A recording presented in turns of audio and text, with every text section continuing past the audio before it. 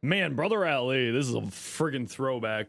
Good morning, good evening, good afternoon. It is me, the old friendly local neighbor Zenosfire, back again for another day. A little bit sick, so it's gonna be a little low energy, but we're gonna do our best. How you doing, Rogue? Welcome on in, Dalen. What's up, Rainy? How you doing, Brandon? Hey, Blex. What you up to today? Style Catrin? Catrot? Yep, Style. Thank you very much for the follow. Welcome on in, Cardi. How you doing, Gez? Piriu, how you doing? Hey, Nair, what you up to? Yo, big dog, what's up? How's it going? Have a good time zone to you as well. No soul frame today? Nah, just kind of feeling like playing some Warframe. You know? Dova, thank you so much for the gifted sub. I appreciate you. Thank you, thank you, thank you. Welcome on in, everybody. What's up? All right. You know what we're gonna do. We got some dailies to do. Echo! It's not here. Cardi is here. Okay, who wants to join me? We're gonna go do Steel Meridian dailies. You know the deal. 70 stream streak. Holy sheesh, Rogue. Love you too, bud. How's it going? Voice was a little weird in the short. Yeah, just, I don't know. Like, I woke up and my throat was just super scratchy. My best friend called me at like 1 a.m. last night. He was just having a panic attack. And I love my best friend. We've known each other for 30 years. So, you know, I'm always there for him. He's always there for me. That's how it works. That's how friends work, y'all. Okay, who wants to join me? We got room for one more. It's a hard week for you. Don't worry, Rogue. You just sit back and relax. Played around with using Magnum Force on Hildren. You found the high range and prime fulmination. You need to be shooting very far off or higher up than she can hover for the minus 55 accuracy to have a meaningful impact. I find that, like, it just sort of distance, right?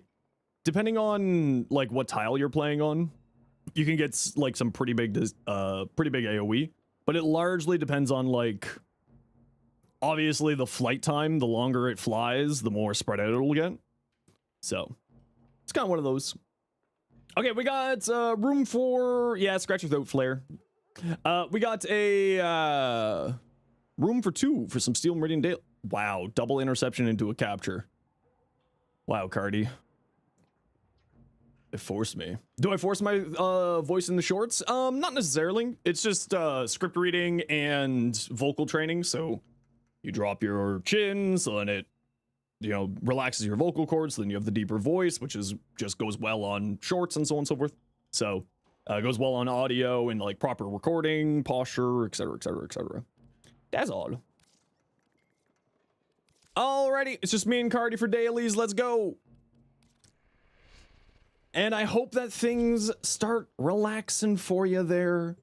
Work doesn't get too stressful for you, Skittles. We're here to help you sit back and relax. Edu, if you want to tell me, I don't remember what Incarnans are in rotation right now, so if you want to say what Incarnans are in rotation, I will tell you which ones. I just haven't taken a look as of yet as to which are available. Oh, is it Torrid week? So what? That's Torrid, Dual Toxicist, Dual Liquor. What are the other options? Was it Torrid last week? Is it this week's the Atomos? Okay, well anyway, we'll figure out what they are once I'm done doing this mission. We'll take a look. Unless someone wants to go take a look and type what the names are, and then I can give recommendations.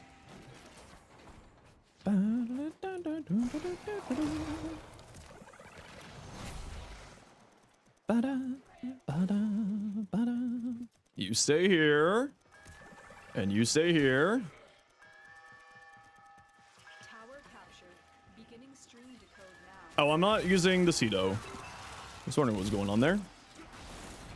Why do the heirloom skins have so much fan service? I think it's just because, you know, people like it. You know, also they look really nice. Just like all the marketing teachers in the world say. Sex sells. Torrid, Dual Toxis, Dual Liquor, Miter, and Atomos. Okay, so like the only one that I would say to not go for would be the Miter.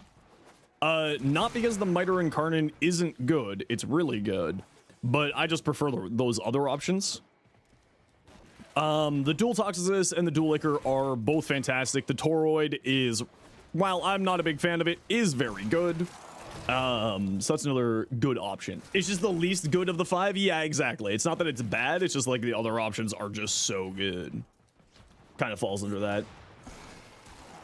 Plus the 3 ribbons. Yeah, that's, I mean, that is the other side, of course, is there is also, you can do ribbons and stuff if you really want to. You complete the normal and steel path junctions, yet you don't have the chassis or blueprints in your foundry. For what exactly? You think you found out why you got burned out, and it's not from playing the game so much? Oh, what do you think's burned you out then, Voyage? What do you think's the cause of the burn? Oh, the chroma. You completed... Oh, I'm not certain. You might need to double check where the chroma parts come from. The blueprints, I can't remember where they're from now these days. That does seem very odd, though, that if they are supposed to be from junction rewards, then obviously if you've completed the junctions, you should receive them. So that's very odd. Will I be checking builds today? Yes, I will be checking builds today. How you doing today, Dark Knight? The MVs are flashing back? For what, this song? Think there's still junction rewards with spares from the Samara shop? Yeah, that seems like it should be there. Like, to my recollection, it was the junctions, but, you know, me, I'm always err on the side of me being stupid. The main blueprint is from a quest, yes, but the part blueprints are from other areas.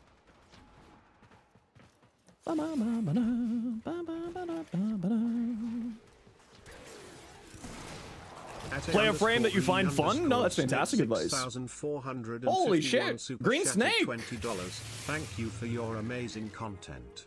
Love watching your video and especially your pause this. insightful shorts. Totally fine if you don't want to, but in preparation for Grendel's deluxe skin, do you think you could try a build? So thank you very much for the $20 super chat. That is really, really, really generous of you. A Green Snake. Thank you very much for supporting the community. I already have a Grendel video over short on the channel. It's using his Gastro Augment. And that's how I like to play Grendel. But yeah, I do plan on, when the Grendel Deluxe comes, I do plan on doing something with it. And sort of like taking a better look at him and doing some other builds than just the Gastro build. Yeah. Do I use the Ambassador? No, not really. And Hydro, thank you very much for the 2 months tier 1. That is very, very kind of you. Appreciate you. Yeah, I haven't really messed around with the I haven't really messed around with the Ambassador since its buff. I was never really a big fan of the Ambassador. And I haven't sort of taken the time to relook at it since it got that little bit of a buff a few patches ago. So I don't really have much of an opinion at the moment. For the new Grendel skin, you have to be using the mecha set. It's the law. You heard it here first, folks. If you don't use the mecha set with the mecha Grendel, you are, in fact, a Decepticon. Right, Luna? That's how that works? That makes them a Decepticon? Hey, Erzman, how you doing today? You never played him? Grendel's great fun. Gotta turn him into Ironhide? True. Lili. That's probably how you pronounce your name. Lili25. Thank you so much for the raid. How you doing today? Welcome on in, everyone. My name is Zenosfire. I stream Warframe and make content for Warframe on YouTube, as well as being an official Warframe content creator. I hope that you had yourself a wonderful stream today. And welcome on in. And what we like to do, so by the way, Lili, if you got I hope I'm pronouncing your name properly, and if I'm not, please correct me. If you got a raid and run, you are 10,000% welcome to. If you gotta go, you gotta go. It's all good. But for everybody else, what we like to do around here, anytime that we get raided, to thank the kind people for sharing their community, we like to do a little bit of a giveaway. So sit tight and we'll get a giveaway going in just a few minutes to thank Lili for the raid. And again, like I said, Lili, if you got a raid and run, you are 10,000% welcome to. I do it every time I'm done streaming because when I'm done streaming, I just want to go find food and go sit down and have lunch or dinner or whatever meal I decide to call it. Because I only really eat one meal a day these days. That's the second 70 stream streak? Heck yeah. Although other people's stream streaks got reset apparently, and that makes me very sad to hear. Chronic illness making it hard to breathe? Okay, well you sit down, you relax, get yourself a glass of water, do the things you need to do to take care of yourself. And we'll be sitting right here. Thank you for trusting your community with me. Which subsume is better, Gloom or Nourish? Different purposes, right? Gloom is great for the crowd control as well as the healing. Nourish is great for extra damage. It's also universal damage universal damage buff, meaning that it does work on abilities that count as weapons, like Breach Surge, and a few other things. So there is some, like, you know, both are very good abilities, just very, very different use cases. Yeah, some people had their stream streaks reset this week, and I don't know why, and I'm very sad about that. May for a 70 stream streak. Speaking of stream streaks, thank you so much. Thank you, thank you. In between for Zaku's flying parts away and staying on them, 100% use them, getting dressed an immediate indicator that you need to re-up on time. Yeah, that's actually like really a useful trick, right? Because it's a very visual appearance thing. Because when you cast the Vast on time, if you don't take that setting to have one, like the skeleton form or the fully armored form, then you can use it as sort of a gauge for when you need to reset. It's actually a very, very useful tech. I don't like the skeleton skin. I'm sorry. I hate to be that person. I'm just not a big fan of the skeleton stuff. Hey, we got a Baruch. Hey, Lili, if you're still here, what frame have you been enjoying the most? What's significant about Chroma? Chroma's just a very, very powerful weapon platform frame, but he's very simplistic. There's not a whole lot going on with him. Very durable, has good squad utility as well because of Guardian Armor giving 75% damage reduction to your allies.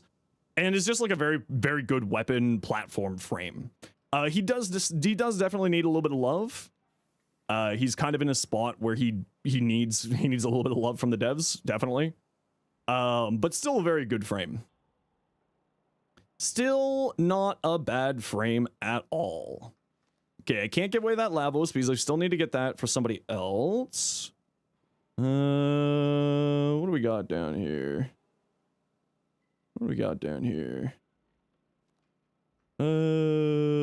Yeah. All right, type !join in the Twitch chat if you want in for a Protea Prime giveaway. Everybody and anybody is welcome to join, even on your first message. So if you came in with the raid, you can get in. And again, this is to thank Lili25 for the raid, everybody. You're surprised people don't play Gruda Nuke that much? She's underrated? Yeah, Gruda Nuke is actually really incredible. Chroma's a tough thing where he does everything is already handled by your weapon builds. He's not nothing, but his duration. Yeah, it's kind of one of those things where he does. Like I am a diehard Chroma fan. I will stand for Chroma any day of the week. But also, I'm fully aware of his problems. Do I need a third for syndicates? Yeah, Blue, if you want to get in here.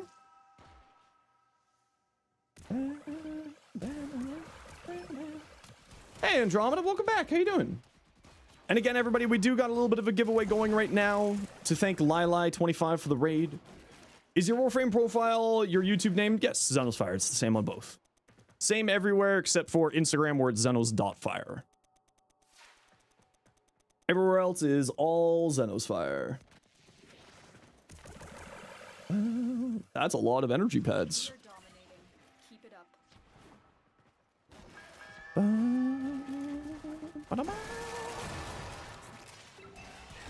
Hey,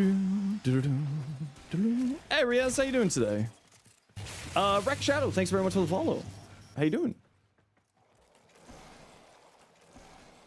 And also, Dante, thank you very much for the follow as well.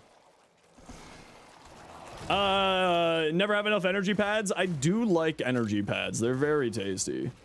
Make sure to build more in between matches. Oh, am I almost out? No, I'm still good for energy pads. At least this is in the days where you couldn't recast Vex armor until it expired. Self-damage. Yeah, back then that was a little bit rough. Yeah, I agree. Way back then, that was a little bit rough. Okay, we do got to run a quick ad break here, everybody. You know the deal. We got to run ads every once in a while so that new people don't get pre-roll ads. We are still running a giveaway while the ad break is happening, so type !join if you want in for the giveaway. And we'll be back in just a few seconds here. Do you have the highest streak? I think the highest streak right now is 70, so you're tied with a few other people. Zaku's an S tier frame? I think Zaku's very, very good. Yeah. I think that Zaku definitely would classify as a very high-tiered frame at the very minimum. They're very, very good.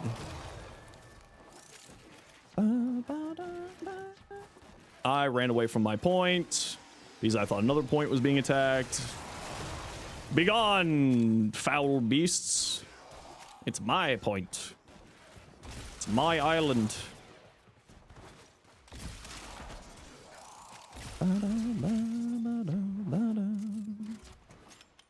And we are giving away a Protea Prime to thank Lili for the raid, so just type !join if you want in.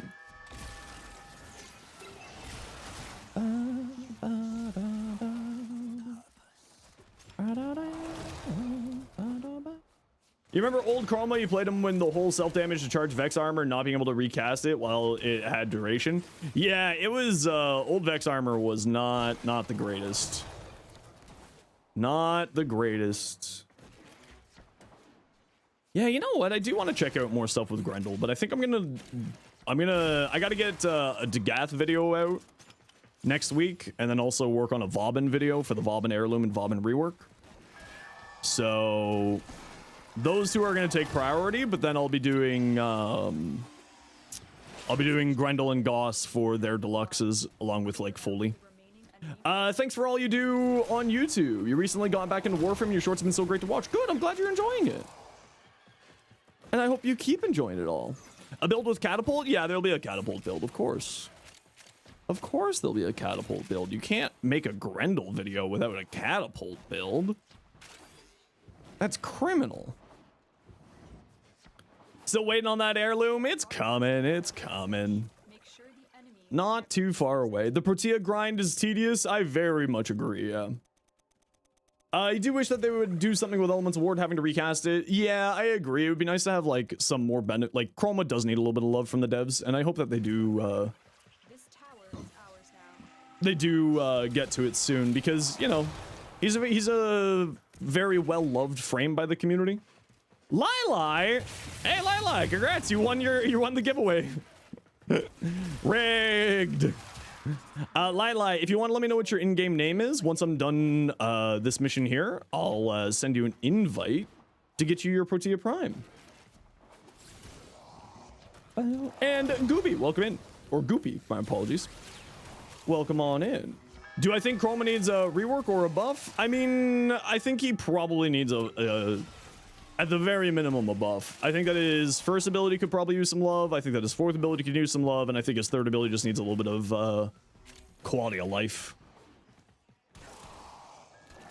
But I do think that he's actually a very good frame. Just, you know, he doesn't really do anything special.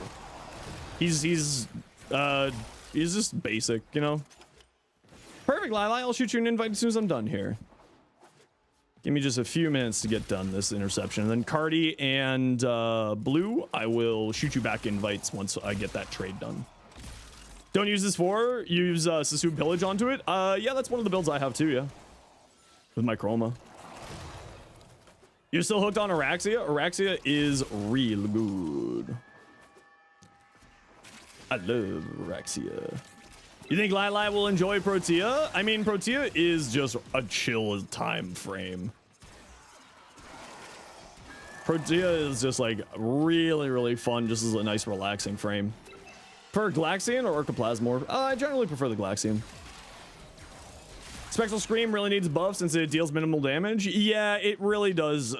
Spectral Scream and his 4 both need some love. I completely agree. Effigy is mediocre at best. And for the people who are going to say, but credit farming. Okay. Okay, what about it? I'm not saying that the credit farming's bad. I'm saying the rest of the ability is, though. Just take some learning. Yeah, it takes a little bit of learning. Protea is one frame with the oh crap button, you think? I mean, there's a few frames that have the oh crap button. For an ultimate ability, it's extremely underwhelming. Yeah, exactly. Who's my favorite frame? Favorite all time has got to be Nezha. I've been, like, Nezha's been my go-to frame since his rework back in, like, 2019. So, I've been playing him mainly. But, like, the other frames that I really enjoy would be, like, Zaku. I actually really like Zaku. And Zaku kind of became my most played frame this past year just because of doing these dailies every day. Caliban, Uriel, Haro, all frames that I really enjoy playing. Araxia. FG for Chroma for credit farming. If you're using Chroma for anything else, having the utility to swap. Yeah, exactly. No Nezha for 2 weeks? I mean, I don't really play Nezha a whole lot. Except for, like, content reasons. Or, like, throwing Forma on it for the Quest to Conquer Cancer Challenge. I don't really play him all that much these days. Stop, Sophie. How you doing? Recently gave Gyre a chance. You understand the hype now? Still loving Ash? Yeah, I mean, Gyre's great fun. Gyre is very good fun. Okay, Cardi and Blue, I'll shoot you back invites in just a second.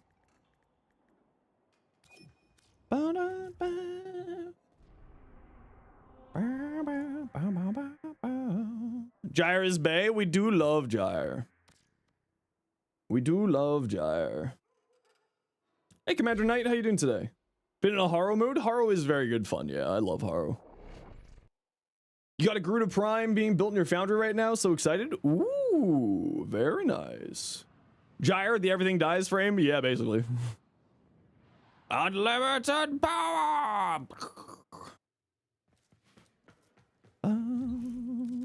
Gyre was very underrated. Yeah, Gyre is one of those frames that age well with time. What do you send? A bronze mod called Ammo Drum. That's the trade currency here. Ammo drums. You want a Banshee rework? I know you do. Send fish? No, we do go ammo drums here. Gonna celebrate one more time. Celebrate and dance so free. Thank you so much. More than happy to. Thank you so much. Any advice for climbing mastery rank? Just make sure you're leveling, like switching out weapons and warframes, right? Your mastery rank is completely tied basically to how many things you max out. So like warframes, companions, anything like that, you know? I would highly recommend, a lot of people always forget about it, but I would definitely recommend making sure that you have your companions ranked up. Because your companions are somewhere between 6,000 and 9,000 mastery, depending on the type of companion. So biological companions like the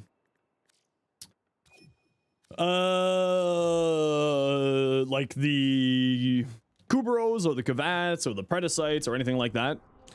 Those all are 6,000 mastery, and then Sentinels, because they come with their weapon, are 9,000 mastery. So 6,000 for the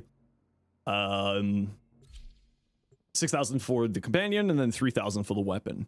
So that's kind of like usually where I would recommend people to like double check is your companions, because a lot of people forget about that. And it's really, really good for mastery. the boy a treat. All right. Companion claws? No, no, no. The companion claws do not.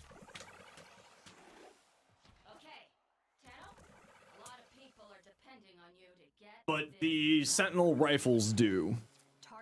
Any terrible frames with subsumes? Hot take. Rhino's not that good of a frame. Except for roar. Rhino basically exists because roar exists. Not much else about him is really much of anything.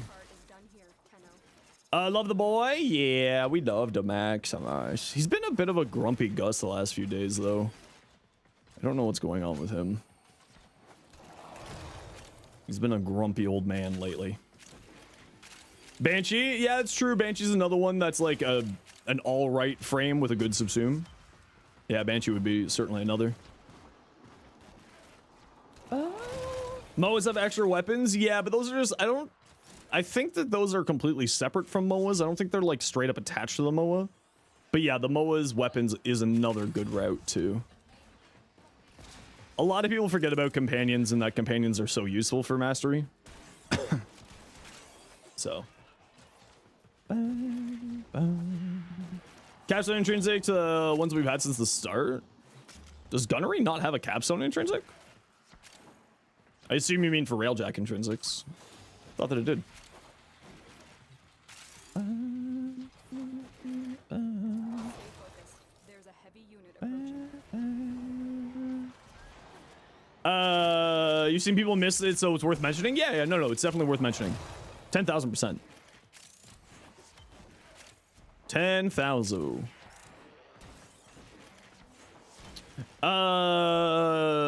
Actively using railjacks makes your railjack actively making your what? What's that insignia? Do you mean the things that we're picking up off the ground? These are tokens that you can turn in for reputation. Every syndicate has 3 dailies that you can do every day, and inside of those missions, there's up to 8 of those tokens, and they are outside of your daily reputation maximum, so you can bank them. And then what I do is I hold on to them until a prime access comes out, and then I trade them all in and get a whole bunch of relics for a new prime access the moment that it comes out. Job well executed. The level 10 gunnery is the auto lock-on feature. Oh. Yeah, I really hope that they go back and look at Railjack some more. I love Railjack. I would really love to see them do some more there. Hey, J-Chan, how you doing?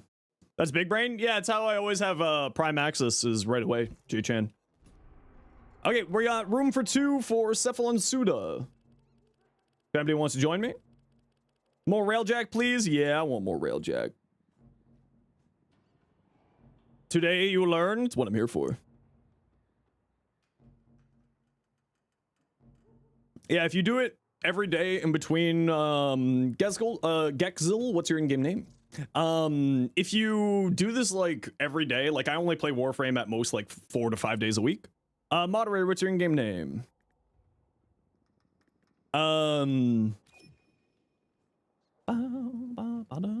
May. Someone do the bonk. You end up like, I think last time I got 600 relics. No, I got 300 relic packs, so 900 relics. Yeah. Why aren't I ranking up? Largely for the meme. Because for, like, once you get past mastery, like, MR30, there's not really a reason to be going up. What progenitor is best for the Tenant Plaz? I assume you mean Tenant Archoplasmor? That would probably be magnetic, heat, toxin, or electric. And don't forget that elemental vices mean that what your progenitor element you choose at the start doesn't matter. Because then you can go in and switch around your element at will once you have installed it.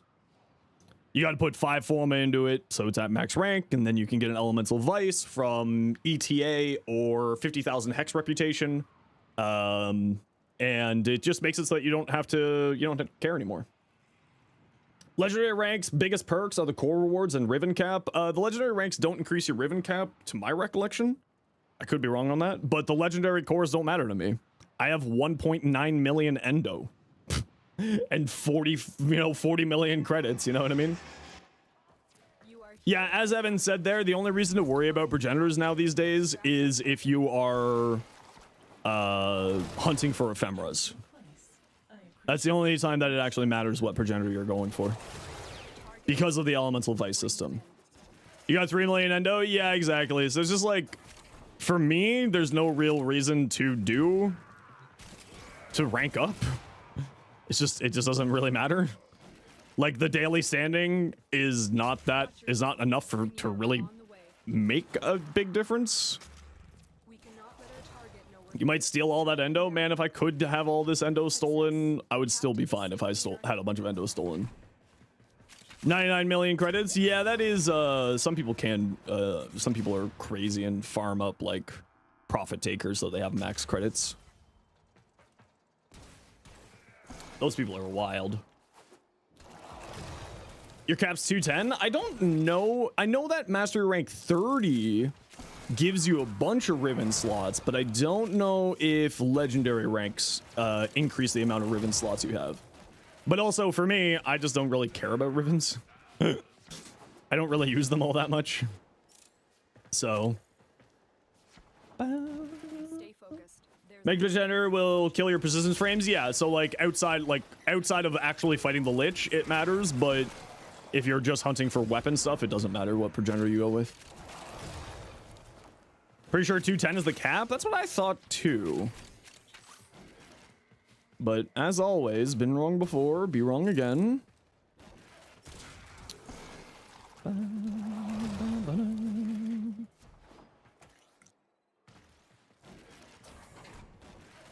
Get a radiation lich to murder your teammates. True and real.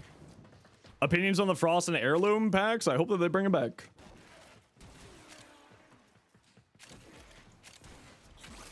I hope that they find a way to bring them back.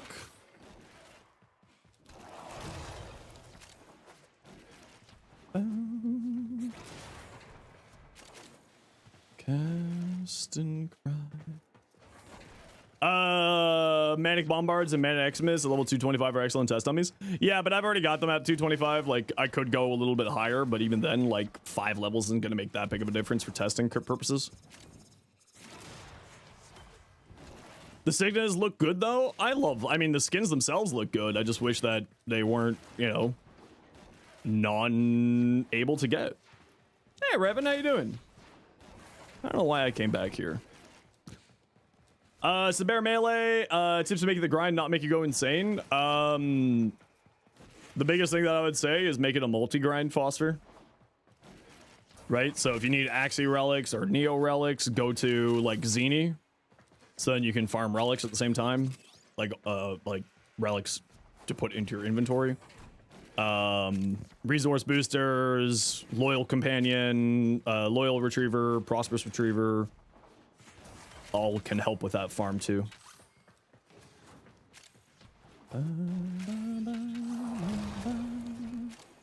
But yeah, the Saber grind, I would just say, like, take it slow. Don't, like, try to force the Saber grind out on yourself, because you are just gonna end up pulling your hair out. And, like, make sure you just sort of work at it slowly. Is the weapon even worth grinding other than the mastery? It does have an incarnate, and the incarnate does have some neat tricks and tech to it. But, you know, it's not like the greatest incarnate. So, like, you could just slow grind it out, and then eventually have the cryotic over time. And that's probably what I would recommend. Say in the circuit, you can get at least 600 cryotic, maybe more with a booster. Yeah, the problem with the circuit one is, like, those things die instantaneously. They're not durable enough. Like, they just need to give those stupid things shield gating. And by that I mean the extraction thingies, extractors.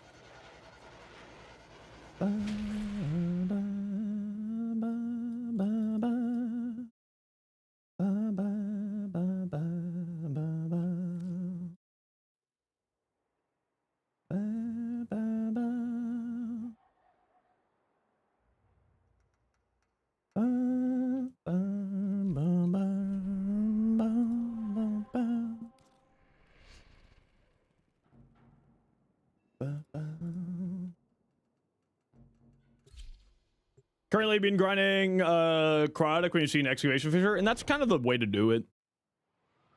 What do you think is the longest, highest circuit run has been? I've seen a number of people go until they max out all of the intrinsics.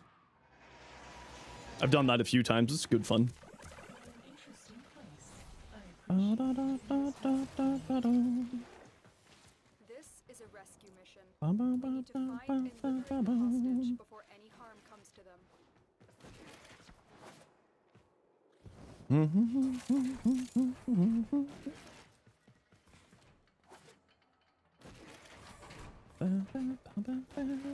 Interesting information. Not sure how you should share because you notice you use chromatic blade. Gemini can use switch elements. Yep, that's sort of a tech that's been around since the skin came out. These will change your emissive colors to whatever you put on the exalted frame. That's been sort of that's relatively old information at this point, I feel like, but it's actually quite good.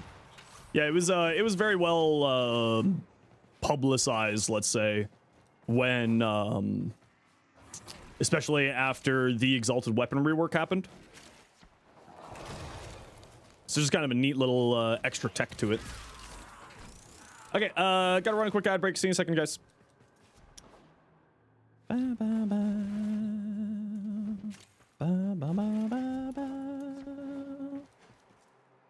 You're still in the clear. No detection from enemy sensors. Is it in here? No. Oh, there's an elevator there, blocking my face. How dare that elevator? Why can't I blow up elevators, game? Why don't I play? Why isn't this red faction where I can destroy everything in the world?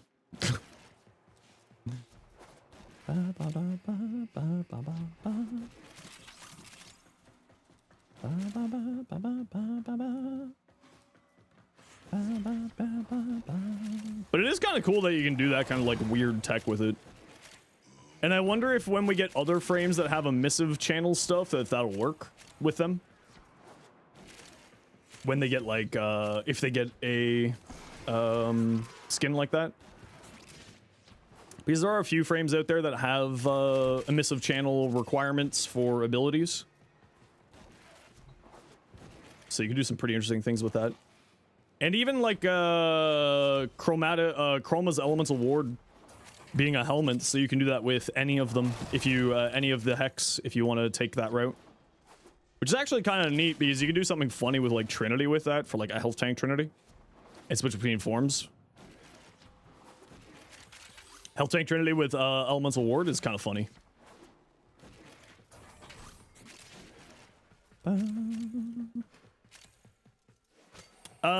Nice having a little extra button for Exalted Blade on the fly. Yeah, exactly.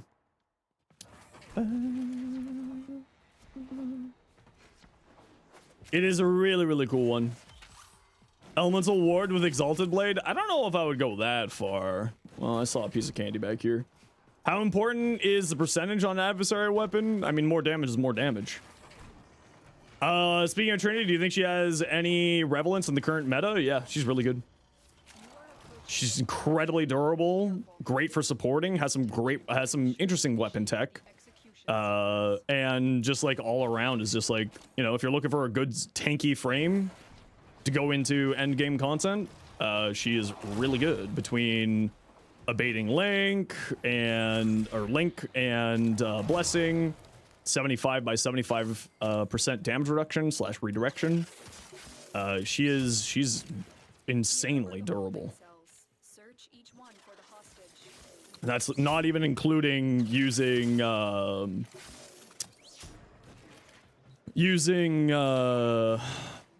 like adaptation or anything like that, right?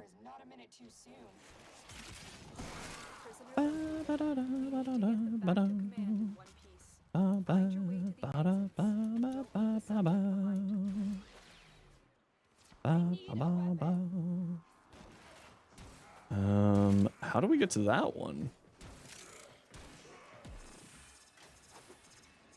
Huh, how do we get to that one? Oh, someone got to it apparently. Oops. No, no one got it. Huh, how do we get to that one? Is this like a loop around and gives us a down? Nope. You're down though. There we go. And it was the big datum. Totally worth it. Totally worth the extra time we spent. 5,000 rep. Don't mind if I do. Running around her lean, wondering what to do with her as a Mesa main.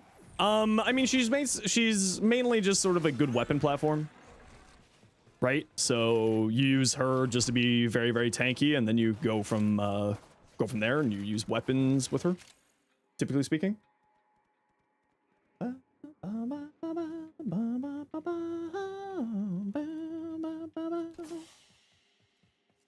captive has been secured. You've done your part, Tenno. We'll take it from here.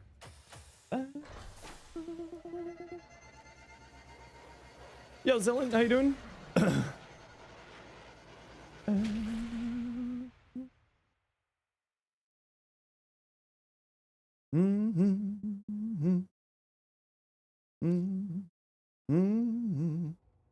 Your Zeus flaring up? Oh no. Oh no. Watching Flynn, but his stream went kaboom? Damn it, Flynn. How dare your stream go kaboom? Some ideas. You think Firewalker would be a fun option? I mean, if you think it's a fun option, then you should do it. Yeah. Warframe channel, thank you very much for the follow. Appreciate you. How's the day going? I'm a little bit sick today, but I'm hoping I'm okay.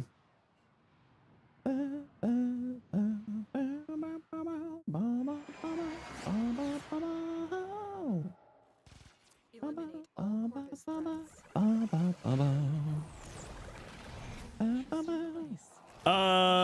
Were purely based on the energy color and you couldn't cycle it. That was fun. Define fun. Define fun. Just coming back from being sick last week. Yeah, something's just woke up on like with a scratchy throat. So I don't know if it's me just being like getting a little bit sick or just we were talking a lot yesterday. So I don't know where on the spectrum of it is I am at the moment. So I'm just gonna take it easy today. Tool? I do love Tool. They're like the one band that I wish that I got to see live. When I was working for Games Workshop, both my manager and I loved Tool. And I found out the concert was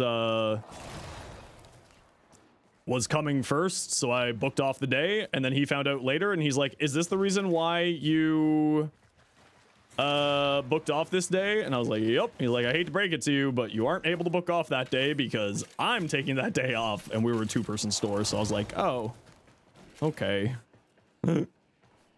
Usually flares, so when you're stressed, yeah, good old cortisol. Good old cortisol. Messing everything up. Does Basilisk finishers count towards melee crescendo?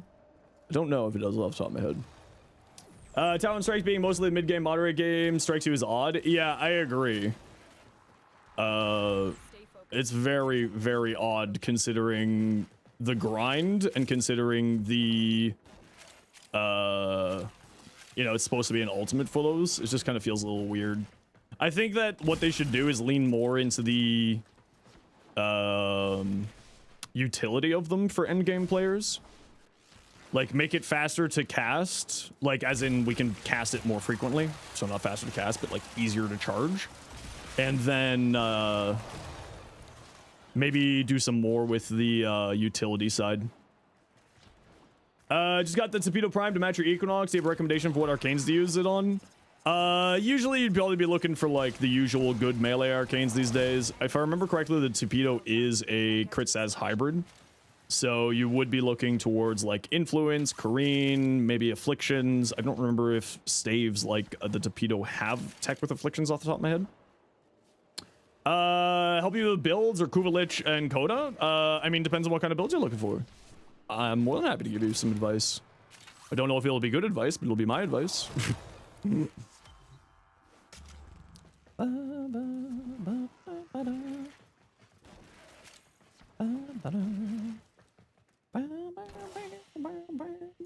Mission complete.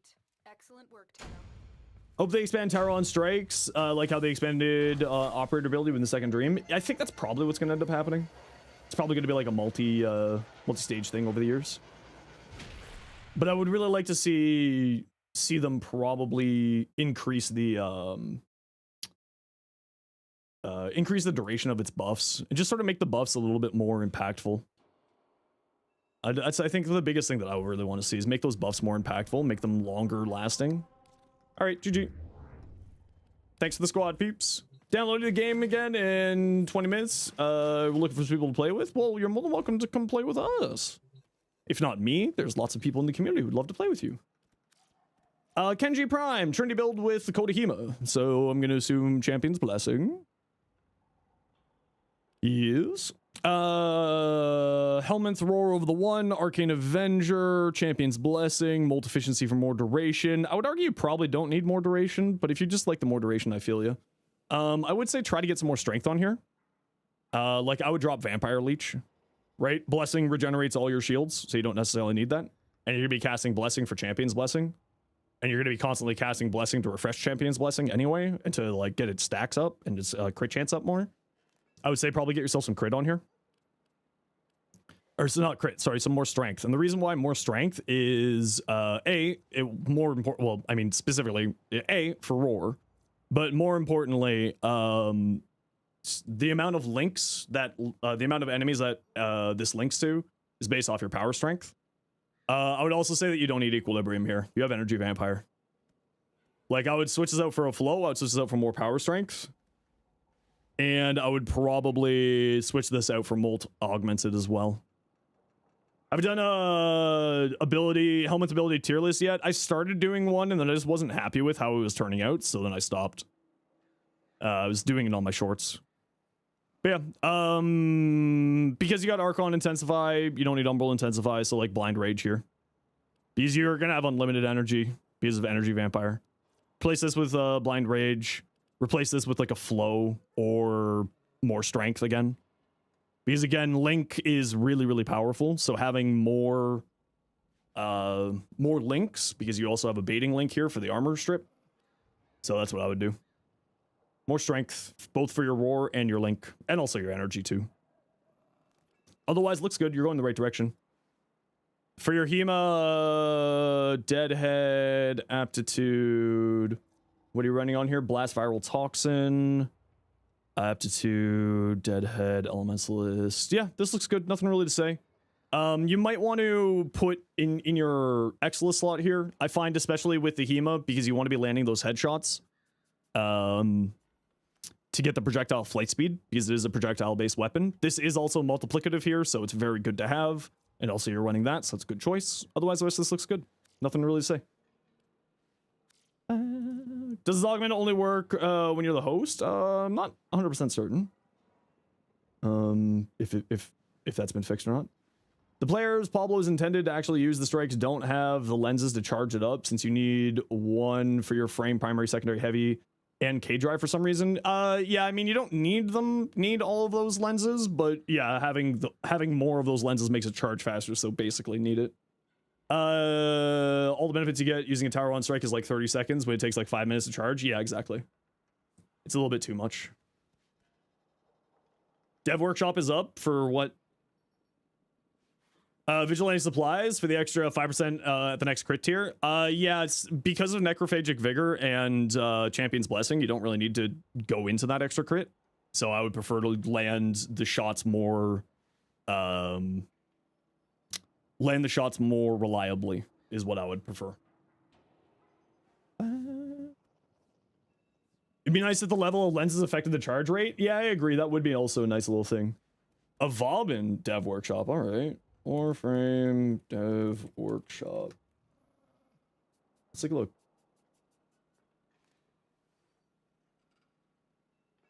I want to see what they've said and done here.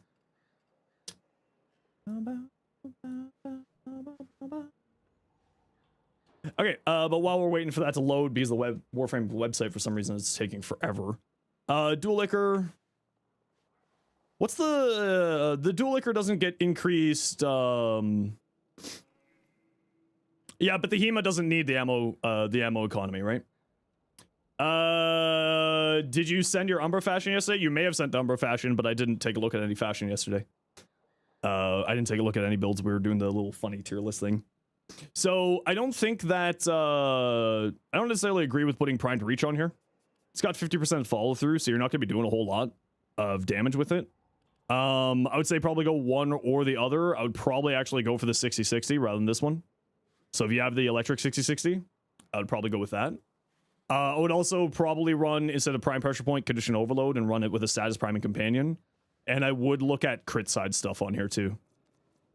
So like these two mods, crit chance, crit damage, Galvanized Steel for solves both of those, and then Blood Rush is what I would do here. And lean into the crit status hybrid. So Condition Overload, Galvanized Steel, Blood Rush. Furious.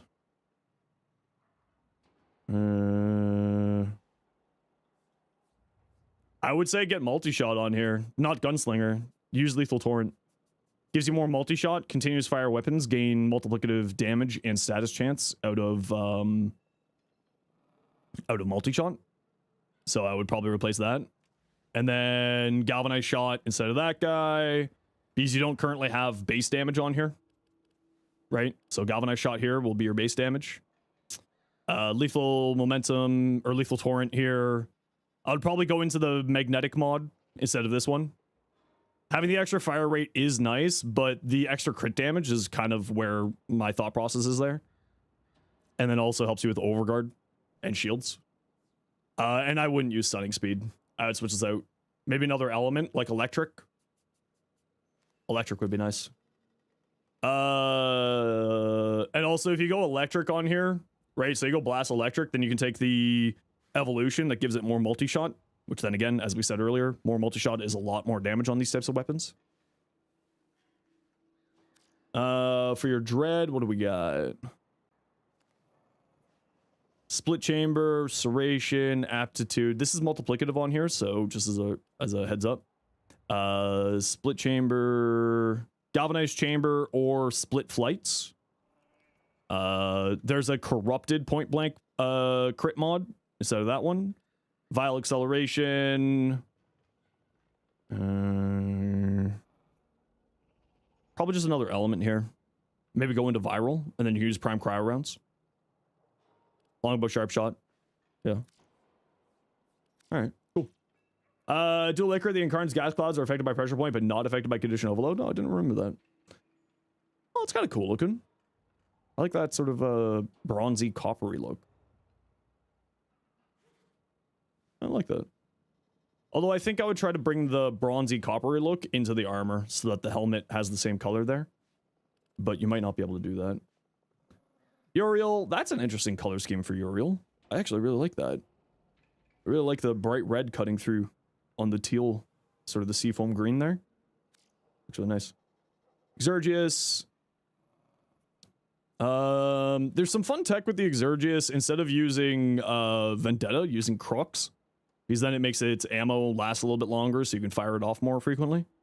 Tactical Pump totally makes sense because this thing's got it's a very low capacity weapon, so it makes sense there.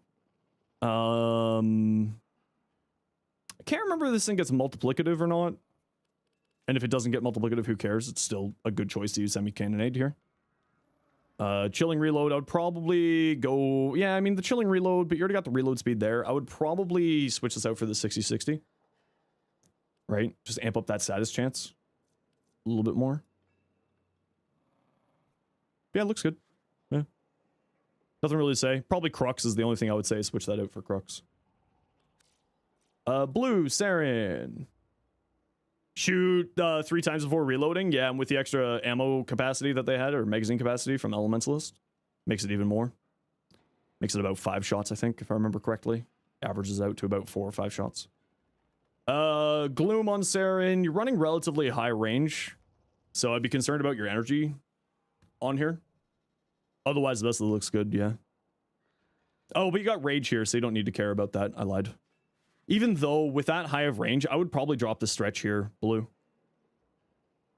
Because enemies aren't going to be getting close enough really to hit you with gloom to be able to take stuff. Yeah, Blex, I'm gonna go over the dev workshop in a bit here, and I'll see what they've talked about. Yeah, if you're just healing through gloom, yeah, but I would probably drop stretch personally, and I would probably like get some more strength instead of stretch is what I would do. But I do like it. You're gonna have a huge health pool with blessing, and once you get umbral vitality fully maxed, you'll be sitting really pretty. You're probably gonna need another umbral forma there, just a heads up. Nova Prime, concentration, hot shot, neutron, nourish over the 2. Yeah, it looks good to me. Nothing really to say here. Yeah, nothing to say there. Although I would be a little bit concerned about your survivability. You don't really have a way to regenerate your shields, so as long as you have something to plan for that, then you should be good.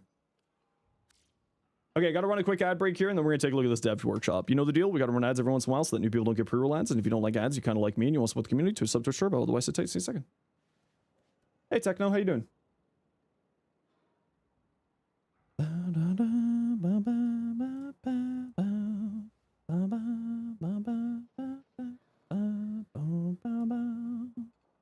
Vobin! What do we got? What do we got, little Vobby? What you got for me? We'll wait for the ad break to be over and then we'll take a look. I'm just a little bit sick today. I'm sorry everybody for like being a little bit low energy. Marzanelius? Something along those lines. How would you set up a health tank melee with a dagger, primarily Zaw, but any other dagger would do?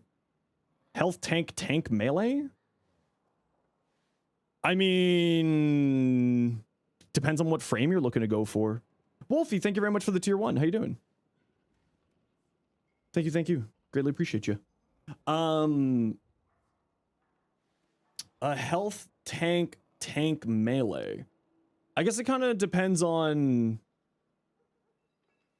It kind of depends on, like, Garuda. I do have a health tank Garuda build, actually, on the channel. If you take a look at my channel, I've got a number of builds, especially after the release of the old piece using that stuff, using persistence. I just put out a Zaku build today. Actually, the Zaku build would work pretty well with that too. But if you're looking for mainly like a health tank melee weapon, I mean, the Kodo Hirudo is certainly a really good choice because the Kodo Hirudo will regenerate your health with melee attacks. For other melee weapons, it kind of doesn't really matter because like just use whatever melees like that you have that's good and strong is kind of where else I would say on there. So anything that has an Incarn will do really well. I probably wouldn't try to like use necessarily a melee weapon for your survivability. Just because like there's not like a whole lot of melee options for that. I mean, there's like lifelink where you, or whatever it is, the one where you can lifesteal with melee attacks, but that's a mod slot. Same with healing return. That's again a mod slot problem. So any melee can do sort of health tank healing, but I would probably say like the Kuroda Hirudo is where I would go with that. Sancti Magistar? Oh yeah, the Sancti Magistar does also healing. I forgot about that. Yeah, the Sancti Magistar actually would be another good shout too. It's very, very strong. Also gives you status cleansing too. Right? The Sancti Magistar has full healing on its attacks, if I remember correctly.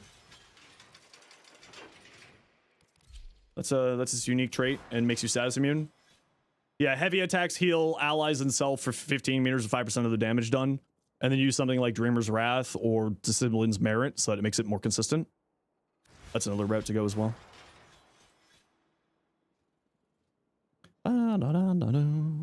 Okay, Vobin.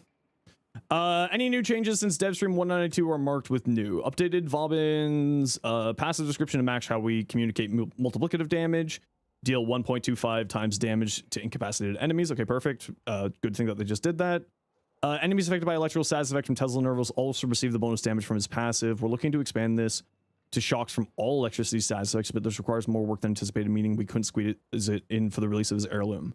All right, that makes sense. I think that it makes sense for like the Tesla Nervos activating the passive. That makes sense. Because the fact that it never did was kind of a little bit odd. Because it was stunning people, so it kind of makes sense, but it was before coded for other things. And if they make it for all electricity status effects, then that means that Vobin's going to get like a lot of really interesting weapon combinations to play into for that extra damage. So that's actually kind of cool. I like that. I hope that they do get this through.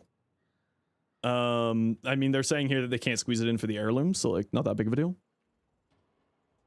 The following changes addresses our two main concerns. Tesla Nervos are hard to keep track of and unreliable when targeting enemies. SAS chance now scales with power strength. This is really good, actually. I think we're going to be seeing a lot higher strength. A lot higher strength Vobin builds.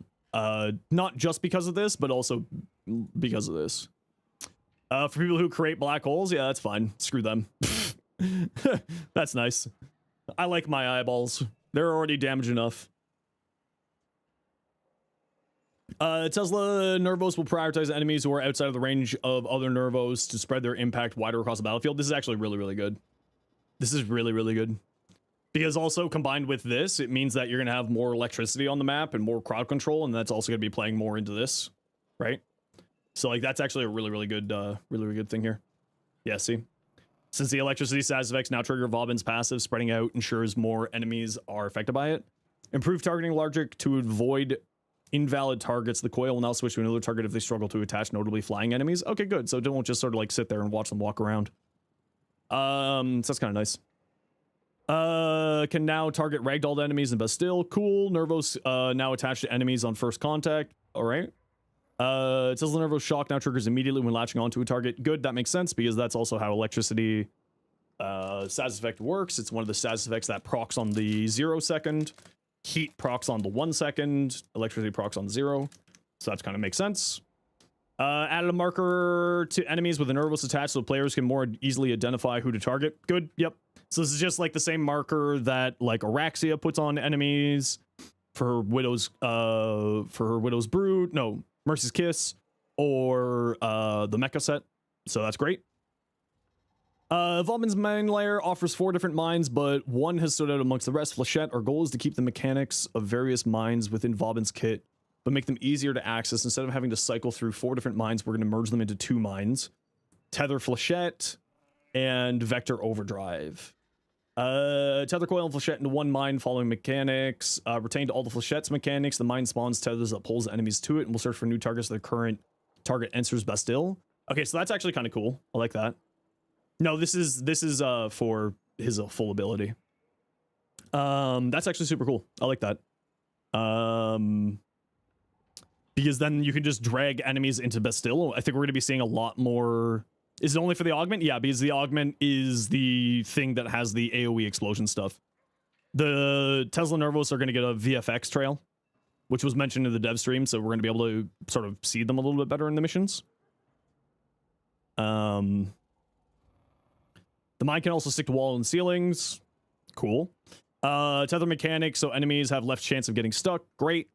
Vector pad and overdriver. Vector overdrive pad. Stepping on a vector pad now grants overdrive buff to Vobin and his allies, meaning Vobin is no longer capped at 4 overdrive buffs. Cool. Players who step on the pad also receive 25% speed boost.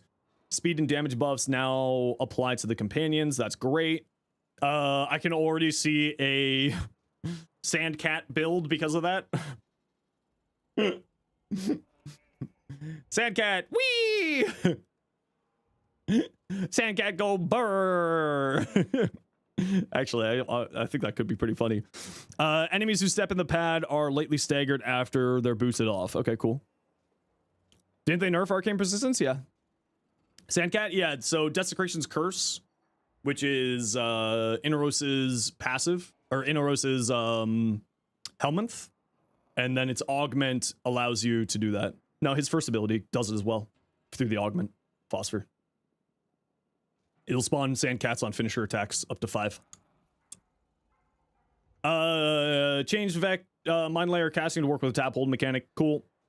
Ability works with the invert tab hold settings. Remove special HUD element for swapping between mines since the mechanic no longer is present for this ability. So here's my one problem with this being a hold cast. He's gonna have 2 different hold casts. So if you're wanting to do like swap tap hold cast that you're always vortexing rather than Bastilling, then that means that you're also going to be stuck doing tap casting for overdrive. So I wonder if they're going to do anything for that. I mean, I doubt that they're probably going to, but it could be one of those things where that could be problematic or become annoying for people. VFX and SFX for each mine to make it clear which one's being cast.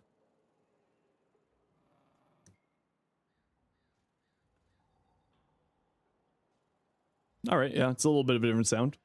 Photon Strike is a flashy ability that unfortunately overshadowed by other elements of Vauban's kit. Cough, cough, flechette.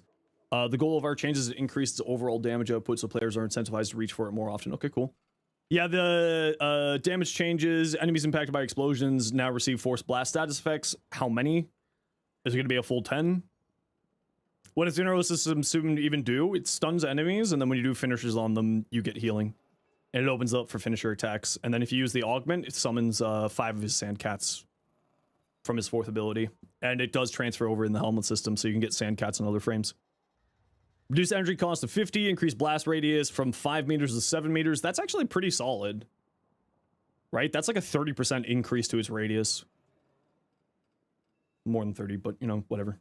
Enemies trapped in Bastille no longer get thrown about by Photon Strike. Great. Reduce visual intensity for squad mates. Good. That was one of my requests. Because, as I said, we don't want to send people to hospitals. I don't care how much fun you had. We need to take care of other Tenno because we all live together. 3 hold cast, actually, because Tesla Nervos has a tap hold mechanic. It's sort of a more... It's not really a tap hold. It's just sort of a... It doesn't interact with the tap hold mechanic. Like this here. That one doesn't interact. Like here. Right? Vauban, I have it set to default, but it doesn't interact with that in the same sense. Photon Strike hits at least 5 enemies. The next cast will cost no energy and fire 2 additional strikes. This is great. So it's gonna be 3 strikes rather than 2. It's 2 right now, so this is gonna be 3. So that'll just be kind of nice. Bastille is an iconic element in his kit. But suffers from some updated mechanics, namely the enemy cap, which heavily punishes those not investing in ability strength.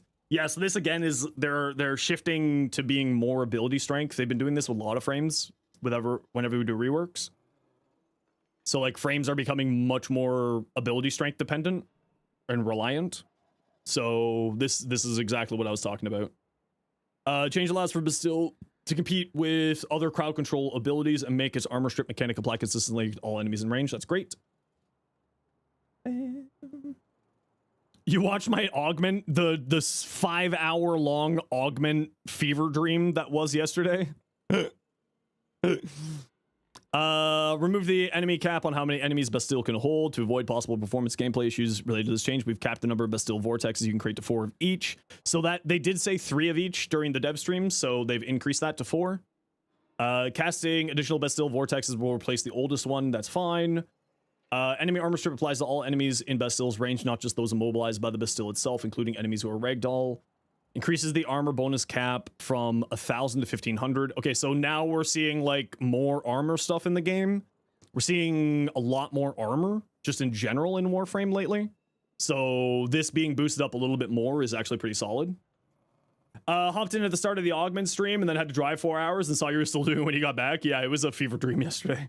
So we're going to be seeing more health tank frames Does the Bastille's armor bonus go to your allies as well? Or is that only for Vauban?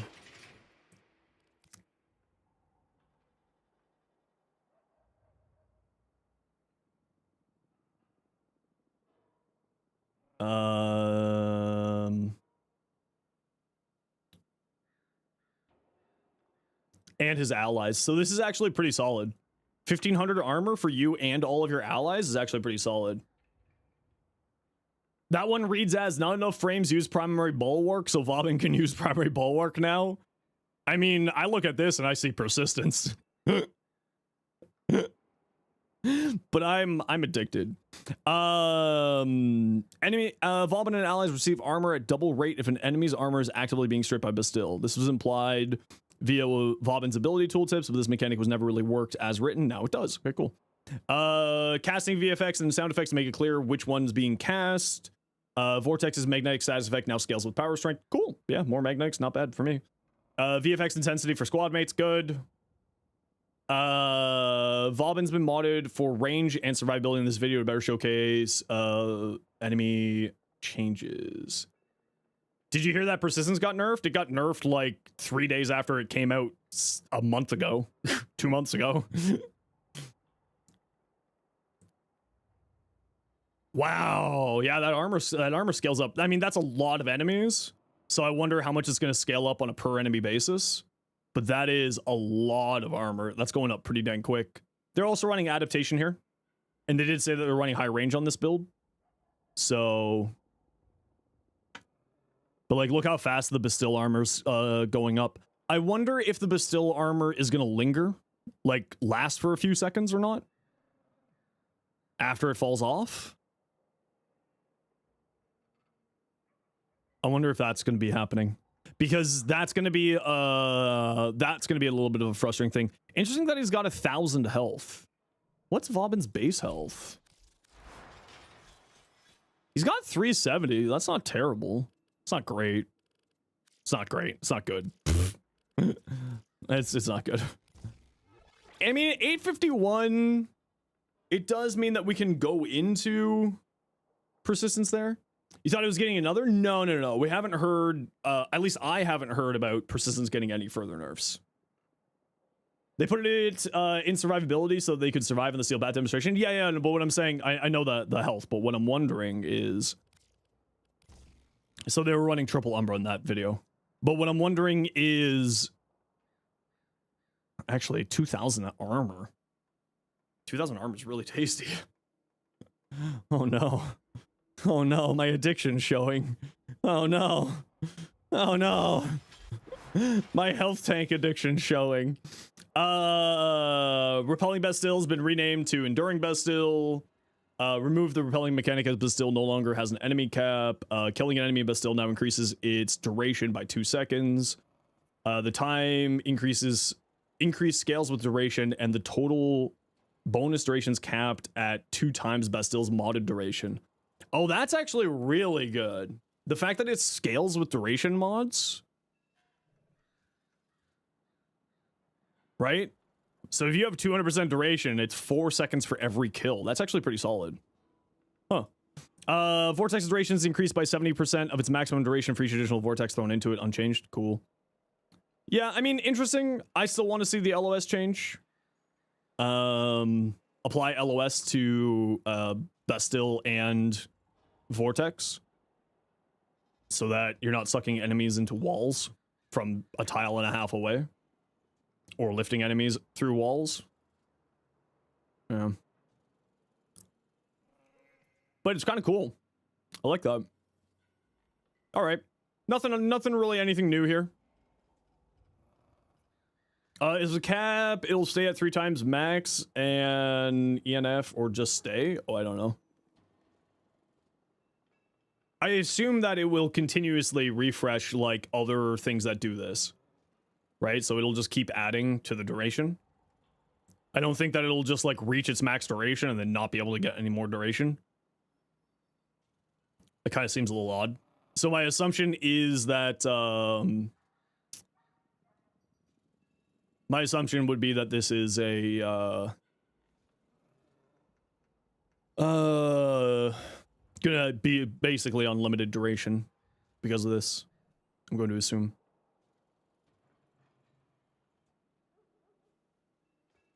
I assume. Right? Like Vex armor constantly refreshes it. Doesn't stop refreshing it, or like other abilities that have this too. Would be my assumption. I still think that they need to add LOS on here. I really think that they need to add LOS on here. I'm actually kind of surprised that they didn't add LOS, actually. Maybe they just didn't have the time to do it. Well, life persistence with a good look at his changes, yeah. That's what I'm looking at, too. Well of life, or whatchamacallit. No damage increase or scaling increase to make for the limitation of Vortex and the Bastilles, just duration. The big change is this. Chris. Enemies no longer capped. And they did some other changes for Vortex to make it better, so you don't have to recast it as much. So it has a greater chance of applying magnetic effects for whatever that matters. But because of this here. But it's also 4 of each, right? Like, you're not gonna, like, you know, you only really ran 7 billion Vortex casts so that you could do funny, haha, look at me, I'm a troll, I'm blinding people's eyeballs. So. Can you get 70% for each additional thrown in? Yeah. Yeah. Well, that's for the Vortexes, right? Vortex duration is increased. There. Purple shards will be meta? Purple shards already are meta. Purple shards are really, really good. But I do agree purple shards will be used here. The extra ability damage stuff on here. With the electricity. I mean, I don't, like, I'm taking a look at this and I don't really see my standard build for Vauban changing at all. Like, realistically. Like, this is basically still going to be the same build. I forgot what's supposed to be here. Basically still this build here. Oh, it's because I was messing around with vigorous swap here.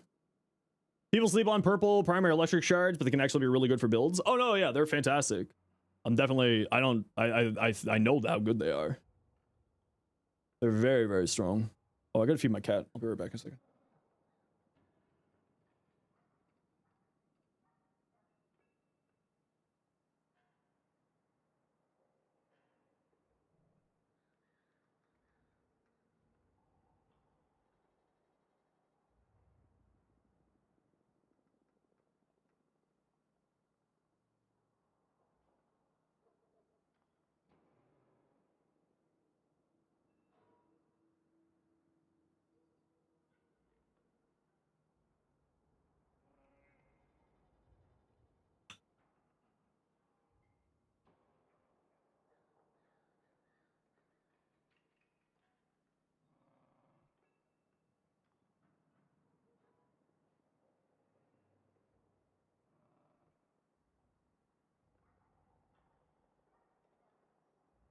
All right, I'm back. Yeah, I mean, seems all good.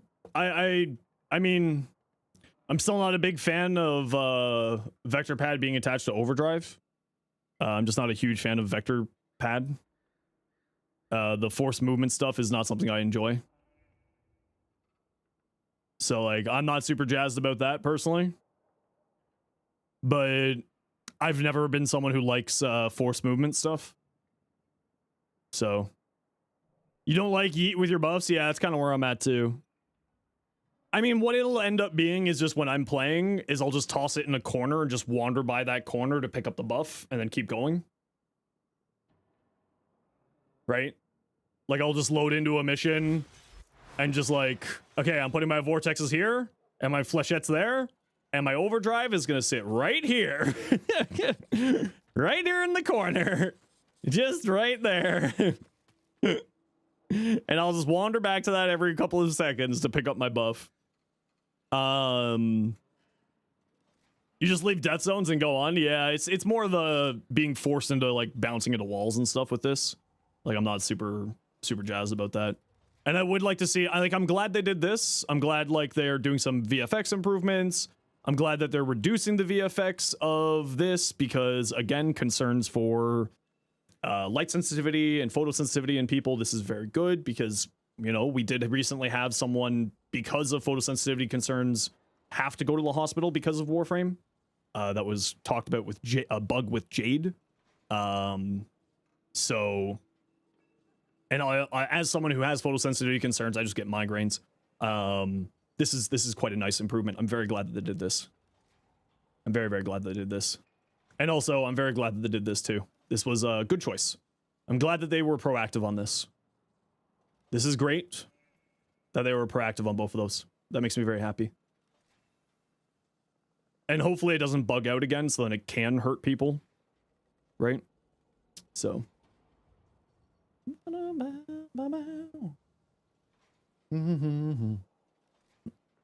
It's good only if someone is already moving in that direction. Yeah, and that's kind of like, I guess we'll have to sort of see how the playability of it goes once it comes out. Like, I'm just, you know, I don't like forced movement stuff. This is kind of cool, though. Enemies who step on the pad are lightly staggered after they're boosted off. That's like that's neat, I guess. That's neat.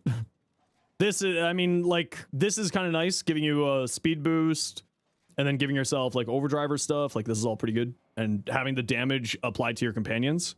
I wonder if this is also going to apply to minions. And his allies. I assume that it would work on his allies. On his minions. So you could do, like, a Sandcat build. Budget Sandcat. Sandvolt. That could be kind of fun. Yeah, but the LOS on here is the big thing. I would have liked to see. But I guess they either didn't see, didn't care, didn't want. Eh. Visual effects slider was separate for you and your allies. It is. The problem is that it doesn't work very well. Reduce teammate visual effects. It exists. It's a toggle. It's not a slider, but it is a toggle.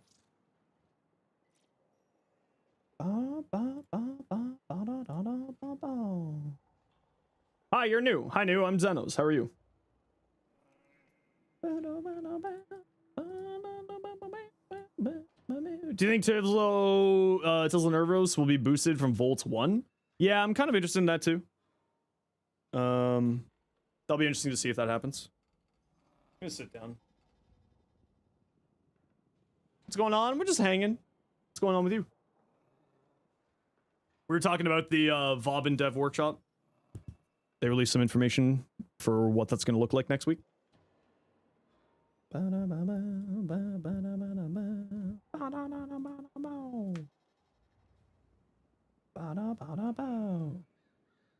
Is damage linking so enemies stuck a tile halfway get killed? Yeah, see, I think that would be way too strong. There's a reason why Collective Curse has a limit. There's a reason why Collective Curse and Cats and X Chains have a limit though. That heirloom though, shut up and take your money. Yeah, no, it's real tasty. Real tasty.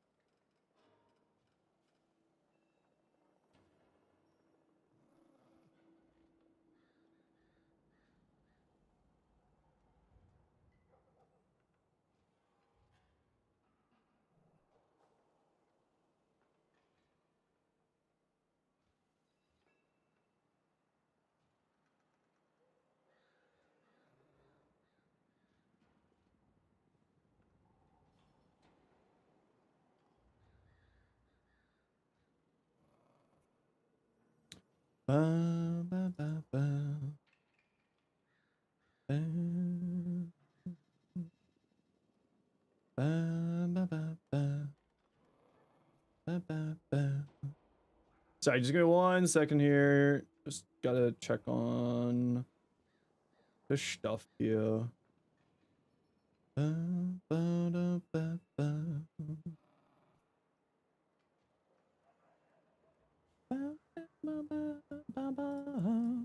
In some fairness here, Euro and Kuvo aren't trying to CC to begin with. No, it's true, it's true.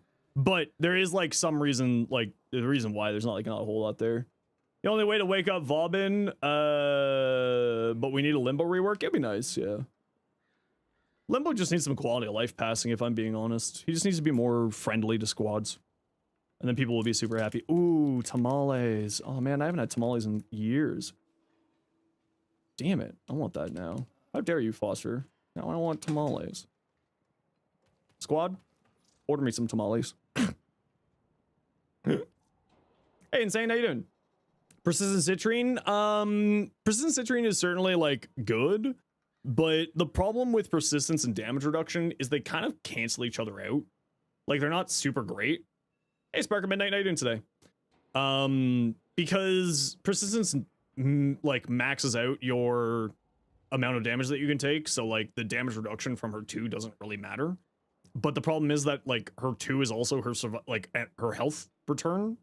But you can just, like, do health orb generation with her as well by spamming her 1 and then running Restorative Bond on a companion so that every health orb dropped gives you more health. And then you could work around in that direction and play more around the 1. And I think that could be kind of neat. And then throw on a status immunity ability over her 2 instead. I think that could be neat. And then you run Blessing, so then the Blessing works well with that health orb generation, and then you run you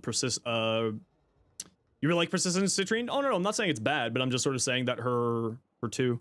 Yeah, her 2, it's not gets health. Her 2, if I remember correctly, helps to scale her passive healing generation.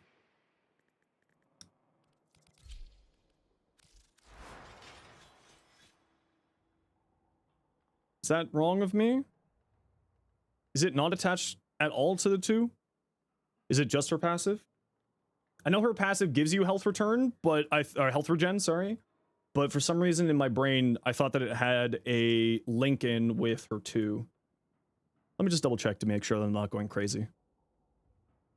I know that it's her passive does it, but I thought that her 2 looped into her passive, so that's what I'm talking about here. Warframe's affinity range. Affinity range is not affected by ability range, but is affected by Velocipede. Companions and allies do not receive, and allied PCs do not receive Preserving Shell. Damage reduction, 1 second delay, continuous layer and pause until minimum damage reduction, then resumes decay. Okay, rate. Okay, so no, it's not attached to it. Okay, I thought it was. So no, yeah, I mean, honestly, you wouldn't need her too.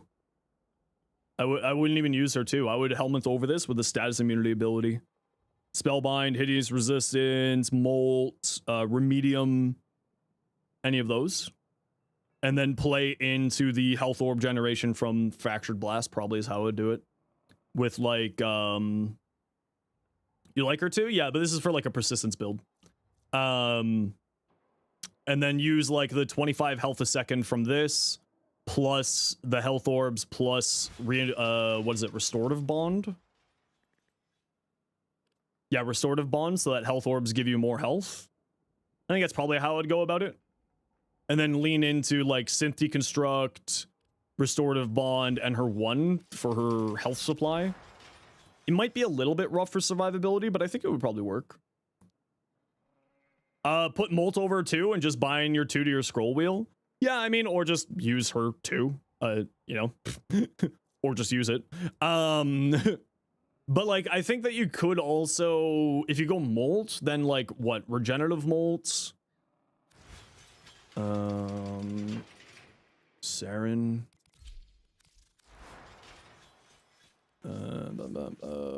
What, Regenerative Molt is 50 health a second, plus, what, it scales with strength, right? Yeah, so it scales a little bit with strength. So what, we had 220 something on there. So let's just like try to replicate that. We had like 229. So somewhere around there. So 104 health, 114, so 135 plus health orbs. I think that should probably be enough health for you. Realistically, should be enough health generation. If you were wanting to go into Regenerative Molt. Catalyzing shields? Yeah, but we're talking like to make persistence on Citrine. We're talking specifically using persistence so we won't have shields. But yeah, I think the persistence build would basically just be this. I feel like I would probably... I mean, you could just do like a full static build and do like Prismatic Gem plus like Well of Life. Or Bloodwell from Garuda, right? But then you would be like super static and standing still, which would be problematic. She does have decent armor. Like fairly decent armor. I don't know if you would need to go full triple umbral though. Vitality. So 700 armor, so she gets to the she gets to the 700 armor necessary with triple umbra. And then 1400 health gives you essentially, you know, basically 3 seconds of invincibility with persistence. Again, assuming no health generation at all. I think it's I think probably regenerative molt would be like the way to go about it, and then you throw on like that one there. And then like range and energy and some more strength. 2 seconds, not 3. Yeah, it's 1500, so it's 500 each. So basically 3 seconds, like I said. Basically. Meaning almost. But yes, it would be 2 at the moment. And then you throw on Blessing and get yourself some more. That would get you up to about 5 seconds with Blessing. If you feel like going Arcane Blessing.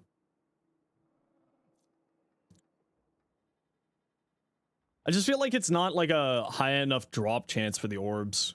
I bet it could do something, but like you would have to run triple umbral. I mean, but at that point, would you go triple umbral? Would you just go health conversion? Because you're spawning all these health orbs anyway, right? So I'd probably go health conversion instead of running triple umbral. Because you're spawning all these health orbs anyway. Her passive regen effectively gives her more than 3 seconds. Yeah, exactly. Arcane Blessing is the best. Use blue shards. Yeah, Arcane Blessing is just nice for, you know, some more max health if you feel like you need it. Realistically speaking, though, if you get enough health per second, you don't really need Blessing. Yeah, probably. I mean, ultimately, I think you'd still probably be going into Molt Augmented. Or not Molt Augmented, sorry. Regenerative Molt. Or, yeah, Regenerative Molt. But I don't know how good that would be. Because that would be another mod slot. And then you'd be looking at, like...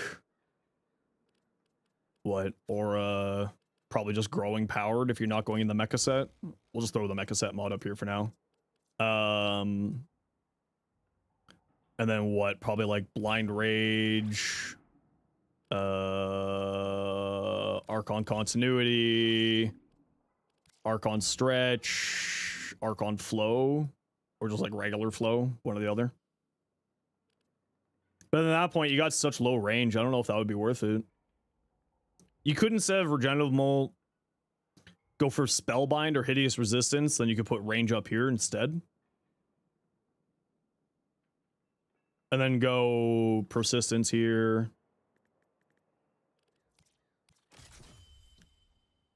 You could also just go Grace or Blessing. And then with all of these, you should be fine. Like with all the health orbs, plus Restorative Bond, plus this, should be pretty solid. I don't know how good it would be. But you could do something along that way.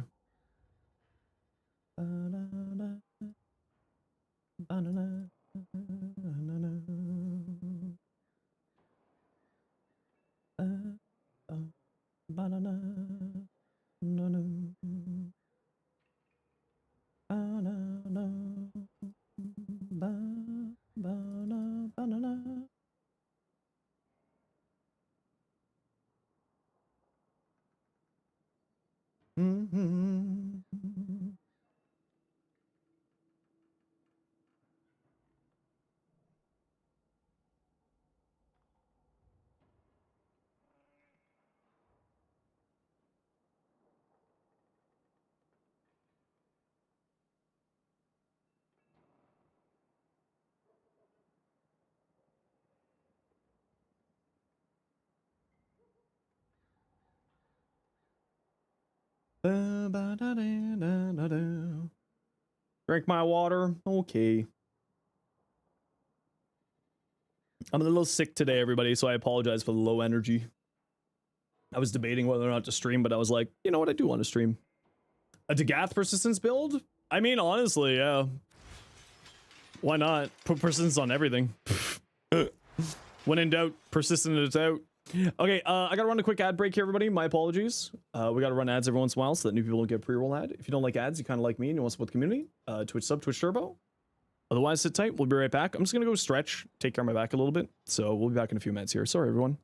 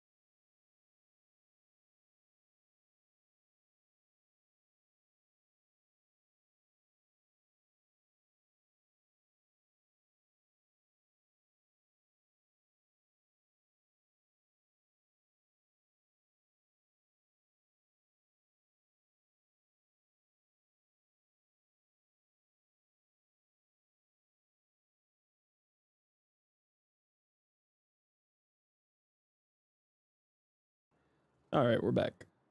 Sorry about that, everybody. All right, let's take a look. What do we got? Wolfie, what you got here? You got a dread? What do you got on here? Crit chance, status chance. Very nice. Minus maximum ammo maximum doesn't really matter for this weapon at all. Again, projectile weapons I prefer. I know you have vigilante supplies here for the extra crit. I prefer just flight projectile speed. Because, you know, for like projectile speed. Now, one really interesting thing here is you got a lot of pasta, but you ain't got any sauce. It's a sad steak? Okay. I mean, otherwise looks good, but you don't got any sauce. That's my only comment here. Mecha and Hunter for pets? Yeah, I figured as much. Yeah. No, I just feel like I'm getting a little bit of a cold. Hey, Carl, how you been? Persistence Mirage with Warcry for armor. Trust you. That actually does sound really funny. Can you send your build? Yeah, absolutely. There's my in-game name for you. Send it over. Should be showing like 370. Yeah, in the link it doesn't always show all the things. Like you probably have the incarnate on that, Wolfie. The incarnate evolutions don't show through link config. Who's this? Riaz, your Vesper 77. You hate how low efficiency Nidus. You hate low efficiency on Nidus because at the beginning in groups he feels miserable. Brightbonnet would work well on him. I mean, strength is never bad for Nidus, so I think Brightbonnet would work really well for him. But generally speaking, his energy supply is largely just by casting Virulence. And you just get a lot more out of that. Tarcracker, Leaded Head. Yeah, I do like going multi-shot on here as well. I'm not a big fan of going single target on here, so I agree with going multi-shot. Just increases the leaded gas, right? It's weak point hit, so you get more gas procs out of it. Keep in mind, of course, you got lots of pasta, or you got lots of sauce, but you don't got any pasta. This is your pasta. So just like make sure you're landing those headshots properly. Elemental is boosting up the gas damage. Yeah, I get that. Yeah, it looks good to me. Yeah. I don't know if I would run Elementalist personally, although this is a lot of gas, so that could be good. Health tank gameplay, it's in the short there, Mr. Potato. It's in the shorts. You can see it. It's quite good. And when I do a mission, I'll play it. But we're taking a look at people's builds at the moment. Yeah, I like the Vesper. Yes, looks good to me. Your Wisp, Neutral Star, Cataclysmic Gate, Molt Augmented. So the one thing that I would suggest you give a try on here.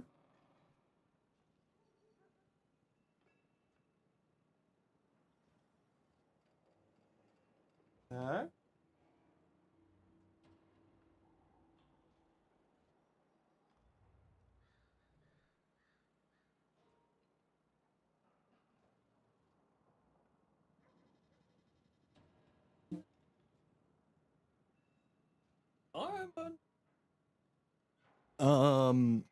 The only thing I would say on here is maybe instead of Molt Augmented is because this is a counts as weapon, this is a counts as weapon, and this counts as weapon.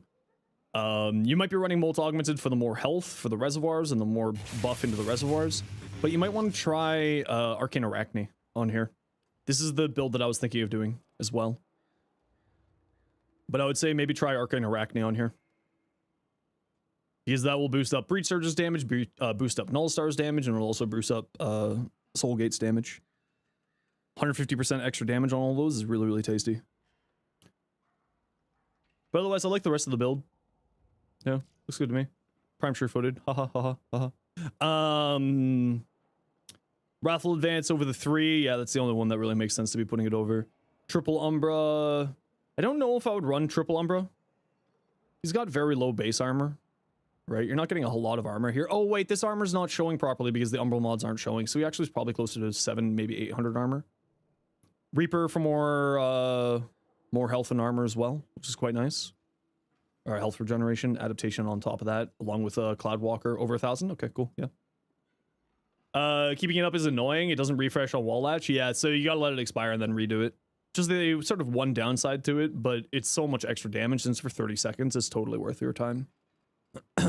And because it's reflective, so if you already have the abilities out, you don't need to recast them when you do Arachne. Arachne will, it's reactive. those abilities are reactive to those damage changes, so you can pop on Arachne and still get that bonus damage even if the abilities are out. It's kind of a nice thing. I don't know if I would run Augur Message on here. This is kind of the only thing that I'm not 100% certain on. I feel like you probably don't need that much duration. Recasting this is relatively, you know, painless for the teleport. But otherwise, it looks all good to me. I just don't know about Augur Message there. What's your Wukong look here? You prefer Arcane Rise because it just works without you thinking about it? Yeah, that's totally fair. Yeah. Ooh, very nice. Man, this deluxe set is one of the best looking deluxes that the game's ever put out. I really love it. Who's this? Rainy Fish. Frost Prime. Okay, you're running Nourish over the 2. Ice Storm, Avalanche, Molt Augmented, Umbral Intensify, Overextended, Equilibrium. Yeah, this all looks good to me. Nothing really to say here. Remember that Icy Avalanche scales off of both your armor and your power strength, so, you know, you could get some armor somewhere, maybe. Like, I would probably drop Equilibrium, transfer some purple shards, and then put in Umbral Fiber instead of this. Because then it'll boost up your armor as well as boost up your power strength a bit more. Kind of the best of both worlds. And then you can offload this into something else, and a companion activates this, so that's pretty nice. Seafers, what you got? Volt. Molt Augmented, Energized, Redirection, Shock Trooper, Overextended. Okay, so if you're going this high on range here, I would probably get Capacitance instead of Augur Message. Because then that'll play well into your shields. And that's because you're running such high range here. So I'd swap this out for Capacitance. If you're playing like a full weapon platform build, you don't need this much range, so you drop this. And then you go more into duration, then you go like shield gating, rolling guard, that type of stuff. Don't have a format to change the aura mod? Yeah, it doesn't matter, it's fine. Just leave it the way it is for now, it's fine. But I would probably replace this for Capacitance, the Augment for his 4th, to regenerate your shields. Because right now you don't really have any survivability there. Silver the Panda. What you got? Rhino. Yeah, nothing to say here. Looks good. You could, instead of Energy Nexus, run Archon Stretch. Give yourself a little bit more range so that you can get Roar for your allies a little bit easier. And then Archon Stretch will give you 2 energy a second. It can be activated by Companion's abilities. You don't need Molt Reconstruct. Molt Augment's a good choice. Instead of this, you could go Energized for more energy. If you're having energy problems, you could go into something to give you armor. Circumvent actually goes really, really hard on Rhino. Gives you 1,000 armor. Because remember, Iron Skin's Overguard generation scales off of, again, just like Frost, armor and power strength it scales off of. So you could go for armor there. That's the only arcanes you have, then don't worry about it. Yeah, what you have here is really, really solid. For a beginner Rhino build, this is really, really good. Yeah. Really, really, really solid, actually. Where are you getting all this extra duration from? Why do you have 189 duration? Oh, narrow-minded. Broken Scepter. This weapon isn't the greatest. I would probably recommend to not go into the crit side and play more into the status side. It's got 10% base crit and a 2 times crit multiplier. It's just kind of not worth it. So I'd play more into the status side of things. So, like, remove this, remove this. What's its follow through? 50%. You could also probably remove this as well. And then you'd be looking at, like, Condition Overload instead here, and then Weeping Wounds, and just a status, you know, various statuses that you want. Could go Elementalist, Galvanize Elementalist, that type of thing. You're running gas on here, so you could get some pretty good out of that. Like, you go Gas Electric into Influence if you wanted to. Or, since you got Magnetic Rush here, you could go, when you get it. These are our melee arcanes. Melee Vortex. Ocucore. Yeah, the only thing here is Prime, but you'll get those when you can. And then a good arcane like Cascade of Flare, since you are running heat here. And then that gives it more damage so that you can ramp everything up a little bit faster. Right? Otherwise, Silver, it looks all good there. You're doing really well. Outburst stat stick. So yeah, you're just doing the finisher stuff. The slam finishers. Okay. Yeah. For the regulators, for outburst.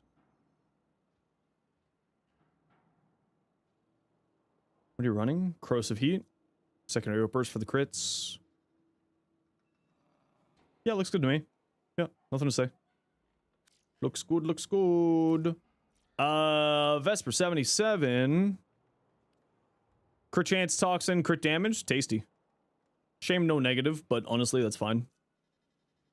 Leaded gas. So when I'm using leaded gas, I actually prefer multi-shot over acuity. And the reason why is because this is on gas hit, so it's extra, every hit gets the extra gas damage and status chance. So that's probably what I would do, is I would like going into multi-shot rather than acuity on here. But that's a personal preference thing, so if you prefer the acuity build, I get it. And you are going crosshairs for the extra crit sides as well, on top of that, so it makes sense. Reactive storm, precision intensify, energy conversion. Yeah, that's the extra strength. So you pick up an energy orb, pop it into this, pop it into that. Yeah. Niras, so for when you do slams, you get the extra damage. You're running very low range for Baruch. Usually we see higher range on Baruch. That's interesting. It's not like you can fit range on here, though, to be fair. Actually, it's one-shotting really good. Oh, yeah, no, I assume you're talking about the Vesper there. Of course, it's going to be really, really good. Yeah. Maybe instead of Fury, go attack speed. I find he's very slow with Serene Storm. But let's see if you've accounted for that. Yeah, you got Berserker, so that should be enough. Yeah. You're doing full slams? Okay. Influence. Reflex. Organ Shatter. Yeah, looks all good to me. Yeah, nothing really to say. Looks all good. Nothing to say. Looks good. Hey, Schrodinger, been a while. How you doing? Ooh, that's really cool looking fashion. I think just because I'm not like a big fan of super bright gold, I would probably tone this back like 1 or 2 shades. But honestly, it looks really good. But then also, LookLink is doing weird things with lighting right now for some reason. I don't quite know why. That looks really good. I think I like this one more though than the other one. But I'm a big sucker for oranges. I like orange. Douche Lord Saren made a Saren build for the first time. Tried getting Nuke with her 1 to work, but it feels pretty weak now. Yeah, if you want to do Nuke with the 1, you kind of need the 4. Right? Because the 4 miasma will pop the spores and do a lot of damage. Aegis, catalyzing shields, brief respite. Yeah, so molt augmented for that. Catalyzing shields. Yeah. Or not molt augmented. Molt. You do have molt augmented. Yeah, it looks good to me. Nothing really to say there. This is what you're using on your Sobek for. Popped up in your head because your wife's been binging your videos trying to learn more about Warframe. Heck yeah!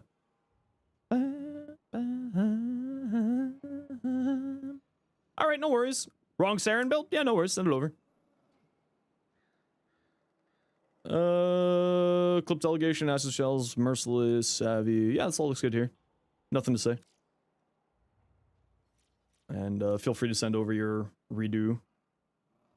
Sent the wrong config. 60-60.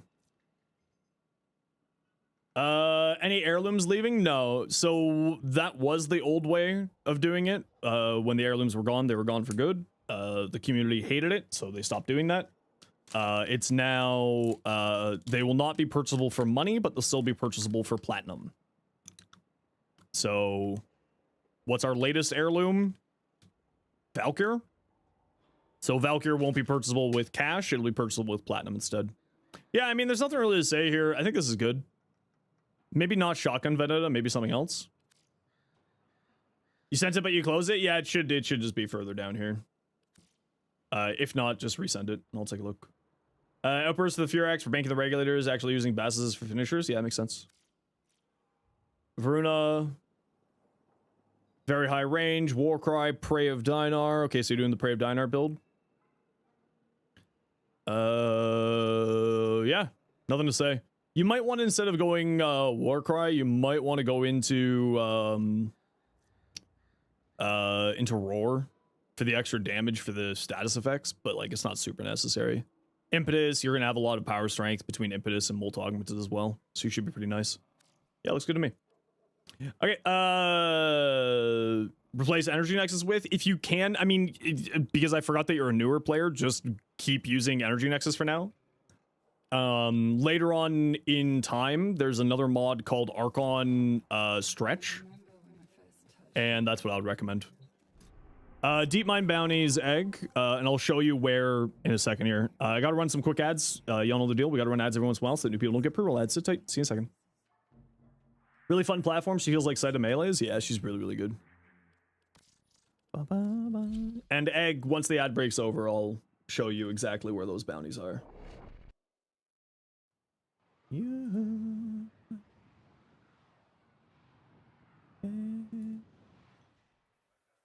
Hey Kev, how you doing? I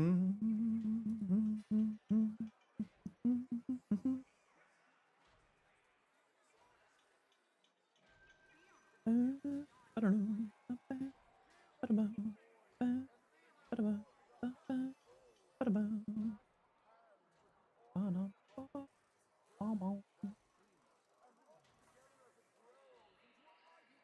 Hey Rondo, good to see you again. How you doing today?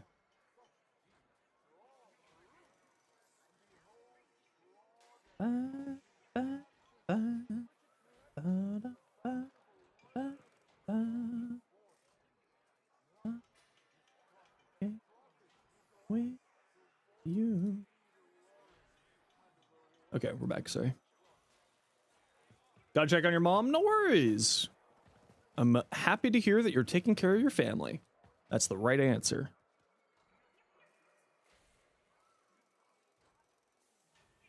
What's my favorite spear gun? Ferox. Tenet Ferox specifically. It's my go-to. The Scourge does some really neat tech as well, though.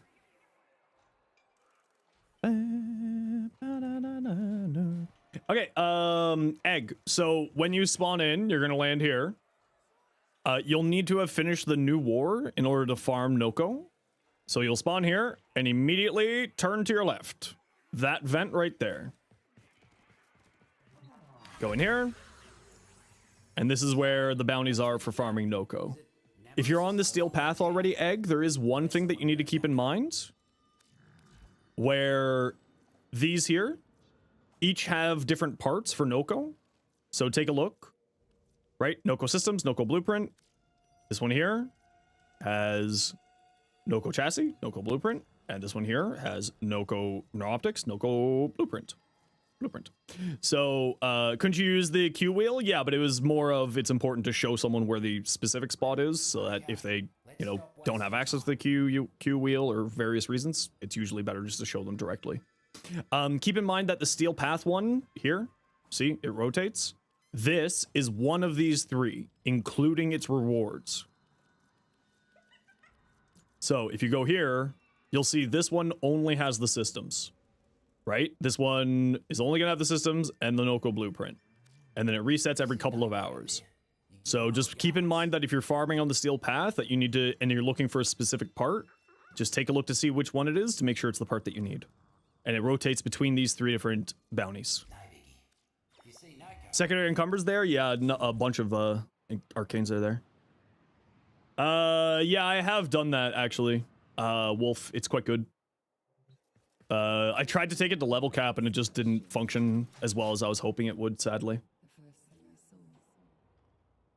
Egg, or not Egg, Wolf. What you got? Hey, Mask, welcome back. Can you send your ribbon? Of course, Hydro, you're always welcome to. I like that, Wolf. It's a very different color palette than we see for URL usually, and I really like that. It's nice. Redeemer Prime, Tennokai procs instantly because of multi-shot? Yup. Multi-shot. These weapons are silly good. Silly, silly good. Influence, Blood Rush, Galvanized Steel, Discipline's Merit, just will constantly be proccing. Yeah, looks good to me. Nothing really to say here. For your last mod slot, maybe Elementalist. Oh, you already got it. Probably just more crits or more crit damage is what I would do. Boost up your crit damage a bit more along with Galvanized. Silver, your Corinth. Yeah, Silver Panda. There's not really anything to say here. Looks good to me. You're going in the right direction. I know you're a newer player, so you don't have access to everything yet. You'd probably be looking at just another element for this mod slot. Probably. And Douche Lord or Saren. Yeah, okay, so this makes much more sense. Yeah, much more sense. Reaper Spite, Rolling Guard. You don't need Rolling Guard. Right, this is a status cleanse here. Just got back, so for your Corinth Silver, I just took a look at it. For that last mod slot, just, like the rest of your mods look great. Just primes when you can get them for the various prime mods. And then that last slot, just throw in like an element. So yeah, here, Douche Lord, I would just say switch out Rolling Guard for catalyzing shields. You have a status cleanse here, so you don't necessarily need Rolling Guard. The rest of this looks fine. Okay, since Hydro asked so politely about sending a Riven, we'll take a look at Hydros and then we'll go do some missions. Ooh, I like that. Huh, does the Ephemera not transfer over to the Syndana? That seems weird looking because of that. Huh. Looks really good, though.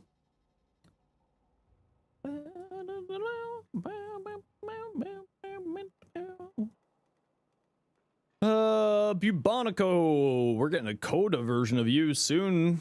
So there's a corrupted crit chance mod, 200% crit chance. Definitely use that over this one. Fire rate, multi-shot, crit chance, weapon recoil. Pretty solid. Very solid. Very tasty. Yeah, weapon recoil doesn't really matter for this thing, so that's actually really nice. Galvanized chamber when you can. You could go magnetic strafe to give you some more fire rate, and then also another status effect. Also helps you out with overguard and shields, of course. Yeah, the rest of that looks good, Hydro. I like that Riven. Do you keep rolling? I probably wouldn't. Yeah, Savvy here. Yeah, Savvy instead of that one. I mean, I would probably keep this. Fire rate, multi-shot, crit chance, I would probably keep it. Could you roll something better? Probably. Would you keep rolling for something better? That's up to you. Okay, Hellblade, we'll take a look at yours. Feral Predicate. Fetch, Animal Instincts there on the end. Contagious Bond, Resourceful Retriever, Parasitic Vector, Loyal Companion. It's not bad. I would probably not run this though.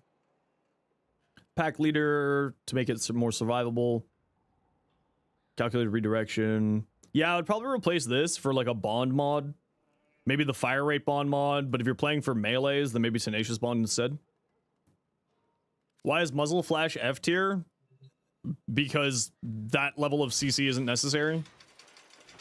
Putting it onto the frame, in my mind, is just not all that great.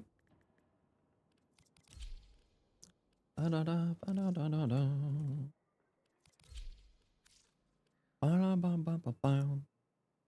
have a second one that you're going to start rolling? Word. Word. Okay, so someone asked to see me play the health tank Zaku, so we'll play health tank Zaku. Who wants to join me for Conjunction Survival? Omnia. Room for 3. Voyage. Scamcat. And Shiro. Do any of you need anything specific?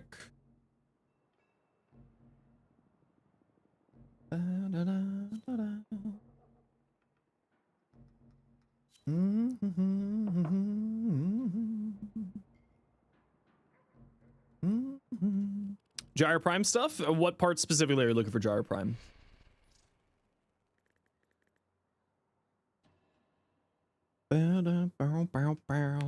Neros.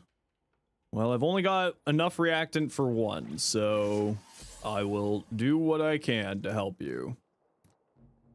Manly gonna be testing a build as well? Yeah, do it up. Do it up.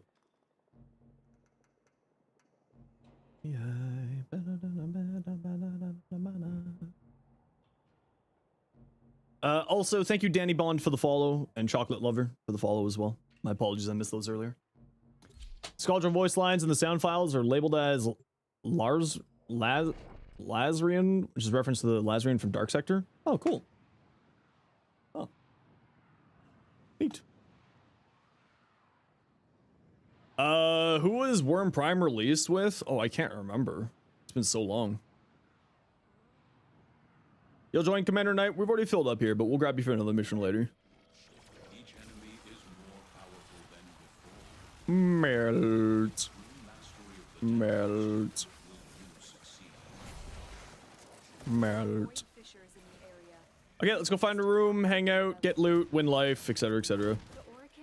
Worm Prime came with Frost. For the Ghoul Saw, yeah, I'll take a look at that ribbon in just a second here. Let me go find a room to sit down in. It's an okay room. Hey, Dreshi, how you doing? Nothing over here. The Dragon on the Worm, that's just the, Worm Prime set. Hydro. There is a better room back there. It's not the greatest of rooms, but there is a better room. Let's see if we can find ourselves something better here.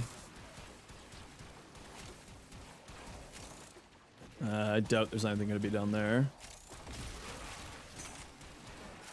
That tile's always one that's like just okay. Okay, I think we're going back unless you find anything over there. You think we're going over here?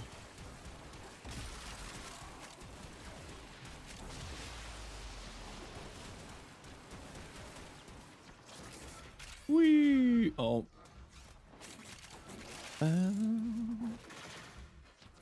Circulus, a Yuvon theater reserved for the Mighty Seven. This is where executives... Twitch is upgrading 2K streaming? Yeah, I've been 2K streaming for the past like month or two. It's pretty nice actually. Why is the void surging here now?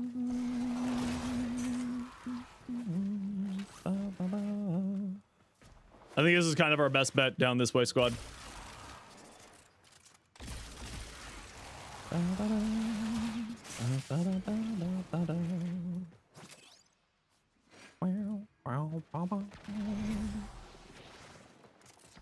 Just give it a second and the enemies will come over here. We were really spread out, so enemies might take a few seconds to get to us. So just hang out in here and we shall be good. Oh, you were dead. Hey, you. Wait, what? Oh! Oh, it's because of this. Right. I forgot that you had to switch it to the gaze first.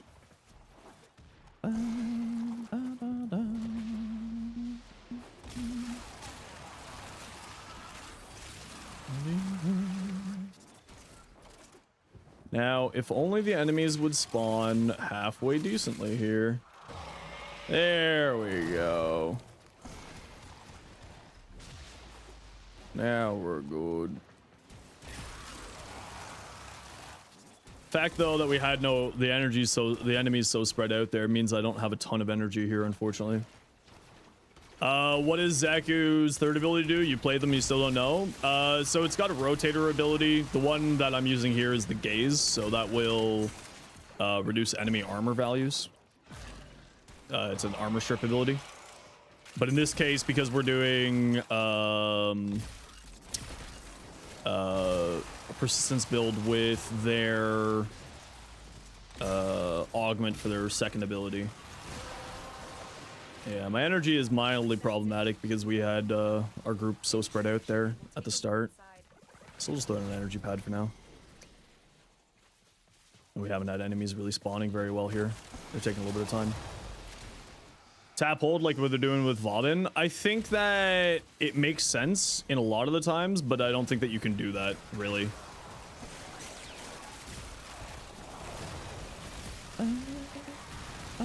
Oh, it's Mania. Let's hit you with a mace. Bye-bye. Filling out the codex does anything? I don't remember if it does. I don't think it really does.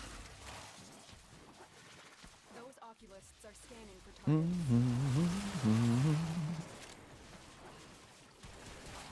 The sentient has detected fighters incoming. Or just has some backstory hidden in them. Yeah, exactly. There's like a little bit of little cute things in there.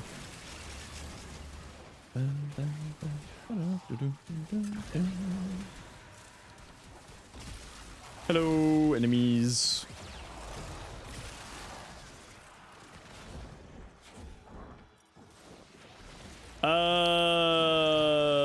What significance does the polarity have? The polarity will essentially dictate how good the Riven possibly can be. So it's think of it as like a multiplier. This is such a bad tile set. We did not get good tiles today in here. Maybe we can find something a little bit better here now that we've been hanging for a little while.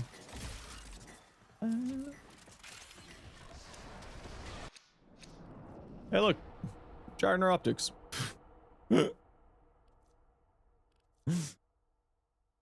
I summoned Gardner Optics for you. Yeah, so Riven disposition is just a multiplier for how strong Riven can be. It goes from like 0.55 to 1.55, I think. They are draining your life support and fast. Eliminate them.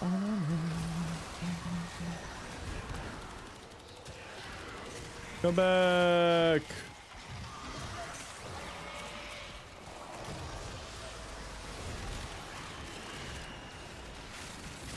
Come back. Get out of here, stupid eyeball.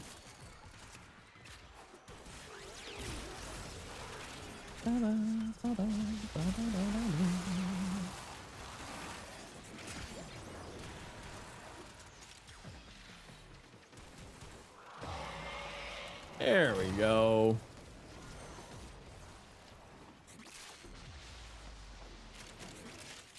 Yeah, there's not, unfortunately, great tiles here. Yeah, I'll take a look when I get the chance, Hydro. Nothing that way. That's alright, we'll just hang out in here. It's fine.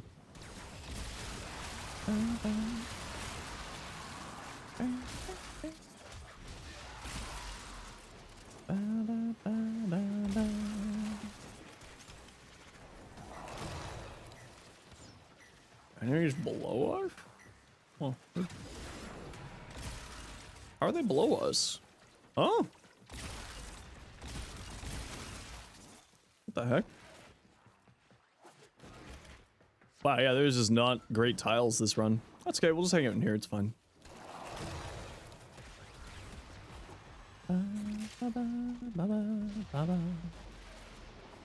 Yeah, it's just, this is apparently what we got here today. We're hanging out in this room. Get out of here, Power Drift.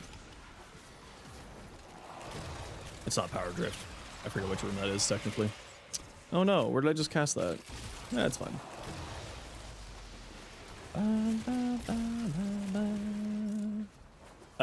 Thoughts on the Code of Motivore? It's fine. It's not like crazy, but it's not bad. Power's Damage Drain? Yeah, I always forget which one this one is. It's annoying.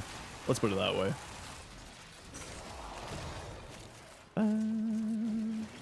Click button. Thank you. Oh, right. Hey, Bobby. How you doing? Bye. Yeah, the moto is like, it's not bad. certainly not bad in any way, but it's pretty good. Hey, thanks for the follow. Appreciate you. Hey, police, how you doing?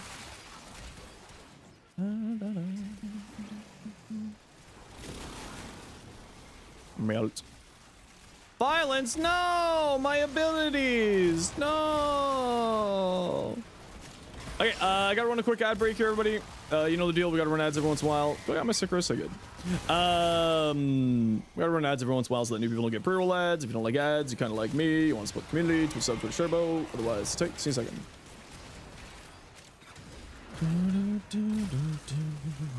And again, sorry everybody if you're new to the channel. I'm usually much higher energy. I'm a little bit under the weather today, so I apologize.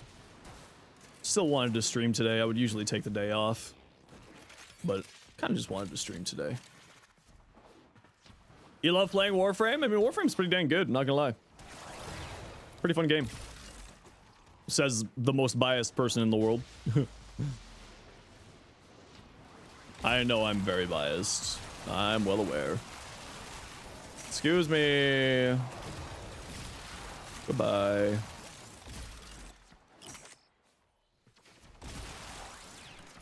%ing heat progenitor on the ghoul saw. I mean, I'm just gonna throw an elemental device on it and we're good to go. I'll bring whatever element I feel like. But also, yeah, the super red blade will be really fun. You're absolutely right. You stuck on getting stuff you need for Uriel? What are you having problems with, friend? Oh, I don't want to kidnap you. You're evil.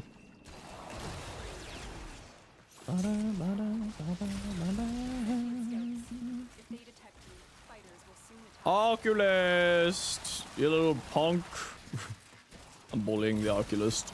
Wait, can I like super bully the Oculist?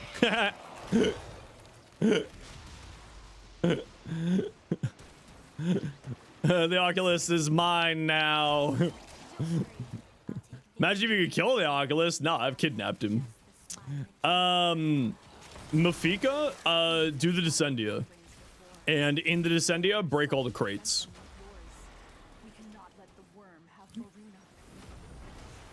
So go into the Descendia and make sure you're breaking all the crates. The crates drop a lot of Mafika and Igna. What enemy uses a Galaxian? I think it's like I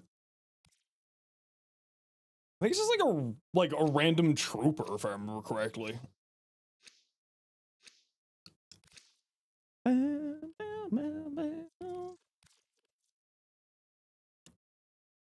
Using the worm? Yeah, the worm just for the extra status cleansing, so that you don't have to rely on just rolling guard.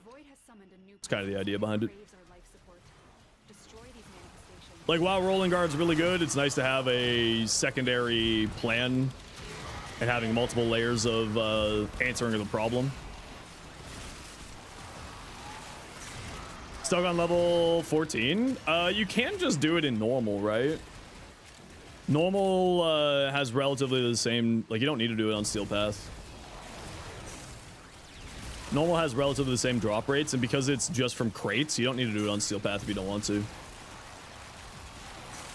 I think you do get a little bit better drop rates out of a little bit of better drop rates out of Steel Path for the loot, but just don't do it on Steel Path if you're just hunting for the parts. It's not really a reason to. Outside of, like, you know, the extra stuff that you get from it, but, like, you don't need that. You're on normal and random people keep leaving? Well, you can remember that the reason why people are leaving is specifically for that same loot reason. Because I remember right, there's a loot floor earlier on in this week's run. So what they're probably doing is going in just to do the loot rooms. Why did I get knocked down? I got prime sure-footed. Oh.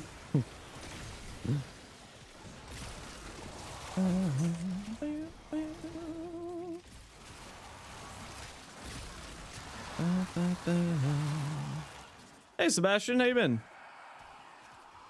Good to see you. Everything. Ooh, candy.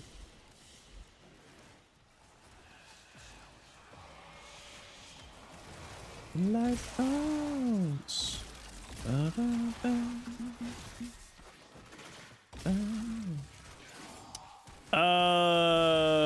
Persistence still gets maxed out through adaptation. Made you realize that you keep your blood ultra build soon to go well of life. Yeah, so I like running damage reduction with persistence when I'm doing just normal steel path runs. I know it's not good. I know it's not like optimal.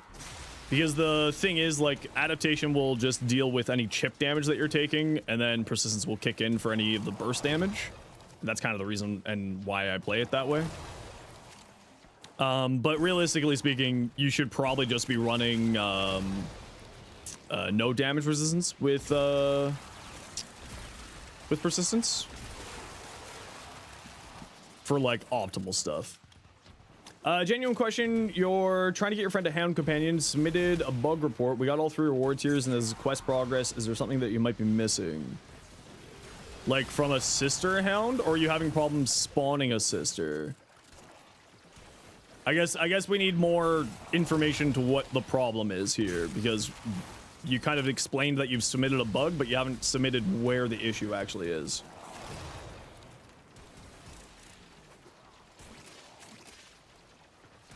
Is it spawning a sister? Because you're not the only person I've heard that there were problems with the sisters spawning. Someone yesterday was talking about that as well.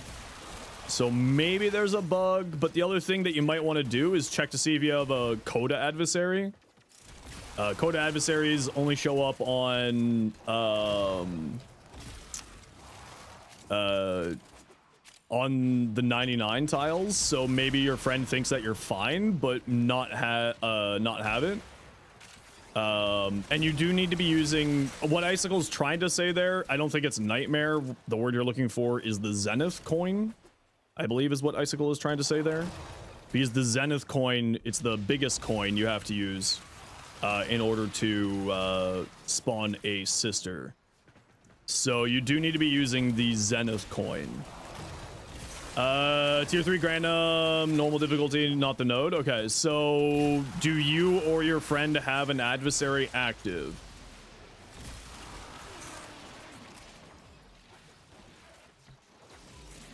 Number 1, Warframe to AFK while vibing on Netflix. Don't AFK on Warframe.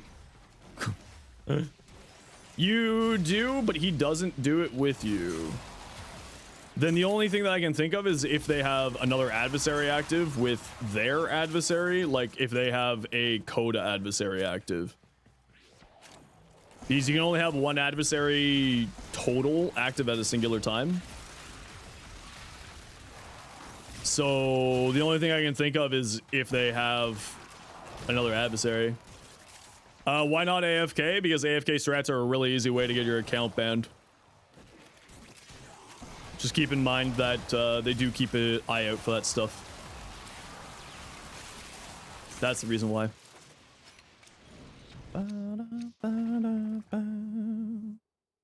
Didn't know, appreciate the help. Yeah, more than happy to. So, like, the only thing I can think of, banned in solo for AFKing. Why? Because platinum is worth money, and things that you can get inside of missions are worth platinum.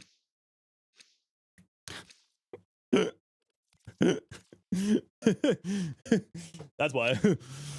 I'm not saying you can't do it. I'm just saying I am giving you the heads up just in case. Oh, there's that magnetic status effect. Make Warframes the ability to do that seems odd, and they specifically also nerf things that do for AFK strats. That's the reason why persistence was nerfed. Because it was AFK strats.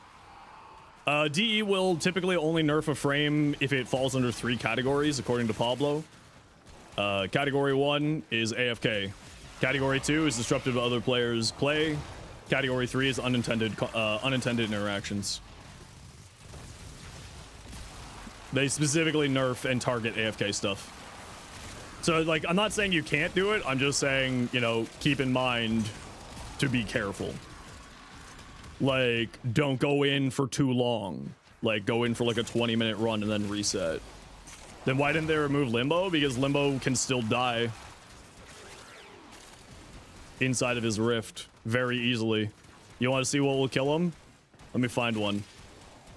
Let me find anything in the game that has Overguard.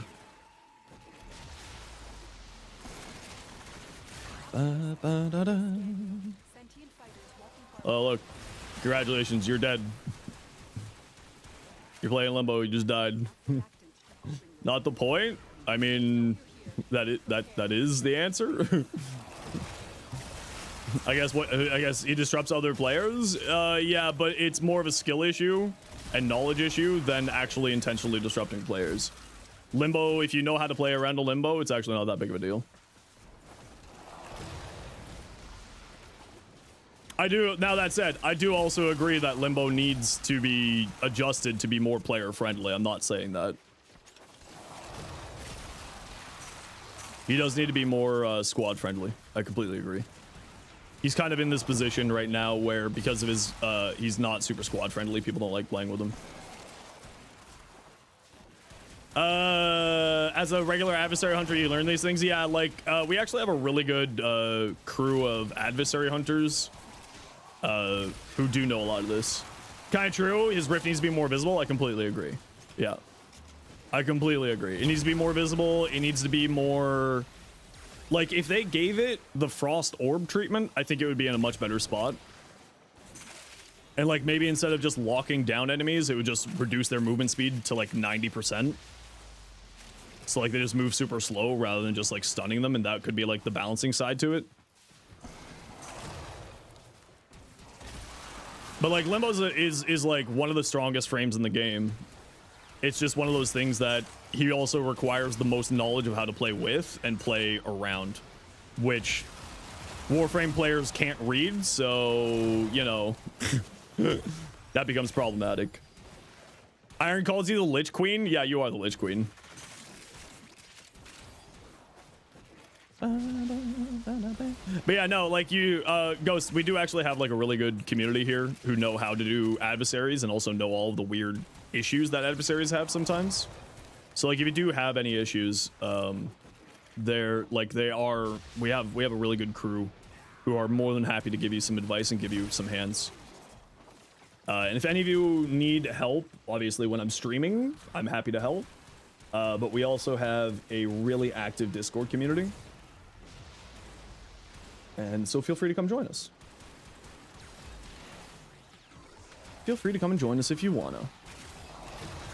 Speaking of hounds, F them. They track you even if you're invis. That's funny. I didn't know that. On trade chat, you've been trying to get platforming. Don't go to trade chat. Go to Warframe.market. Trade chat is scam chat. I would not recommend using trade chat. Warframe.market is a fan-run website. And I would just recommend running that or using that instead.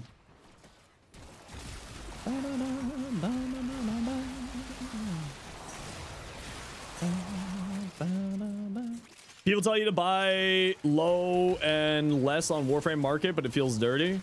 I mean, ultimately it's economies, right? If people are too lazy to go figure it out, that's on them. But also, like, generally speaking, I wouldn't buy from trade chat. Trade chat's a great place if you know what you're doing. Yeah, and the problem is a lot of people don't know what they're doing.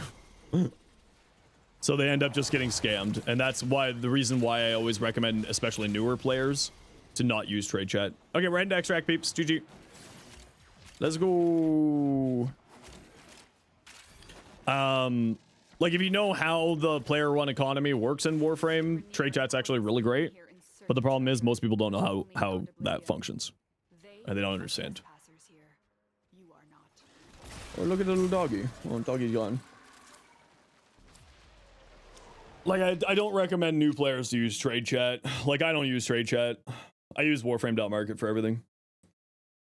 Personally struggle with is because your time zone is getting ribbons outside trade chat can be rough. Yeah, and that's why, like, there is a section on Warframe.market for that.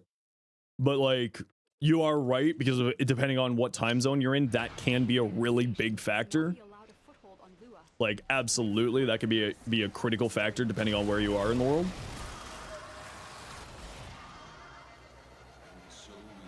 Because Warframe, at least according to my numbers, is mainly in North America. But also I only speak English, so obviously I don't have information about other areas and all that.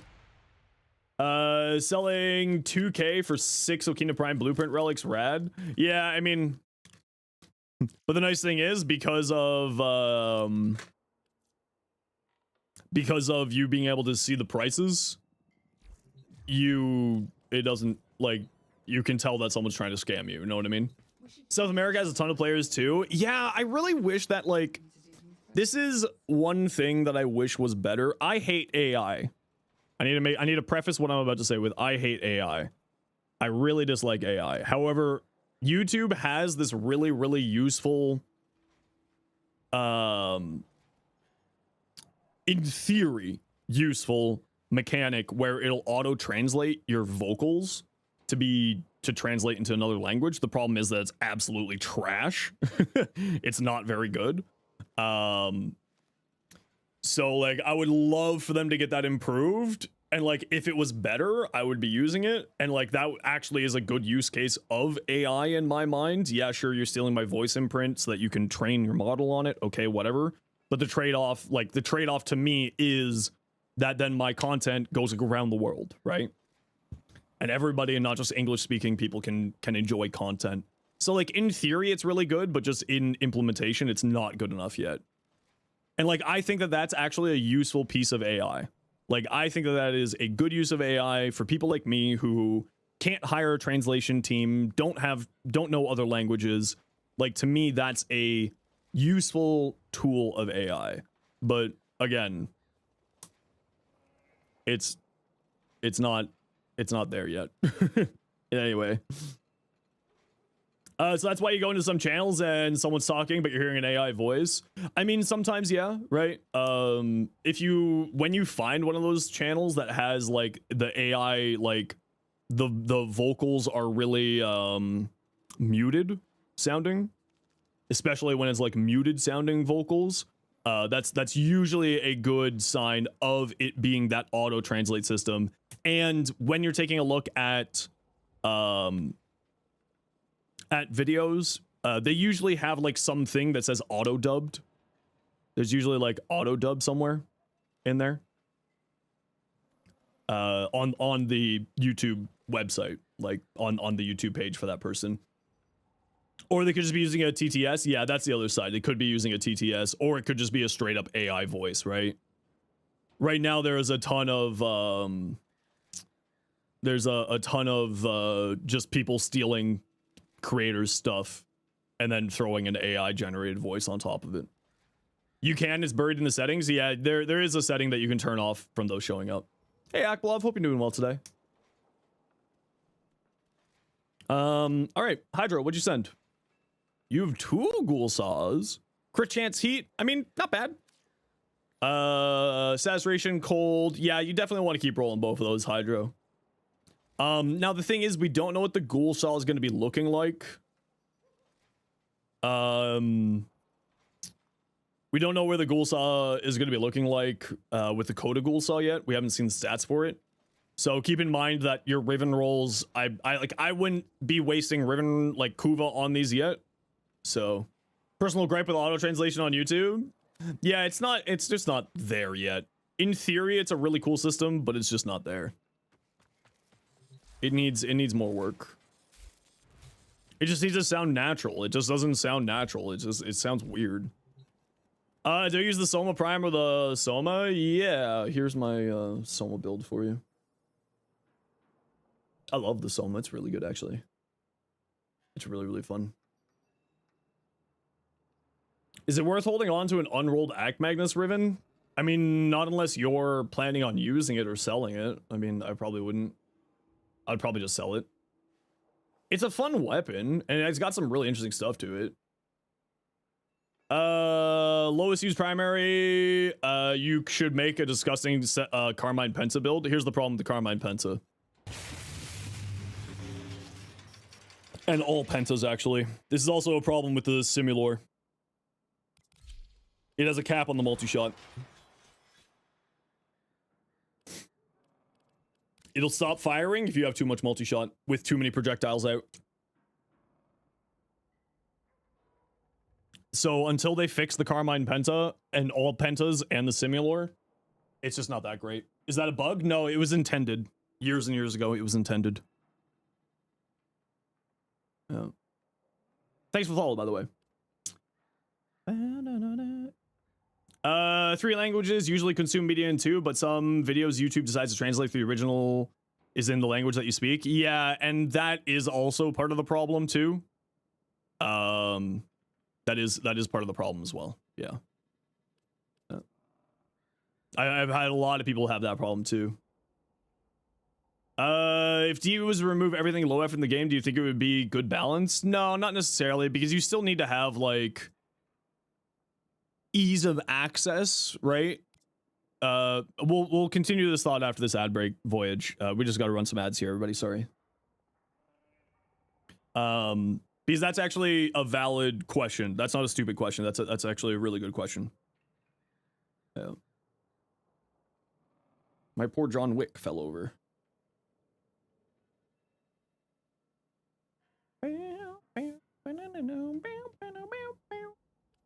Yeah, so if they fix the problem with the multi-shot on the Penta, I think it would be really good, but the problem with the multi-shot on the Penta kind of neuters it. So it's just not that great.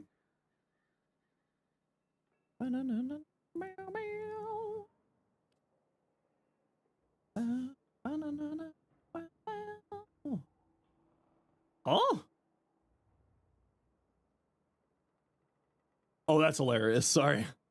I just had a moment where I saw one of a mod's name. It looked very similar to a mod's name. Like someone's lurking that has a similar name to a mod, and I'm like, what the hell? And I had to do a double take.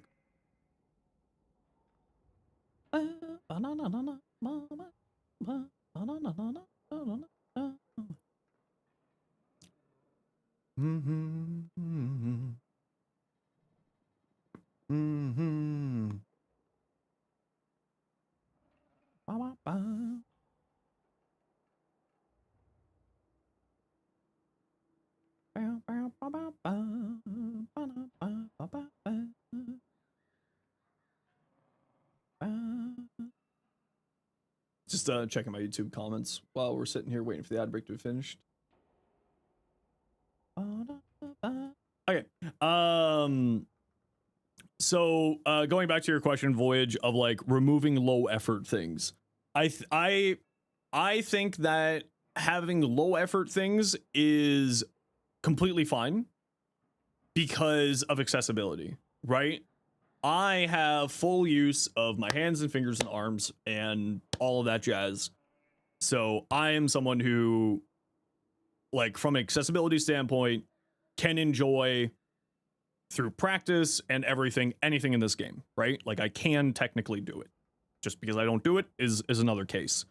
But having sort of ease of access and having something that is more enjoyable or slow, or, you know, maybe someone has a developmental disability so that they can't be keeping track of things very well, or they may not have, like, if they're missing limbs or missing dexterity functions, and so on and so forth. So I think that having low effort, just putting that in brackets, since that's the term that we were using, I think that's perfectly fine. And I think that's good for DE to have in the game, because at the very least, it gives options.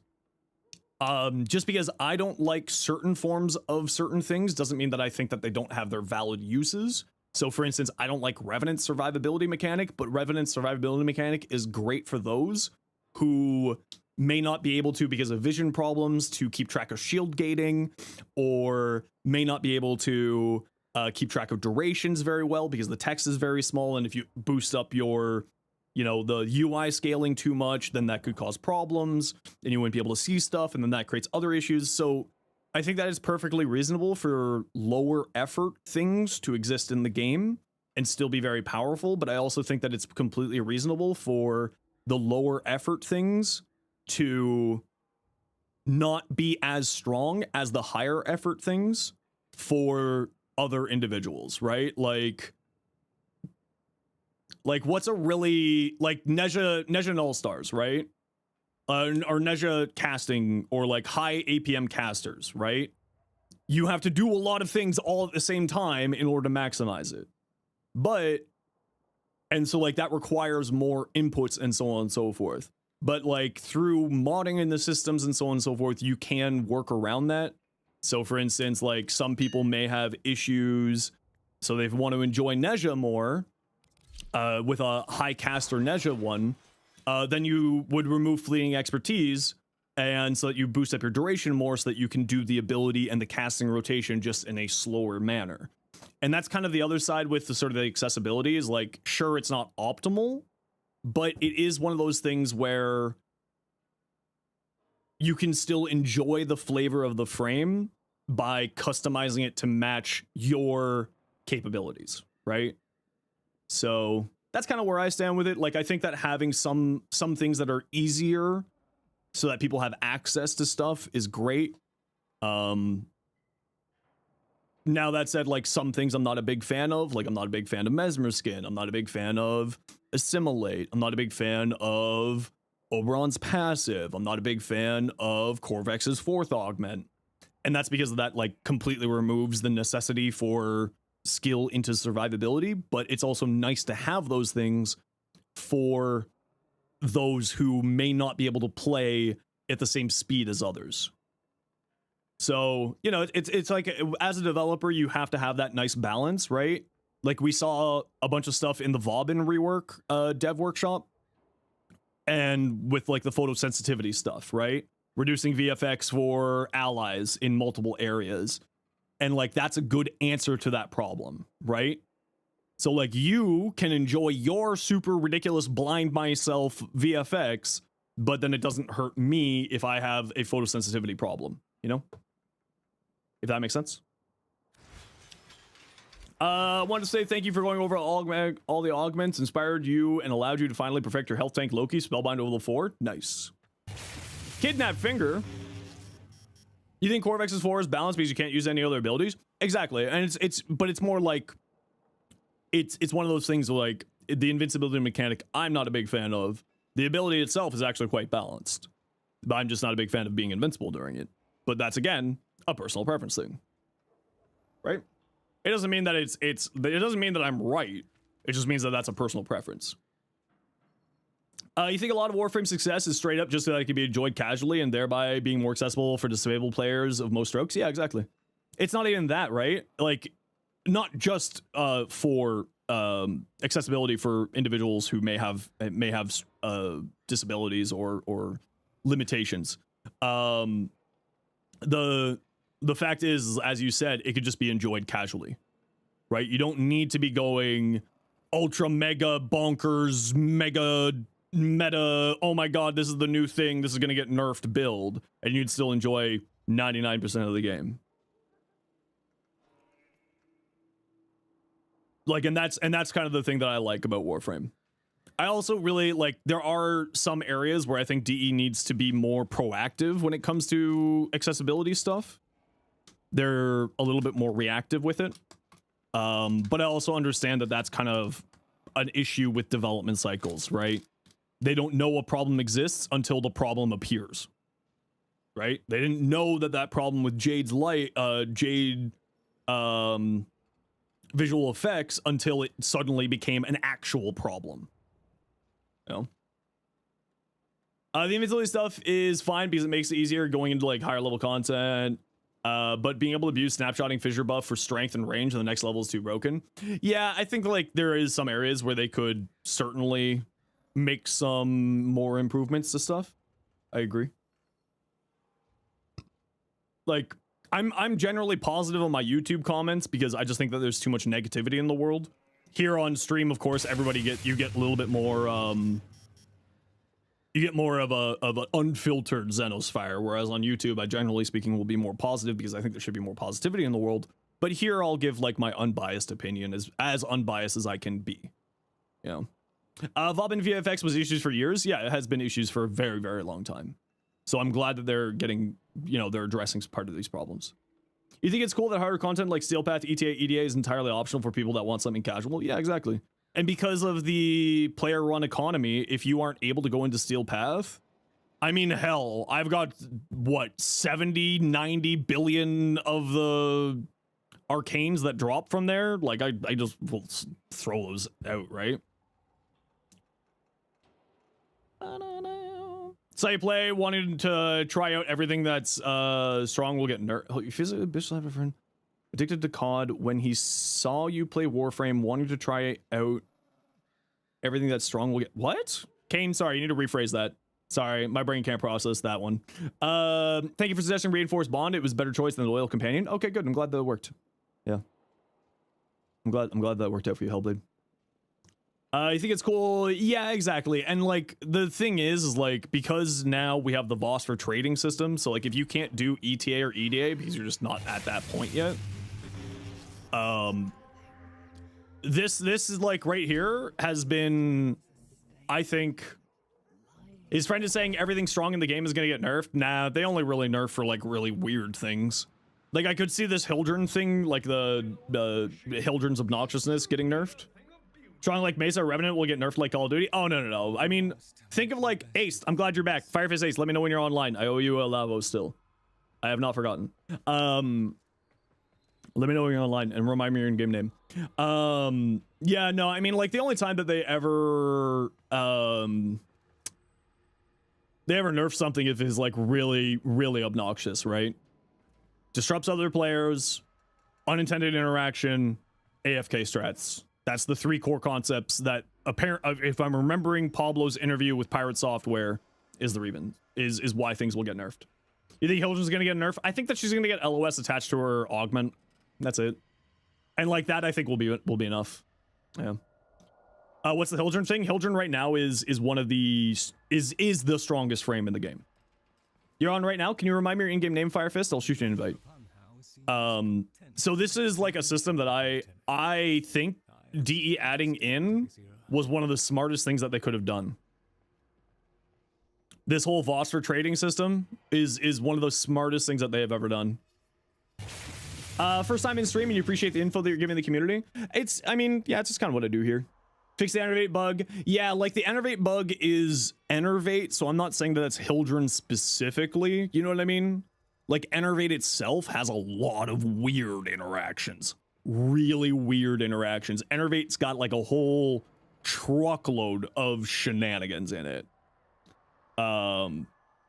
We can finally get rid of Accolade Arcanes. I mean, more importantly than that, what this does is, hey, if you're not able to do Eidolons, congratulations, you have a way to get Eidolon Arcanes so that you can have the cool endgame build too.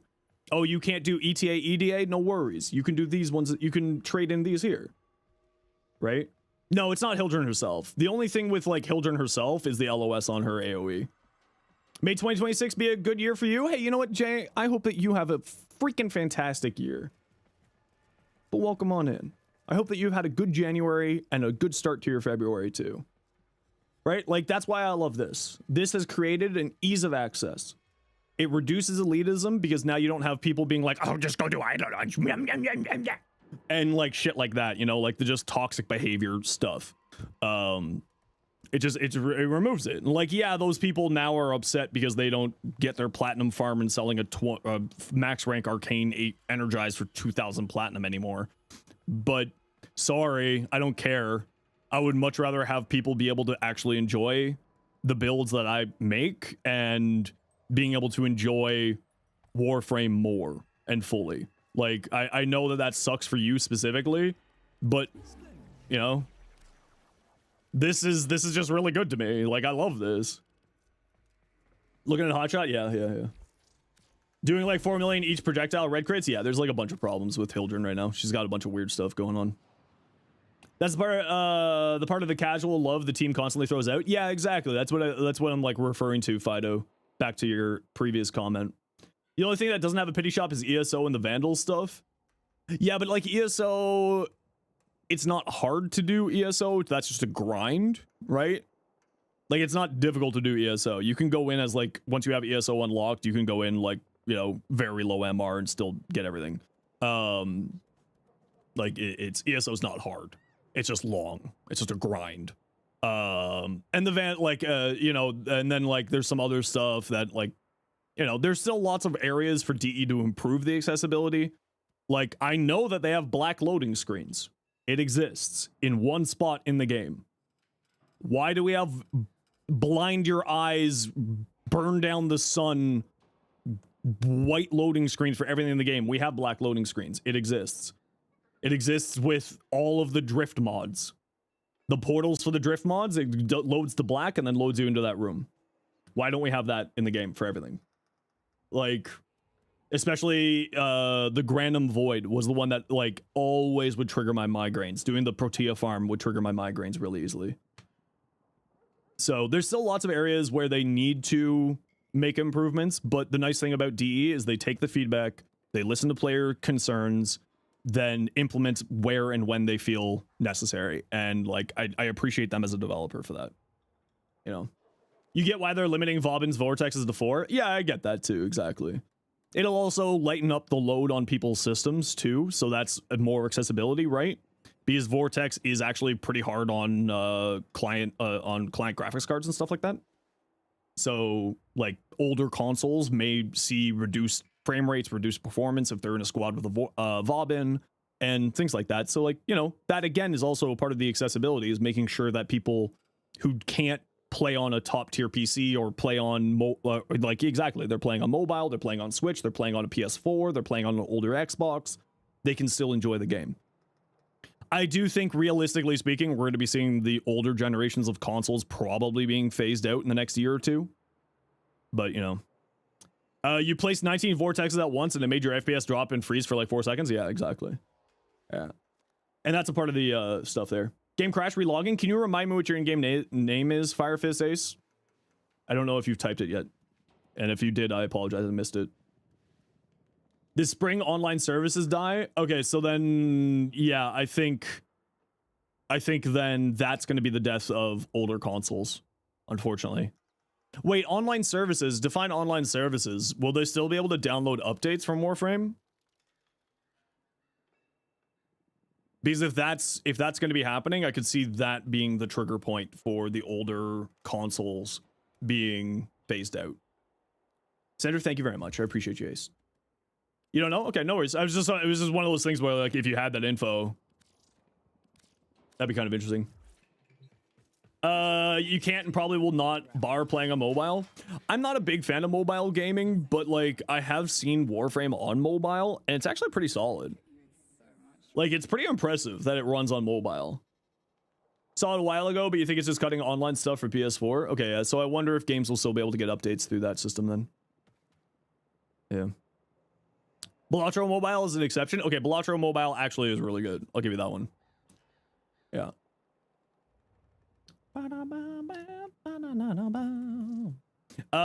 Icicle.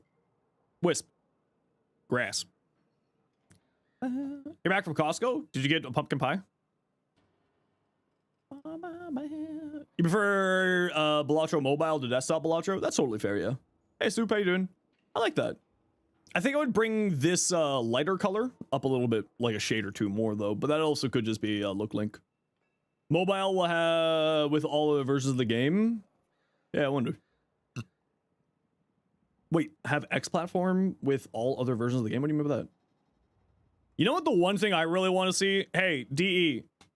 I know. Maybe are any of you here today? No, none of the DE crew are here. Oh, cross platform. Yeah. Sorry. Did I take a look at your Corinth? Yeah, I don't remember what I said, Riaz. I'm sorry. DE, give me Linux and you'll summon Rue. Linux, I want to switch to Linux. I want to do Linux. Linux, I love Linux so much. Where's Rue? Yeah, I said Linux like 17 times there. It should count. While looking at a mirror in the bathroom, true. Vauban rework post, yeah, there's nothing really changed there. Hey, Smooth Pineapple, how you doing? I want Vulkan on PC. I want Vulkan on PC. That's what I really want. Do you have a 10 Cycron? Yeah, type exclamation point Cycron, Jay. They're probably prepping for prime time. True and real. Yeah, I really want Vulcan instead of DX11 or DX12. I would love for Vulcan to be on PC. Oh my lord, I would cry in joy. Vulcan just runs so much better than DX. So much better. So the only thing I'm seeing on here that's no, actually I was about to say something and then I took it back. The only thing I would say is I would recommend running another crit mod along with Hatasatya. I find that it's not enough. And also with Hatasatya and a crit mod, it gets up into like red crit on the normal and then like orange crits on the Incarnate. Because this does apply into the Incarnate form. So I would probably say dropping Wildfire and just running Viral is what I would do. And then I would put on more crit on here. Icicle. Okay, I do got to run a quick ad break here, everybody. You know the deal. We got to run ads every once in a while so that new people don't get pro ads. If you don't like ads, kind of like me, no one's with the community, to sub to Turbo. Otherwise, I take a second. Bye.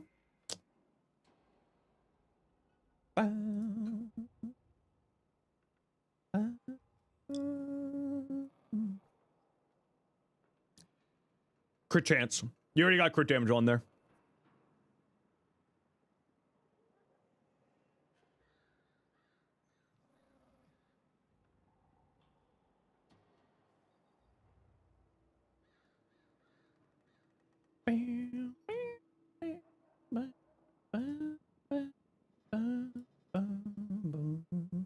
Energy tanking build with Garuda.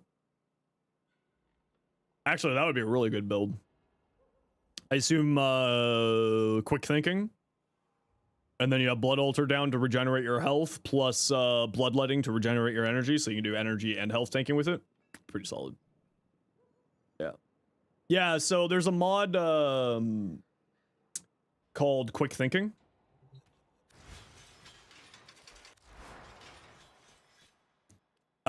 And what it does is it drains your energy. It uses your energy as health, right? So just think of your energy bar as a health bar with a 240% efficiency. So it takes 2.4 damage per energy.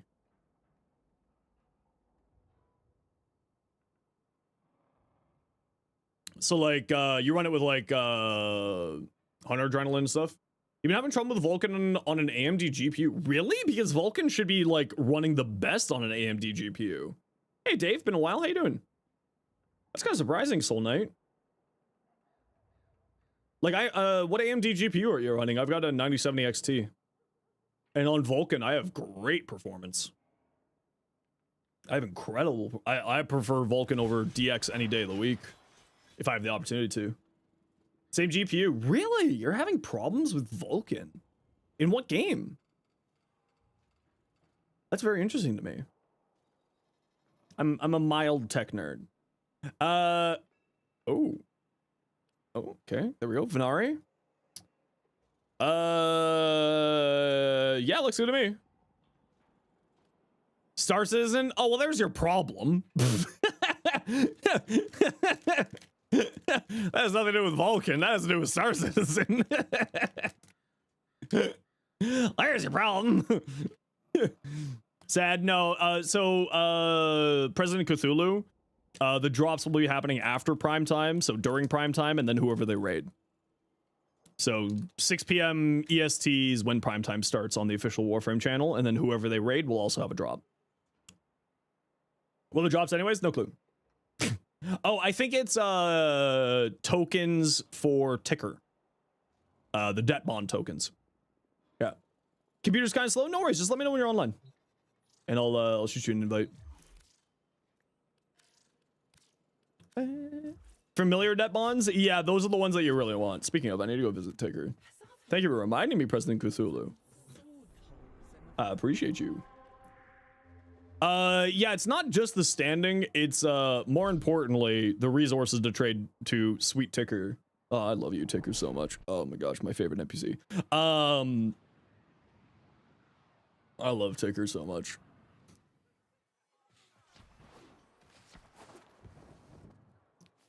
Hello, sweet baby Ticker.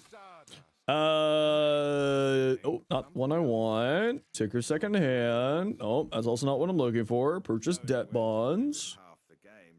I do need some more familiar debt bonds. Do I have enough of that? I don't. Yeah. Sad. Do you know if there's a way to get filigree prime decoration besides Regal Aya? That one is, to my knowledge, only for Regal Aya. Cthulhu. To my knowledge, that is only for Regal Aya. The stuff that's like from the prime accesses, they will return within the prime resurgence, and just like the other stuff, like you can't farm the prime access stuff, like the accessories, right? You have to use Regal Aya. What was this one? Oh, that's the Avara. How much are Regal Aya these days? 3 for 21 Canadian? That seems a little bit pricey to me.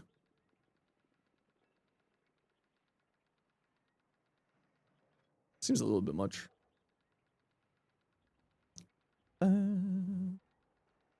But also, like, if you're looking to just pick up, like, one thing, it's not that bad. It's not that bad. Do discounts apply to Regal Aya? No. Now, would you call good value? I think it makes sense. It's not that outrageous. They're changing some of the platinum stuff, yeah. Yeah, they're changing some of the plat stuff. Like, I don't think it's that outrageous because you can buy only what you care for, right? Which is kind of the nice thing. Because that makes these $7 each, right? Or 7 and change. So, like, $14, $14, $14. It's not that bad. It's not great, but it's not bad.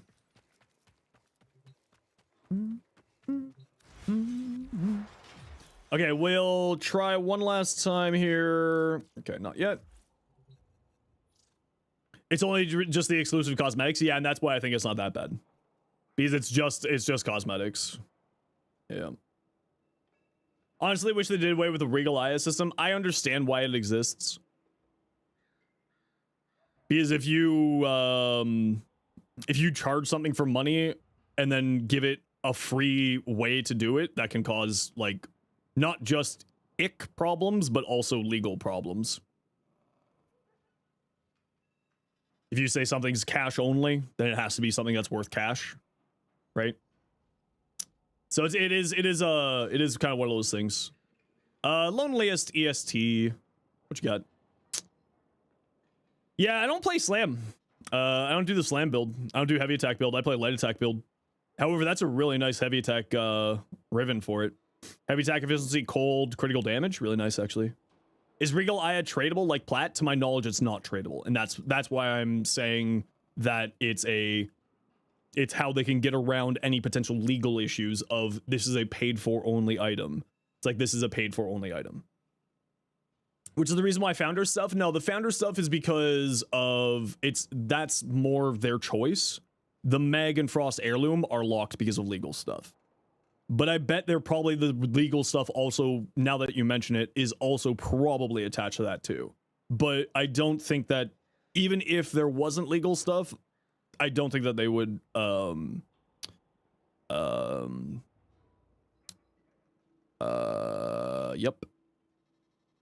I don't think that they would bring that back. Sentinel weapons beside the Verglass, able to reasonably kill. I like the burst laser. I like the burst laser. Yeah, this is a perfectly fine heavy attack build. The only thing I would probably say is maybe instead of this guy, use galvanized steel. You get more critical damage, and I think it ends up being more crit chance too, or equivalent crit chance but more critical damage. I would replace that personally, because then it's not like requires anything else. It just operates better. The Mitre. Wow. Please tell you that isn't just Regal Aya for that. Yeah, so anything that's a part of the Prime Access is going to be Regal Aya. Yeah, anything that's the cosmetics from the Prime Access is going to be Regal Aya stuff. Nightwave being free, yeah, that's really good. And Borrow Box being only credits, also super good, yeah. Rough sketch, one of your new Warframe concepts. Yeah, if you want to, throw it in my the arts and crafts channel. Fun primer to use, recommendations, you're bored, need something new. What about the Tenant Galaxian? Have you messed with that one, Demon?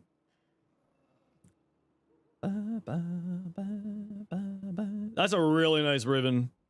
You make me sad, Carl. Nova. Ooh. Ooh, she's pretty. I like Nova Prime. If I see rapid resilience one more time. Carl. Afternoon, Dr. Evil. Hope you're doing well today. Welcome on in. Weird size. Why weird size? Just for the viral? Sire HD, how you doing? Is this just for the viral? You're not a nurse enjoyer anymore? Okay, that's what I was about to say. Okay, that makes sense. Circumvent for your survivability, concentration for further duration. Do you not want any strength on here?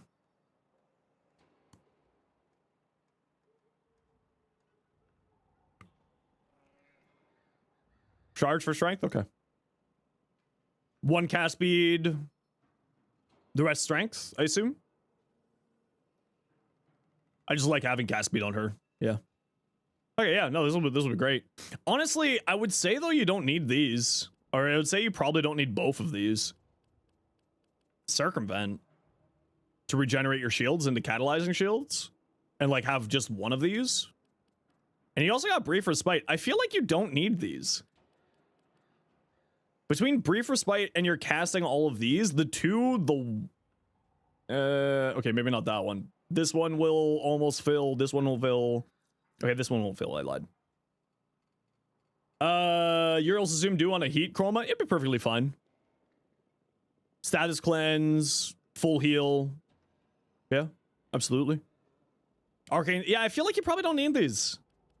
Or like, maybe you don't need both of them. I feel like because you aren't running Aegis, I feel like you don't need them. You know what I mean?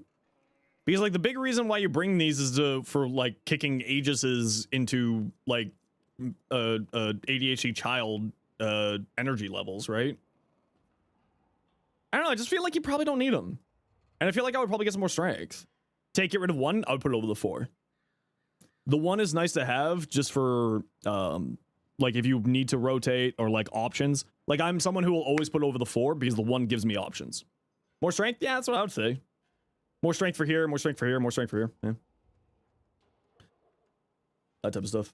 Okay, we'll give one last try for Firefist Ace. Okay, Firefist Ace, if you're still around, we will get you when you are online. When you are online, just let me know and we'll get you an invite. Oh, you know, I need to finish leveling out that thorn back there. Policy friend request, just send it. If I got room, you can join. It's as simple as that. Even just 1 helps with survivability, with passive no effort survivability. Yeah, exactly. Yeah. I'd say you probably don't need both. But also with like catalyzing shields and brief respite or like catalyzing shields and circumvent, I just kind of feel like it's not needed. And also usually if you're playing Nova, you're going to be casting quite a lot anyway. Between the 4, the 1, and in that case, weird sides. You know? No, I do appreciate you asking first. But yeah, everyone, you can send me friend requests. It's all good. If I got room, I will add you. It's basically the rule.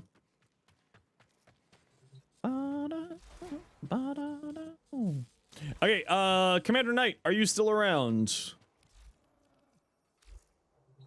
Just run adaptation, shield tank for her. True and real. You are? You're working on getting back online? Don't worry, Firefist Ace. I'm very patient. I have it noted down, and as you can tell, me trying to figure this out, I have a halfway decent memory sometimes. Especially for when I owe people stuff. Join your Discord? Yeah, let me get you my Discord. Yeah, let me get you a link. No, Discord? That's not what I asked. Thank you. There you go. And for people over on the tubes, there you go.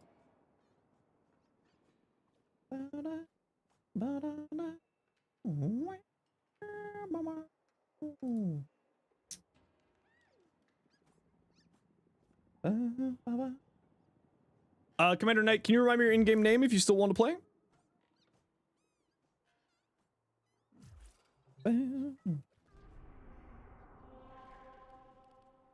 Oh, sweet.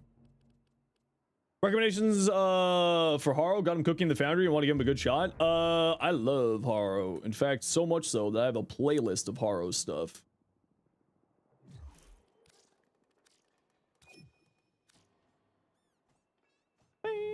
Sarah loves archery. Hi, Sarah. Mods, shout at that kind soul. If you could be good. If you could, that would be good. I'm good at words sometimes. You did post her in the Discord. Feedback is welcome. Yeah, I'll take a look at it when I get a little bit of time. You heard Haro? It's just a sleeper agent awakens. Okay, who wants to join me? We're going to do a conjunction survival. We are going to run an ad break, though, here in a second. Icicle, sure. You haven't been with us yet today. And Urzman, you also haven't been with us yet today. I just like to rotate people out. Pounder, we'll grab you. Just sit tight. We'll grab you in a bit here. I haven't played Neja in a long time. Did they add some sort of casting delay between his casts? Doesn't feel spammy as it used to. It's not necessarily a casting delay. It's, what it is Divine Retribution. Technically doesn't finish casting until all potential enemies are up on their spikes. So that's probably what you're experiencing. This has been a thing with Neja since its creation. So it's nothing new, but it might just be new to you. You can't cast another ability until all enemies who can be spiked are spiked. And then you can start casting some other stuff. Hope they change it at some point. Yeah, I agree. Because it's kind of a little bit weird. You can't really see it in here, but it goes out in a wave. Like, it's a little bit odd, and it's hard to tell, but, like, when there's enough enemies, you can see it going out in a wave to, like, spike people. So if there's, like, a lot of enemies, it can cause some delays. I had a hard time doing Chakram into double pyro. Yeah, that's why I recommend not running super low duration. This is the duration that I feel comfortable with, and I run, like, if I'm feeling slower that day, like, I purposely have multiple fleeting expertise at multiple levels. Right? Specifically for that exact reason, so I can get my duration up a little bit more depending on how I'm feeling that day. Speak up, we gotta throw some more form at this Neja. Hey, how you doing today? You just run slightly more duration? Yeah, and it's like Neja's very much duration to comfort. Just very much duration to comfort. Okay, so squad sit tight. We'll get into the mission in a minute here. I'm just gonna run an ad break and then we'll be back in a few minutes here. You know the deal. We got to run ads every once in a while so that new people don't get pre-roll ads. No work tomorrow. Heck yeah. You want to play some Warframe with me? You're at 40 seconds of duration? Yeah, so and that's just the what I was saying, the sort of quasi cast delay because the ability has to go out and then come back in. Terraria time for you. Ooh, very nice. Okay, so like I said, we're gonna run a quick ad break. I'm just gonna go stretch my back, grab some water, run to the washroom, all that jazz. So I'm gonna throw on the BRB screen. People in the squad, if you're looking for any relics specifically, I don't have a lot of reactant, but I would be happy to throw on whatever relics you'll want. So sit tight, we'll be back in a few minutes here.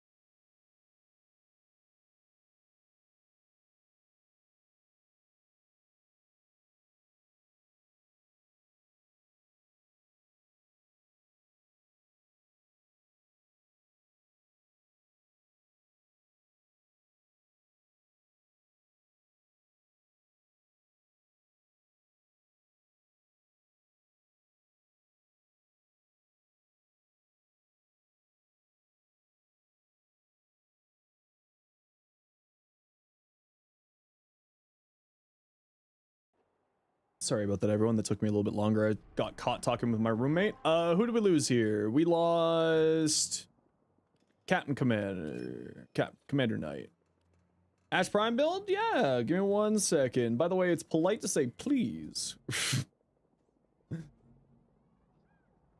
For your Nullstar's build, what ability? All of my helmet abilities on any of my Nullstar's builds goes over Firewalker, his first ability.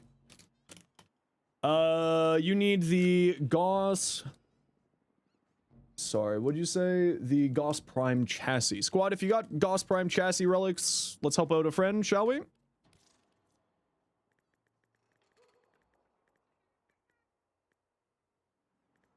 Invite for relics, Gumbo, we just filled up here. Perfect. Let's help out a friendo, try to get Gauss Prime chassis. Saw a Genji chat. I have seen the Genji fashion with Ash. It's pretty good. Hey, Peanuts, how you doing?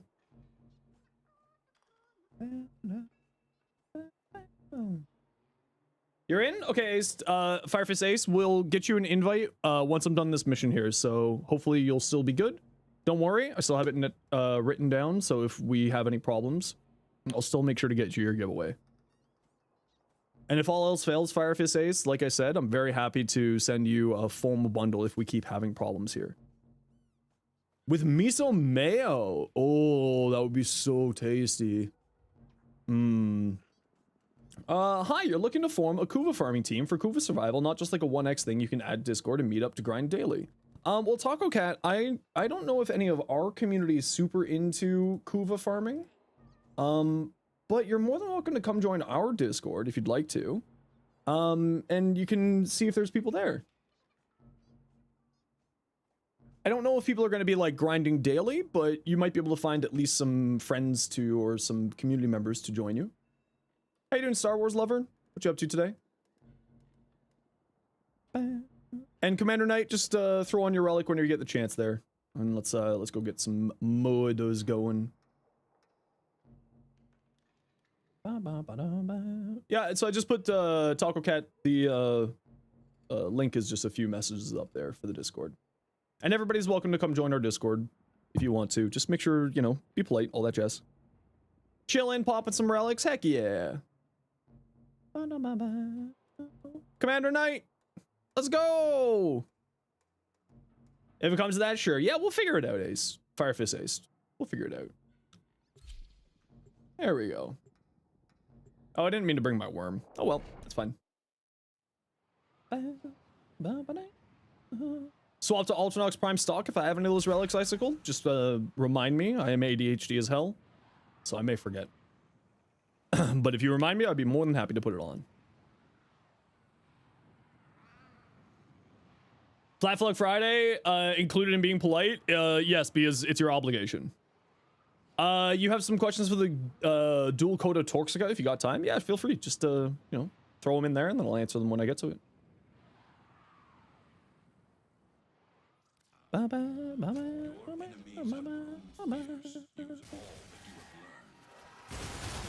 Whee!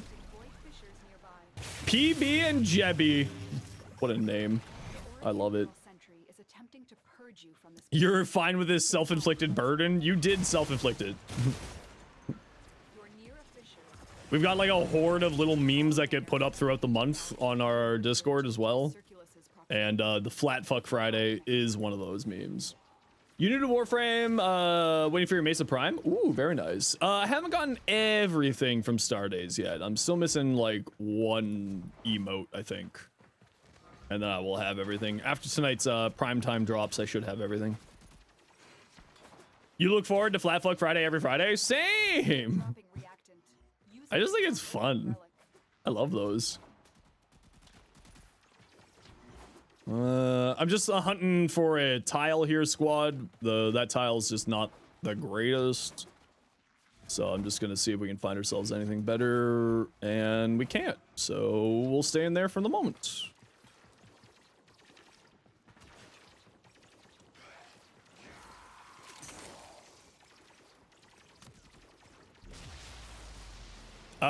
Hey mods, when that clip pops up, can one of you private message me that? What happened? It was finding one of the automantle weird parts. So we'll just hang out in here, squad, for the moment until we can find a better room.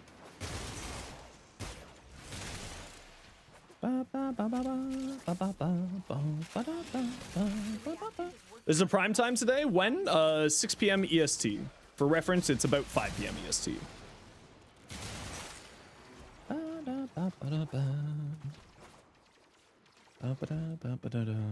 Wow, there really is nothing on this tile. Oh, all right. What is Flat Fuck Friday? It's just a meme. It's a alligator that gets put up on our Discord every Friday. Send it via Discord? Yeah, if you don't mind, Ace, just so I can send that to Pablo. Since Pablo was requesting us to send information like that. Examples of it. What is Primetime? Primetime is a community stream run by the developers of the game. And it's just the community team hangs out, chats, plays the game with the community. That's all. It's just meant to be a fun little thing. And usually it turns into question mark of HR. Hello, HR? That's cool, you didn't know? Yeah, so they also do some drops usually. So this week, the drops will be the tokens for... Oh, there's Stalker. Oh, Stalker's gone. Where'd you go, Stalker? You're not a Stalker. I don't know where the Stalker went. He just took off. Come back, Stalker! Oh, now he's dead. Bye, dead. So they're doing the debt bonds, which is the currency for the Star Days, which is the Valentine's little event that they run. And it's just kind of a nice little fun, neat thing. Go see your favorite NPC in the game, Ticker. I love Ticker. Sweet baby Ticker. Prime time, just more drops for relics. It's the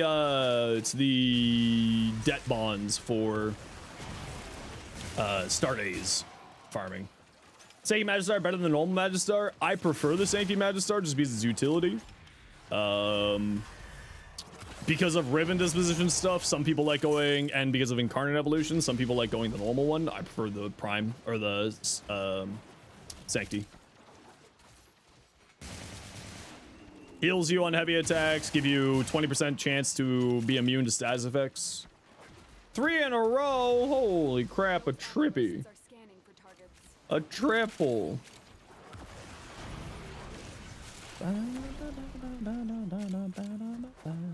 Once we know where extract is, then we would have a little bit better idea of where we should be going in this mission.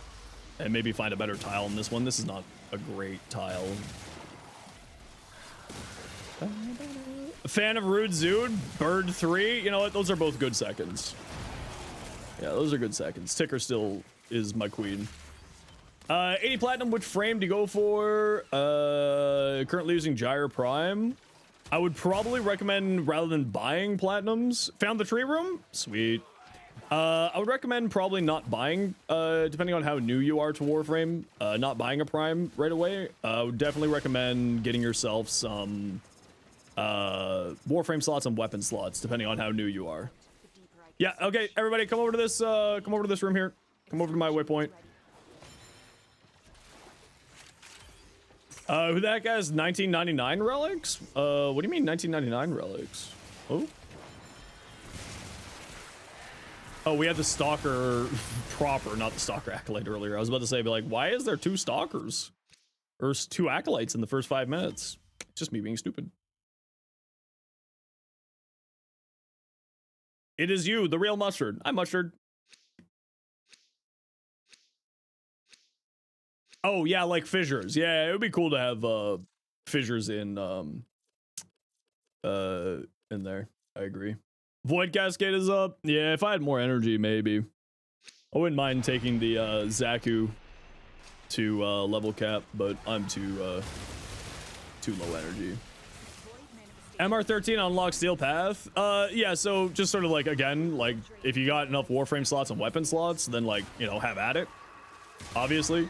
The thing I would probably recommend is just go with whatever, go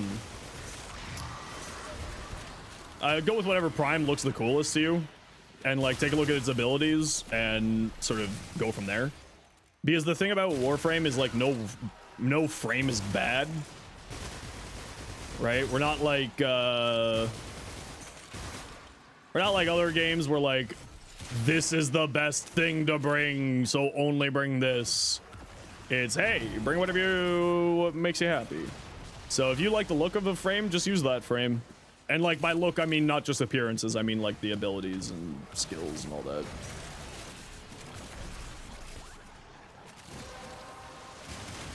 I mean, yeah, you gotta remember, like I play a lot of Warframe. I'm gonna have a billion relics. Every frame is someone's favorite? Yeah, exactly. Just doing some cleaning up info in Discord.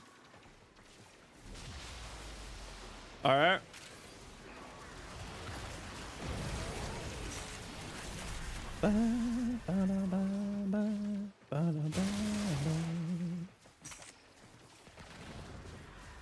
Hey, Wisp.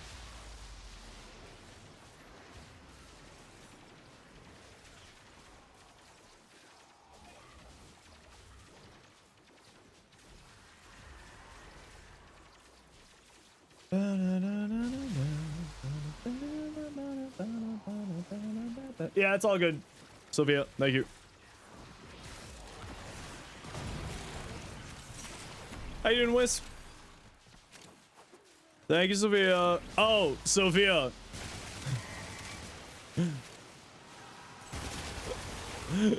Sophia. I had the funniest thing happen to me the other night when I was watching someone else's stream. Do you remember that guy who was just going into like all of the Warframe streamer chats complaining about him getting banned? I watched him in real time crash out and get banned in another streamer's chat, and it felt so vindicating because the best part is I was looking at their unban requests and I'm like, maybe I should give them another try. A full 30 minutes before seeing that, and I was just like, wow. Same guy that DM'd you yesterday? No. The owl?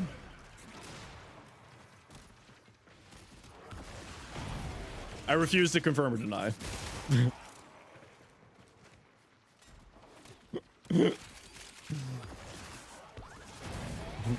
I refuse to confirm or deny.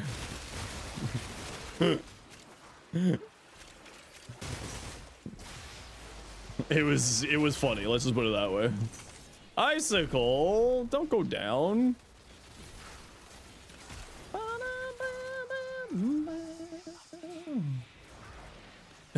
It was just like quite possibly the most interesting crash out I've ever seen someone crash out for in all time.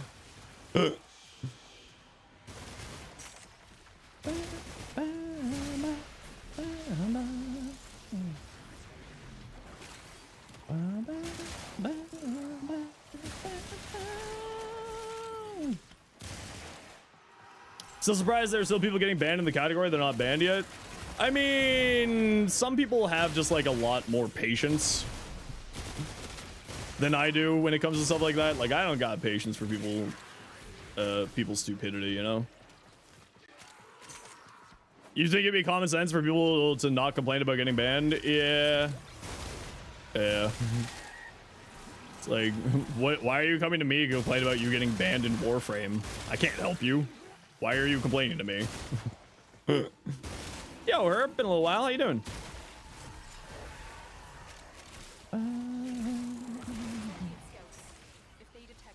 You like Nezha Prime and Grendel? Heck yeah. I mean, Nezha's great. Nezha's my favorite frame in the game. That's why I'm putting 100 form onto Nezha, because I'm a psychopath. Okay, well, not for a psychopath, but like, it was for charity. It was worthwhile. Just got off work and home, about to get on Warframe and chill. Nice. You're so tired you accidentally closed a bunch of tabs with a misclick? Oh no. Letting you know, warms your heart knowing that the 3 or 4 bands you have given to that dude were justified. Yeah.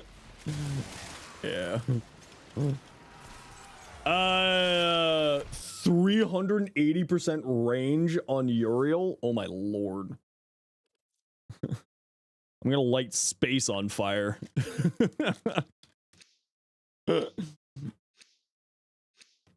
It's on site when you see that username pop up. Yeah, after what happened in another person's chat, I'm not surprised. Okay, we gotta run some quick ads here, everybody. You know how it is. We gotta run ads every once in a while. So new people to get pre-roll ads. If you don't like ads, you kind of like me and you want to support the community, twist up to a Sherbo. Otherwise, it's 8 second. Get out of here. Get out of here. Yeah, get. Go on. Get.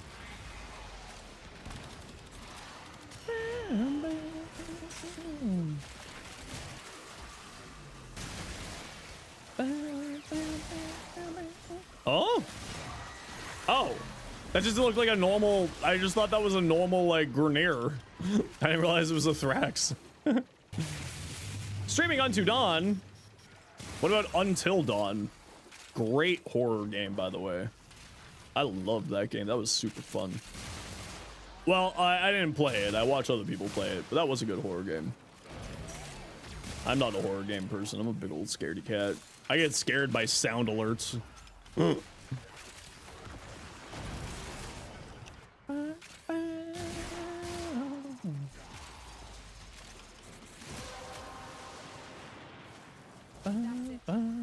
Did good in Phasmo? Yeah, but Phasmo's not that scary of a game. It's not that scary. It's a little bit scary, but not like that scary. Until Dawn would, if I was playing it, I would probably crap myself. What of the movie? There's a movie for Until Dawn? Oh. But it's because of the ship Forward Until Dawn also got good choice. A person of culture. Very well done. Good choices. The movie was trash. Oh. That makes me sad.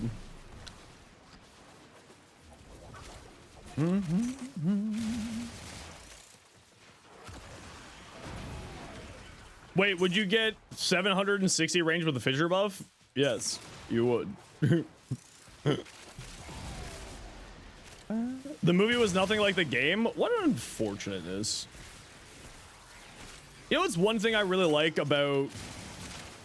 I haven't seen it, but like the one thing I really enjoy about Markiplier's Iron Lung, it was showing that that like passion projects can do really well. Now, like that said, it's because of like Markiplier fame. But like, you know what? Good on him. Hollywood is scared, true and real. I mean, probably not true. They don't care. But they're probably like, wait a second, this guy's movie only cost $3 million and made $21 million in the first week. Oh, hey, maybe we should pay more attention to passion projects like this and just let creators do what they want to do. Not just like YouTube creators, but like creators for other people. Like creators as in people who create things, not creators as in like content creators. Henry Cavill doing the Warhammer show. That's been news for years. That was something that was talked about when I worked for Games Workshop, which in case anyone needs to remember of how long ago that was over a decade ago.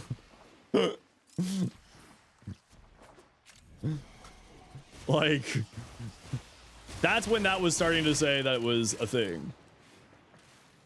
People say he's staying away after the writers left offices. Oh, I don't know about that. You have to go soon? No worries, Commander Knight. We're going to be heading out at 20 minutes. Just as a heads up. But if you want to, if you want to hang, or if you got to go early, you're allowed to go early, of course. Yo, Clover. Okay, Clover apparently says you're not allowed leaving, Commander. I'm sorry. Welcome on, everybody. My name is Zenosfire. I stream Warframe. I make content for Warframe on YouTube, as well as an official Warframe content creator. And every once in a while, Clover Makes me suffer in repo, but it's good times. How you doing? How's your stream? Of course, if you got a raid and run, go pick up the little ones. You are more than welcome to. But otherwise, everyone else, welcome on in. Doesn't everything make you suffer in repo? True and real. Hey guys, you've transferred over to a different room. Just a heads up. This is the room we're hanging out in. Never make you suffer for long? Oh, thanks, I guess. Now what we like to do anytime that we get raids, we like to do a little giveaway. So we'll get a giveaway going in a little bit once we're done this mission here. So sit tight, raiders. I hope that you all had yourselves a wonderful time. Why are you pinging that room? We're in another room. Why are you making me move around? I'm the main character. And I'm sick. Mainly because I'm sick. Why are you making me move around? I'm sick. Fine, I'll come over here.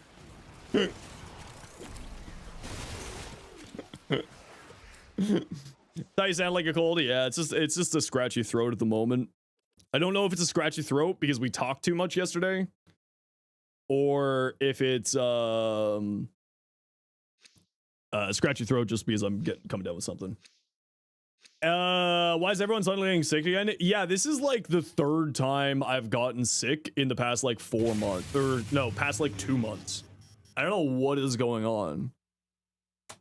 Your laugh sounds like a hiccup. Rude and true. Subside Lime, how you doing? No chassis? Not yet. I know exactly why we get sick. Is it because we don't see the sun?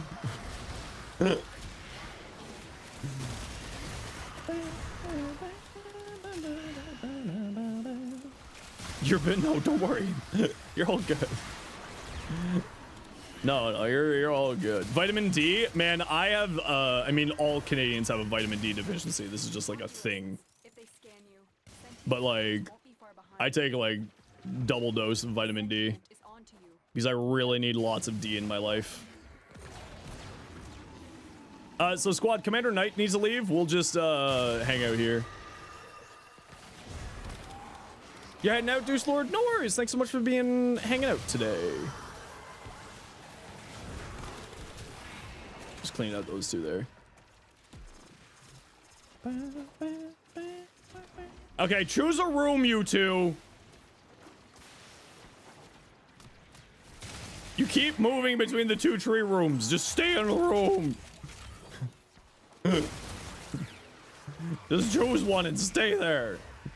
But room roulette is funnier, mods. I don't know. Delete that message.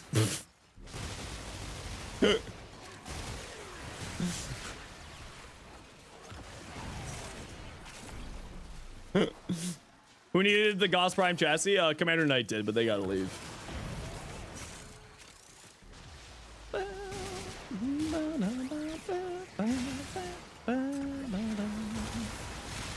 Canadians are allergic to the sun. Canadians aren't allergic to the sun. We just don't get anywhere close to the amount of sun that we need. I mean, it is like, I mean, during the winter time, there are times where I just don't see the sun because of streaming. Like, other than my window, which is there. Yeah. How about that blizzard last week? It was pretty cool. I love snowstorms. It was, so I live in an apartment building, and, like, I needed to climb to the top of the tower to, I'll allow that one. I had to climb to the top of the tower to, get the map to show up. Gotta make little Clover some din-din, no worries. They'll be around lurking. I hope you have a good rest of your day. And thank you so much for sharing your community here. I appreciate you, Clover, as always. Which, by the way, if you aren't following Clover yet, what are you doing with your lives? Clover's great.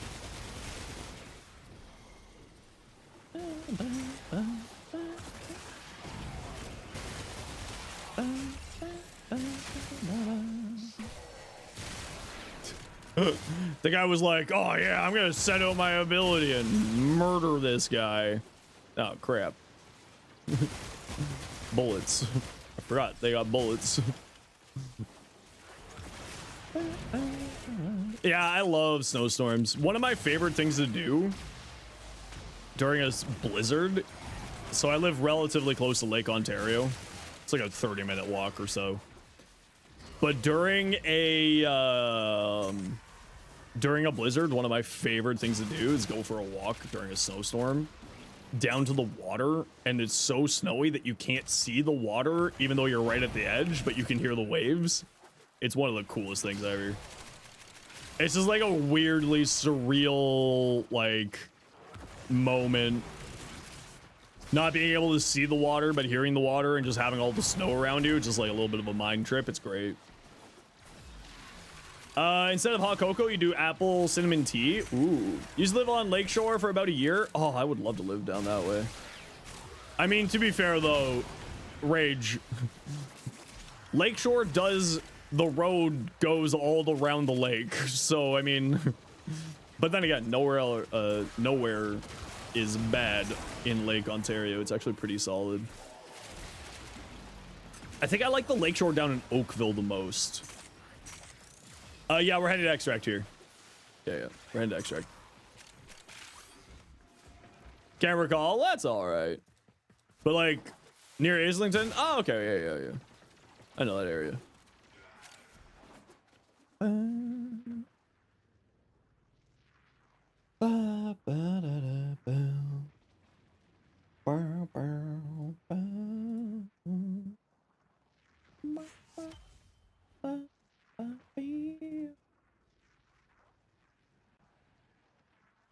Oh, Rage, I didn't know you were a Canuckadan as well.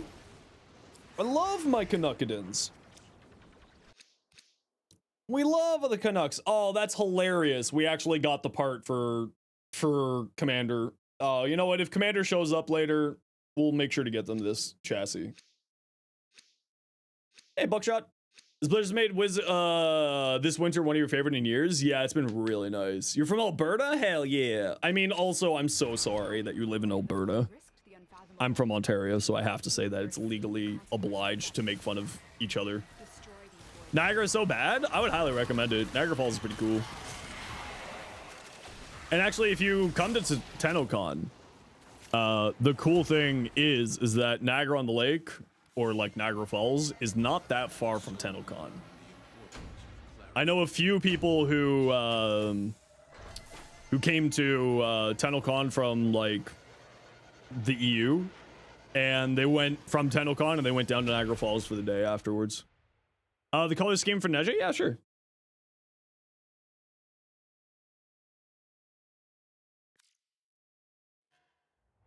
Yum.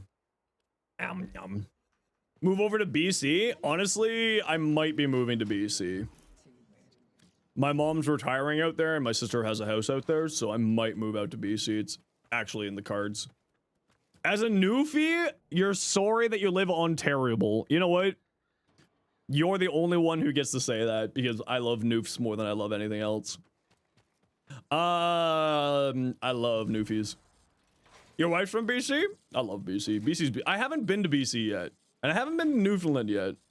Both of those are places I haven't seen, but I do love, I spent like a week driving across the East Coast other than Newfoundland because, you know, it's an island.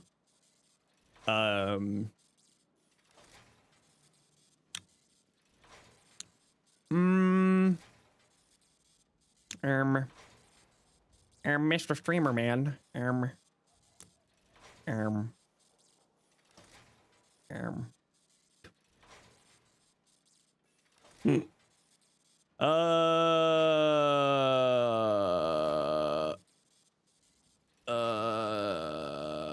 know. What are we giving away?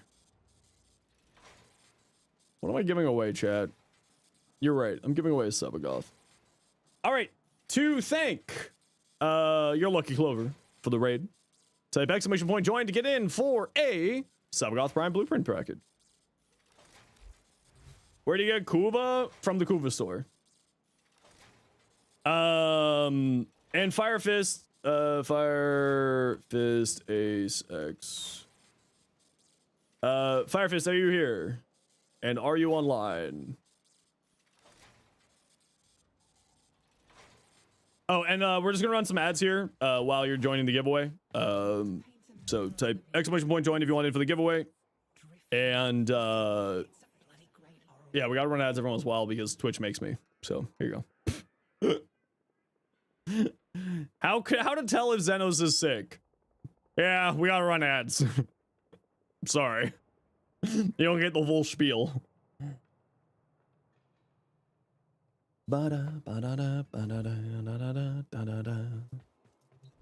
All right, let's get you your goodies. You love my mug? It's pretty great. What's the maximum amount of ads you can run? I don't know.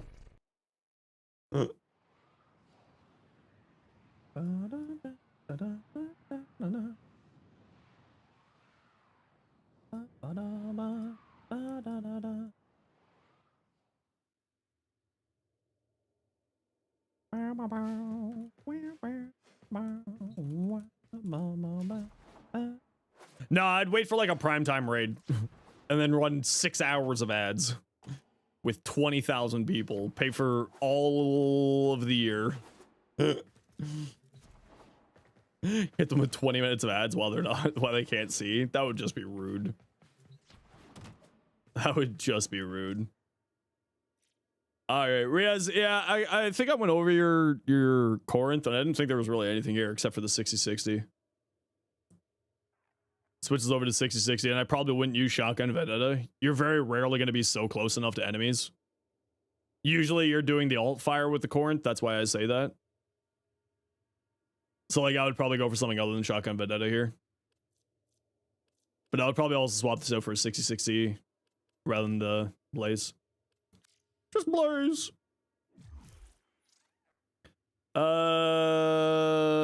Icicle. Did you send anything else here?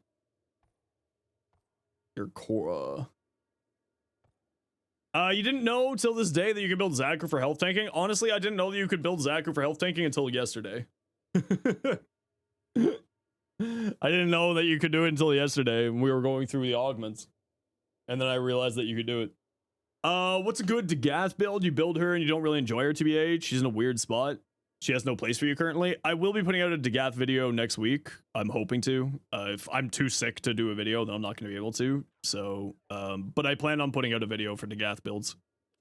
Let me get this trade here because Firefist Ace has been waiting very, very patiently for their Lavos. So let me get this to them first, just while we got them, so that we don't lose them.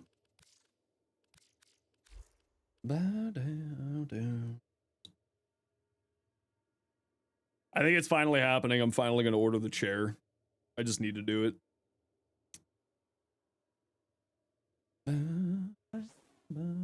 Know about the Endo Maximize strat? Yeah, it's just the arena farm. Still haven't yet? No, I was trying to put it off. I was trying to, like, not need it, but I'm realizing more and more that I just need to do it. Health tank and Vara build? Do it. Do it up. I'm just gonna sit here while waiting for this giveaway to finish here. There is another minute or so for you guys to get in for the giveaway if you want. Just type exclamation point join in the Twitch chat.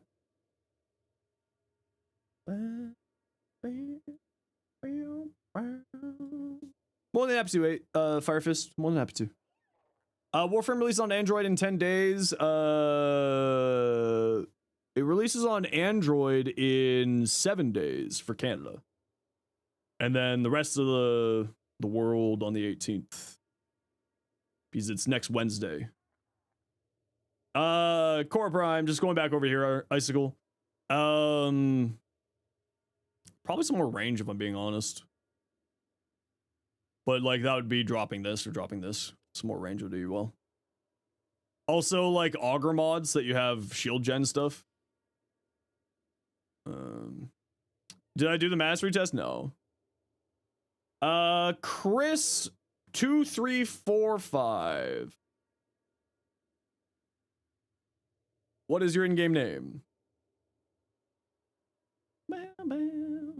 Put Warcry on her. I mean, I have a few different builds for her. Wrathful, I've got a Wrathful build. I've got a other weapon platform builds and evade build there. Auto aim or non auto aim on Warframe. I'm not on mouse and keyboard, so I don't use it. You return? Nice. Welcome back. How you doing? How's your day been? How was the play?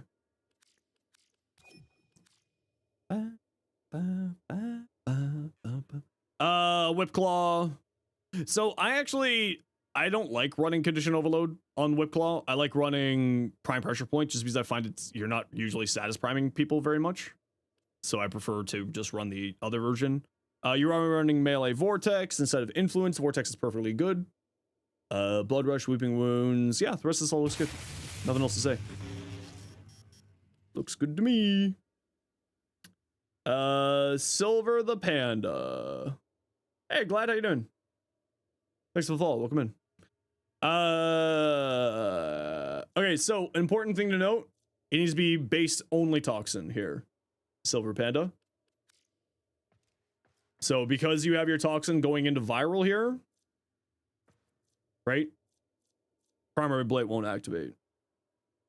Does Corvax require a lot of investment? Decent chunk of investment, yeah. Hoping you could get some beginner advice about some important stuff? Yeah, absolutely. Do you have anything specific that you need advice on, or are you just looking for general advice? Hey, chat, what was I giving away? A Revenant?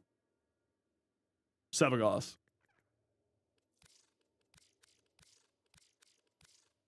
Yeah. Sevagoth. There we go. Don't mind me, I'm sick. I'm a little bit sleepy. General starting stuff about knowledge you go after and that kind of stuff. Yeah, okay. So, Wukong is a very, very good frame. Very, very powerful. He's more of a melee focused frame, so focus on more of the melee stuff. Chris, just give me ammo drums in return. The biggest things that I would recommend that you focus on is more to do with outside of the actual frame itself or the weapons itself. It's more to do with the other structures of the game. So I would recommend that you join a clan if you haven't already. Inside of a clan dojo, there's a lot of really important blueprints and like stuff inside of here. GG. So I'm just gonna use the fast travel because I'm lazy. But there's labs inside of the dojo where you can buy weapons.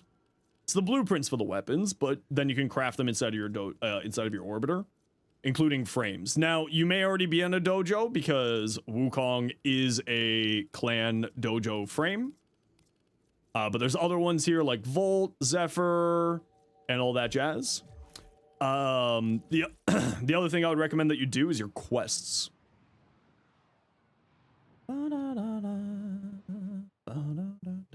So this is just a reskin of your orbiter. Don't mind the way this looks here. Do your quests here. So these ones here, the main story quests, are the most important ones for you to do. And they're kind of linear here. The main quest is locked at the moment. Okay, so then focus on getting that unlocked. Chris, thank you very much for the tier 1 sub. So yeah, these other ones are also useful. But this will unlock like new systems in the game, will unlock new warframes, will unlock new areas. So definitely make sure that you're focusing on these first and then work on these two here. The other thing that I would say is you are a new person. So if you haven't spent your 50 platinum that you get for free when you start the game, what I would recommend that you spend it on is Warframe slot and weapon slots. Warframe has one major limiting factor in the game, being the slots required to collect more stuff. So just make sure that you invest some platinum into these. It will make your life so much easier. The other thing to do is you probably have already done the teacher quest, but just make sure that you're like leveling out your mods. And the other thing that's kind of useful to know is in case you haven't done this yet or you've forgotten, you can melt these mods down for endo, which is a resource necessary to level mods, or credits. Do it for endo, don't do it for credits. But just sort of as like in a push comes to shove, you can get credits. And the other thing is like, you know, enjoy your time, right? Like get mods on your Warframe, start learning about how modding works and learning about how all this stuff works and so on and so forth.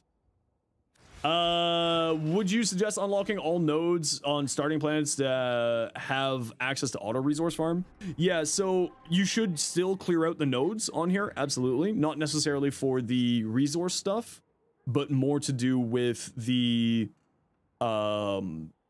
unlocking a different game mode called the Steel Path, which is basically New Game Plus. It resets the star chart, so you have to go through it all again, but it's harder enemies, and more loot and stuff. So like work on that. But you know, if you're just kind of like hanging out and just like playing, then like work on cleaning out the star chart. Definitely recommended. So like, you know, doing the not necessary missions right now will save you time in the future, which is useful. You're still new, building Dagath, the Warframe as well. Yeah, Dagath is about to get the deluxe skin next Wednesday. And Dagath is a very fun frame. She's very fun. Highly, highly recommended. She's got like some weird tech and she's a little bit more complex than other frames, but very, very good. Is the Augur bonus set worth it? Yeah. The thing with the Augur set that's really, really good is there's two of them here. There's 2 Augur mods that you can put onto your pistols. So you don't necessarily need to put them on your frame if you don't want to, but you want the shield gen stuff. Yeah. Also use Augur on companion weapons. Yeah, if you're using a Sentinel or a MOA. Yeah. Yeah. If you're using either of those, it can be really, really useful. Couple of videos that explain the mod interaction with different statuses and how they go over.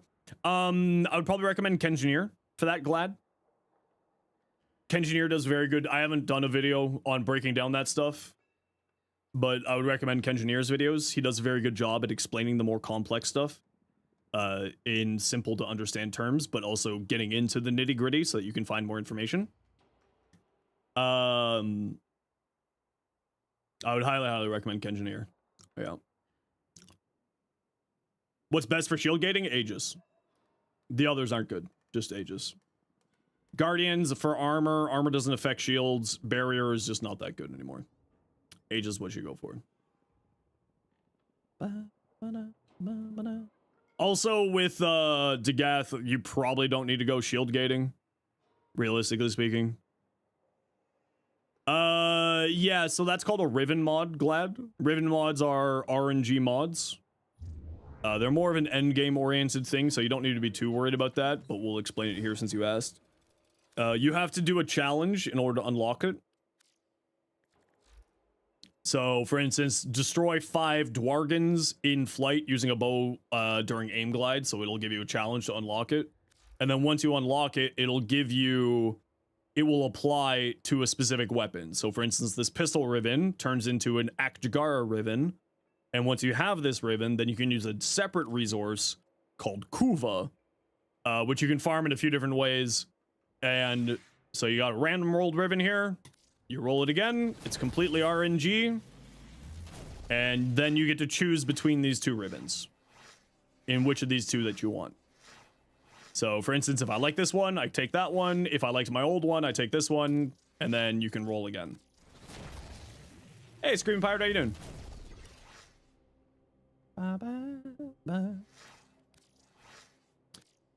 So, but like, this is more of an endgame oriented thing. It's fun, but like, I wouldn't recommend a new player to focus on that right now. The more important thing for you to focus on is like leveling up the mods that you own and the mods that you're gonna be putting on your frame. Right? Like, get these mods leveled out is the more important thing. Does killing blow affect slams? To my knowledge, yes.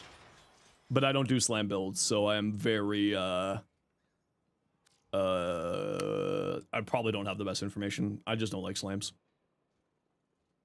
Akito! Ooh, cool looking Ash. Wow, I haven't seen this Ash skin before. Or at least I haven't seen this Ash skin in a long time. I like that, looks good. He only says heavy attack? Yeah, oh, sorry. It would affect heavy slams. Sorry, my brain immediately went to you talking about heavy slams. It should affect heavy slams, yes. But you would have to reference the wiki because I don't really use slam attacks. Nikos and Nerondel? Something like that? How is it to find parts for specific prime frames? Not that hard. It's a bit RNG though. Warframe's got a lot of RNG mechanics. It's just kind of part of the game. So you have relics here, right? So each of these relics, each relic will have 6 different items that you can potentially get from it. Commons, uncommons, rares. And then you can put what's known as void traces, which you get by running relic missions, into the relic to increase the odds of you getting the uncommons and rares. Right? So if I click here, you can see this bar going up. So it's more likely to be gold, it's more likely to be silver, it's more likely to be bronze, and you can see sort of the weighting of the bars here.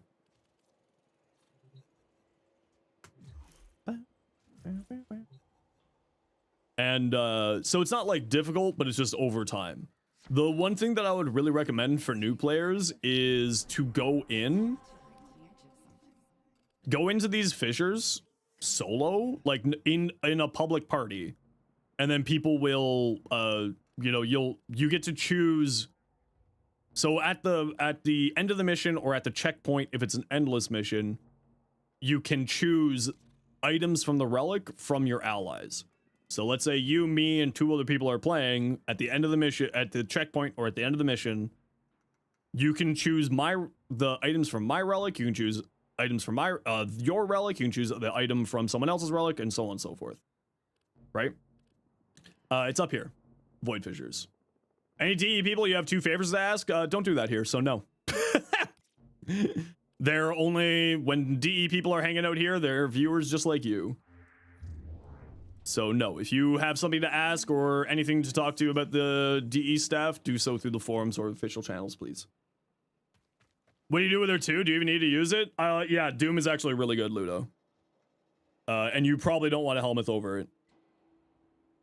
You don't want to do that. Yeah. You have a ton of stuff to learn? Yeah, so Warframe's not a hard game. It's just a complex game. A lot of people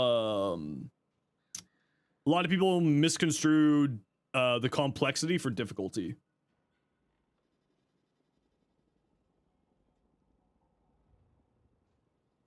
There's my dual Toxis build there for you. Yeah. Make a mecha set available for the helmet charger? Yeah, that's definitely not a anywhere here. That's a go to the forums. That's a go to the forums. Let's go to the Discord. It's not a stream conversation. When DE staff are hanging out here, because they do occasionally hang out here, if they're not on the official Warframe account, they are here as viewers, so please leave them be. Please and thank you. So the question is, horses or no horses? The horses is actually really, really good. Because it's armor strip. Like, I usually don't run a helmet on Dagath, but if I do use a helmet on Dagath, I usually put it over her one. How do you get abyssal shards? Since you need abyssal shards? You need some resources there to make for frame parts. Oh, are you talking about the abyssal vein thorns? For Dagath? So you need to be pledged to a syndicate. This will be, if you're looking at your navigation terminal in your orbiter, it's immediately to your left against the wall. It doesn't matter which grouping you choose. They come in pairs. So there's these two, and these two. Choose one. What I would recommend is take a look at their offerings. And if you like see any like cool weapons that you want, go for that. Or if you have a specific frame that you're enjoying, just need another formula to level up your pledge. Okay, yeah. So the abyssal keys, I believe, are right here. Abyssal beacon. You grab this. It costs 5,000 reputation. You pick this up and you go do the mission. Yeah, and there are also alerts at the moment, as Cardi is saying. These alerts here for Dagath, they're fully built parts. So you don't need to do those missions. You don't need to do the special missions. These are fully built. But the missions were hard. Yeah, you don't need to do the missions for Degath. If you do these alerts here. These are fully built systems, fully built neuroptics, fully built chassis. That health tank Zaku's some weirdness. It's really fun, actually. You got those from there? Yeah, so you shouldn't need any parts. That's just then you need to craft Degath. Oh, does the Degath main blueprint require anything weird? No, yeah. So you just need the 3 parts and then Orkin cells.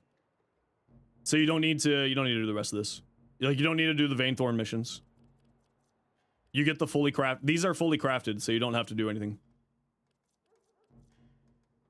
So you don't need to do those missions necessarily for Degath. Akido, another Ash. Ooh, I like that Ash. Ash is nice.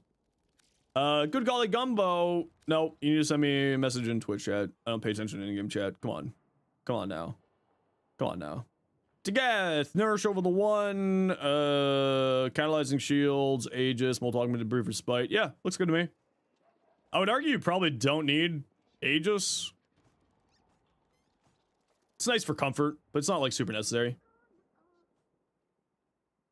Multi augmented, yeah, looks good to me. Nothing really to say here. Yeah, looks good. The only thing is, like, if you aren't, like, if you're just keeping Doom on here for this, that's great. But I would maybe say, like, get yourself a little bit of range on here so that you can cast Doom yourself, but, like, that's not super necessary. That's not super necessary at all. If you don't pay attention to the Into you. Eidolon Volt build? No, but it's just high strength, high duration. Typically. If I remember correctly. Shoot through the shields. Gives you extra crits. Good to go. Alrighty. Who wants to join me for Conjunction Survival? This is a first come, first serve. You must be ready to go because we only got 5 minutes. Subsided Lime, what's your in-game name? Didn't check your Ash build? Well, then send it again. My apologies for missing it. Cloaked, what's your in-game name?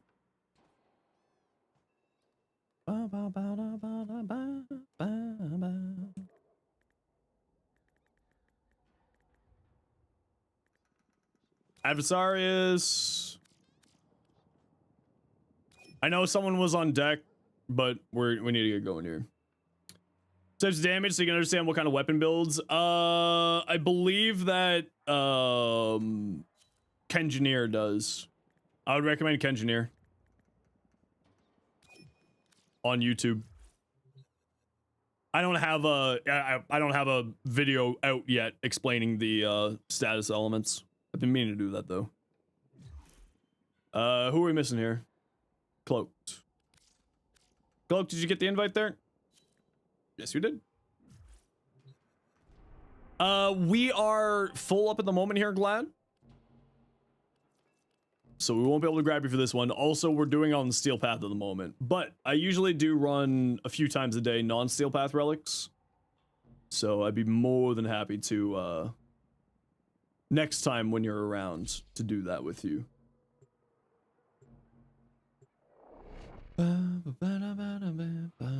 Are red Archon shards better or purple for Wolf for Eidolon? I might.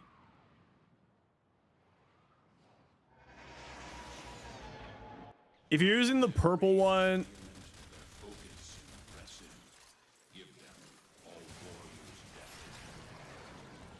Is this a void relic? Yes, okay. I was about to say, being like, huh? If you do the primary electric damage one, I would say that wouldn't be a bad choice. But I would probably say, like, probably just going for the red shards would be better. Enemies are disappearing. Yeah, when you get into the later stages of Warframe, it's it becomes less a survival game and more of a horde shooter. Just you know, just kind of the way things go. Like, the late game of Warframe is measured in the success of kills per minute. Like, a decent, like, a good end game build is like 150 kills a minute. Like, a really good end, end game build is like 200 kills per minute. How many buffs you got on a time? Kind of depends on the frame. Some frames have a lot more buffs to them. Wow, we got shafted. Understood.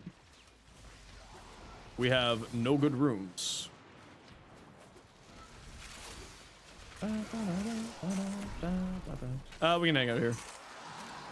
How does that work? Kills per minute? So in the steel path, enemy density is set to maximum. So enemies will constantly spawn and be at the highest levels that they possibly can be on the map, always. So it allows you to be able to do stuff like that. Okay, I gotta run a quick ad break here. Sorry guys, we gotta run ads every once in a while so that new people don't get pre-roll ads. Sit tight. See you a second.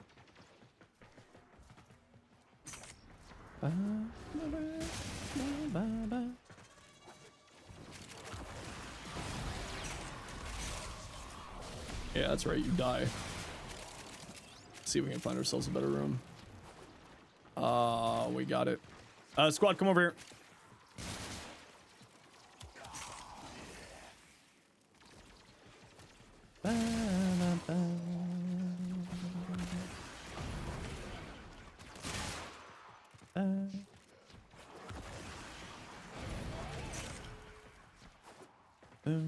Yeah, some regions don't get ads.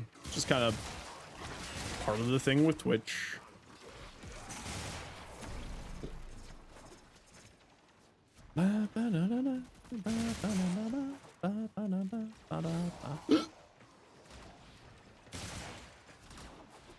No, no.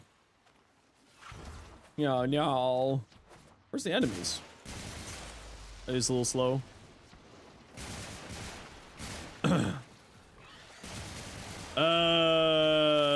Dead turn as your safe part, let enemies come to you. Yeah, that's the idea. Is we find a room that's very useful. We call a room good based on enemy spawning locations and any spawning routes. So this room here has a lot of spawning, good spawning routes. So they spawn there, they spawn there, they spawn there, they spawn there. And then we let them come to this room. And that's the idea. Especially when you're in the late game, like for what's known as endless missions.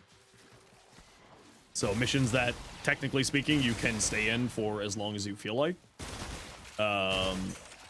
You definitely want to be near and with your squad at every opportunity, both for your survivability, but also because it centralizes enemy spawn locations. It's on all media platforms? Yeah, that's not surprising. Depending on where you are in the world. Sanctions, politics, laws. Yeah, it happens.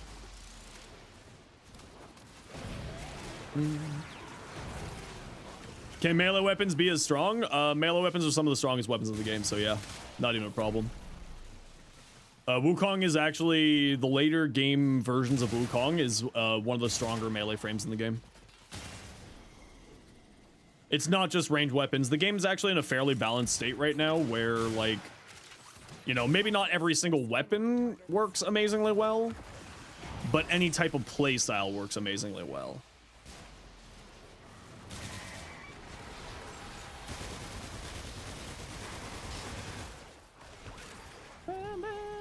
You like more the melee approach? Yeah, so like there's not like a wrong answer to how to play Warframe. As long as you're having fun and you get the mission done, that's what matters most.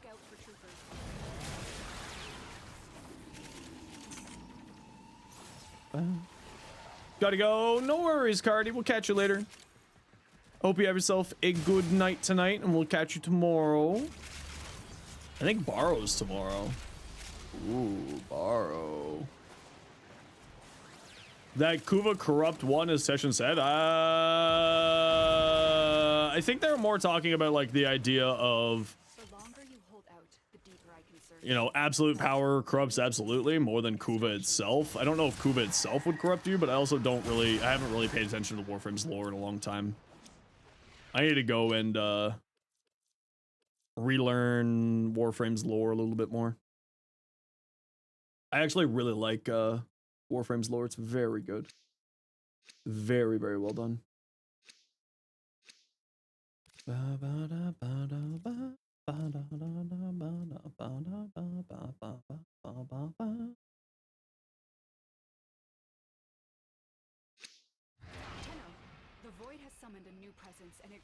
But so far, you changed this out for unranked weapons to get as high as possible, mastery as quick as possible. That's the correct answer. Yep. That is what you do.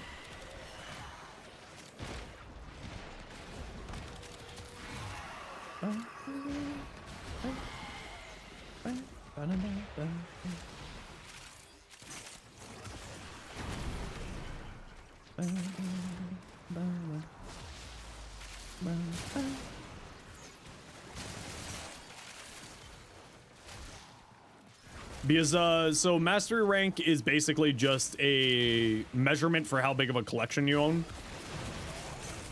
That's kind of all mastery rank is. I mean, it's important to increase it. I'm not saying that, but it's not like a gauge of anything other than how big of a collection you own. Does weapon growing stronger if you reset it often with formas? So not directly, but yes. It's not like if you put more form into it, it gets more base stats. If you get more form into it, then you can put more bigger mods into it, right? So it's not necessarily the weapon itself getting stronger, but the fact that you can make it stronger, if that makes sense. Do you think it's better to level weapons or frames companions for MR? You should be doing all of it. Onamori works. You don't take damage 50% of the time, and every once in a while, it heals or returns your shields.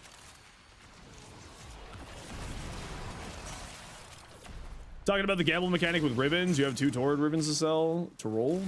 I don't know where this was going, where this message came from. But why would I'm very confused, Gauss Prime, sorry. I'm confused at how that connects to what you were saying earlier. Finish your mission to find out what's inside. To my knowledge, that's how Onamori works, but I could be wrong. Oh, are you doing the funny? Sorry, I'm sick. I'm not picking up on social stuff right now. My apologies. If that's what you were doing, I apologize, Gauss. Oh, there's no enemies here. Where are the enemies?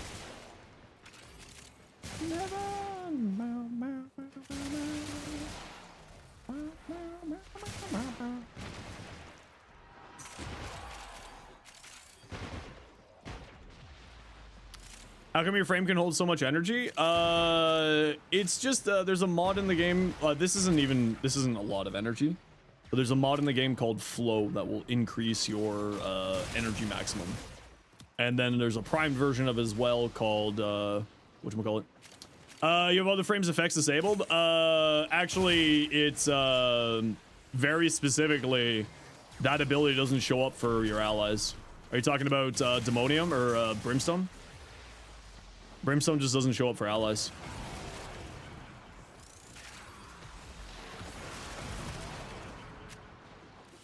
If that is what you are speaking of. Did I not put a form into Maneja before we came in here? Oh. It didn't. I did not put a form into it. Did I? Not in Maneja. No, I don't think so. I put one in last mission. I don't think I put one in for this mission. It would be very odd to have a maxed out a forma in 8 seconds, or in 8 minutes here. In a squad. Usually it would be like 12 minutes on this tile with squad play. Should you sell your Ayatan sculptures with Ayatan stars? Yes, you should, and make sure that you put those in. You go to Maru's Bazaar once you finish the quest. Maru, I forget what Maru's quest is called. you can trade those Ayatan sculptures for Endo. Nessa La Fresa. Aha. Welcome on in, Nessa. How you doing today? How was your stream? Welcome on in. Yeah, if you're ever wondering if drops are active on a channel where the pinned message is, it'll say drops are active. If nothing pops up there, that means drops are not active. Hi, Nessa. How was your stream? How's your day? Thanks for answering all your questions. More than happy to. I love it. Just make sure to pay it forward. Help out a baby tunnel in the future. That's your task. Played Steel Path for the first time. Oh, look at you. No longer a baby tunnel. I'm so proud of you. Go back to lurk? Yeah, no worries. We'll try, but need more time in the game. That is the exact rule. That's the way to do it. Why do people hate Limbo? Because people don't know how to play with Limbo in their squad. That's basically it. Welcome on, everybody. My name is Zenosfire. I stream Warframe and make content for Warframe on YouTube, as well as stream official Warframe content creator. Sorry, I'm a little bit sick, Nessa, so I apologize. I'm not quite here at the moment. But of course, if you got a raid and run, you are 10,000% welcome to. If you want to hang, you're welcome to hang, of course, as always. Limbo's a bad frame? No, Limbo's not a bad frame. It's just people don't know how to play with them. It's a knowledge issue with Limbo. Limbo's actually, in my opinion, probably one of the strongest frames in the game, but the problem is that people don't know how to play with him or play with him in his squad.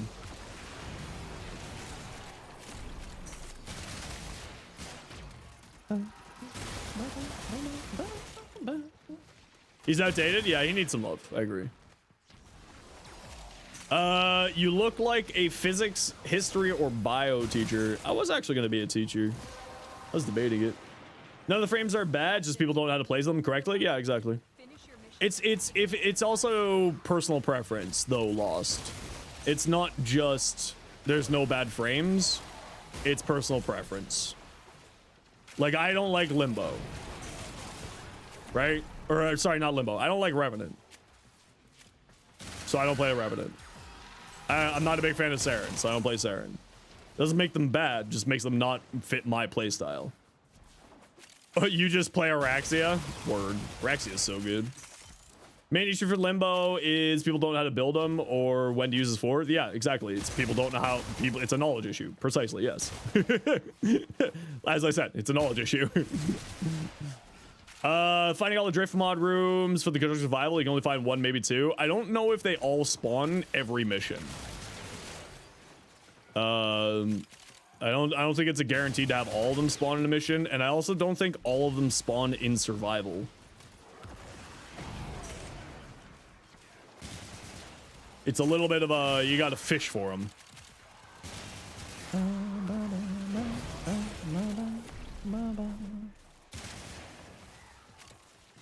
Mr. Sizer, yep, sorry, I can't word today. I'm sick, but I appreciate the follow nonetheless. Yeah, I would recommend Exterminate as well. The Crossfire Exterminate, that's where I would recommend doing the drift mod farming. Tends to be just consistent, and it's also quick. And especially with Exterminates, because it's Exterminates are much more of a linear mission. Right, you just kill enemies, and then you find extract, and then you're done. So it's a little bit more linear. I would recommend doing those Exterminates for the drift mods. Just like Haro, and everyone keeps telling you to use him for your code of bass assist. Oh yeah, Haro is actually legitimately really good. But if you don't like him, you don't like him. You know.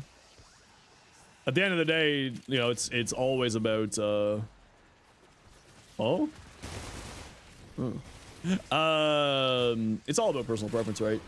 What's the combo for Saren? I mean, Saren, it's just, you know, weapon platform city.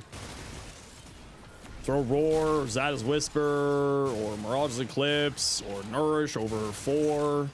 The Augment for her 1. Do big weapon damage. Win life. And then you use weapons like Sobek with acid shells is a fan favorite and well-known combination. The Ocucore is another fantastic weapon to use with Saren. Just because she has so many weapon platforming abilities that it makes her very strong for the Ocucore to get it ramped up so that it can do its whole Sentient Surge shenanigans. She's great with melee weapons as well, so whatever melee weapon you feel like. So this is an obvious question. No, don't worry. No. I'm sick today, so I sound sarcastic and disinterested. I'm just sick. It's not a stupid or obvious question. It is a me thing today, not you. Don't you worry. I am just a sick man. But yeah, like that, anything under just that area. Any weapon for Honor, to be honest, yeah, you're totally right. Like, she is a very, very strong weapon platform to the point, and for those of you who don't know what weapon platform means, it means it's a frame whose abilities or playstyle favors weapon damage and boosts up your weapon damage, and that's the idea behind it. Maintaining social masks hard? No, not so much. I'm just low energy because I'm sick. I do have sort of the social masking thing as well. Like that is a part of, because I've got ADHD. So like I do the sort of the social masking as well. It's nothing to do with that. It's just I'm sick. That's all.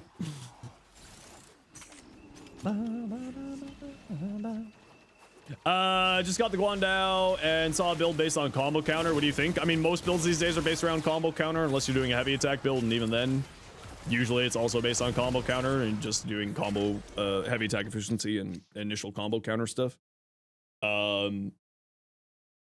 Typically with the Guandao, I'd probably lean into a Chris Sass hybrid, and like good old influence is always good.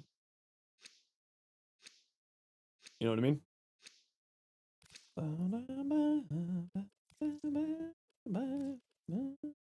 Initial combo on there. Quack Docker, we do not have a bot link, but give me a minute here and I'll get you a link.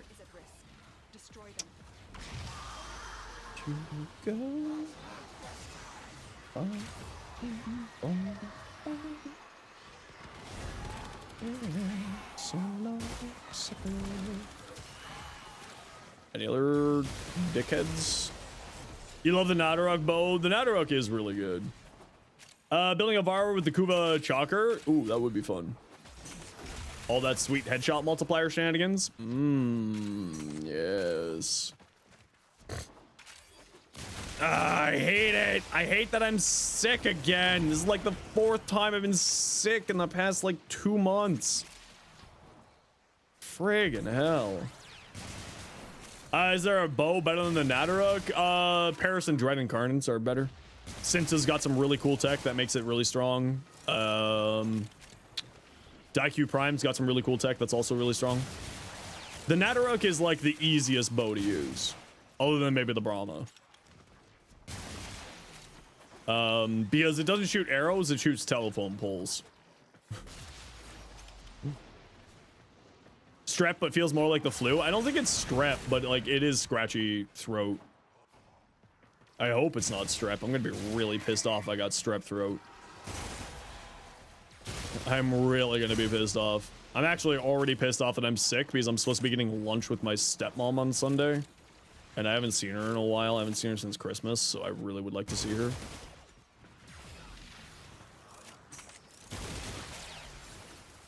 My stepmom is the one who pops up in Twitch chat every once in a while. Raxus Arrows because of the fast charge rate, but doubt it's up there. It's not a bad weapon.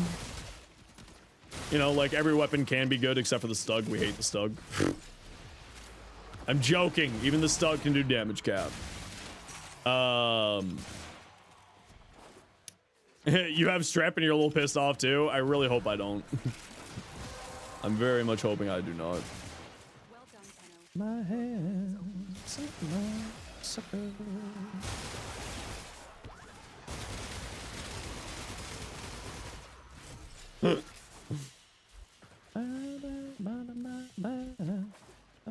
All right, I didn't put a form on. What am I doing? Derp.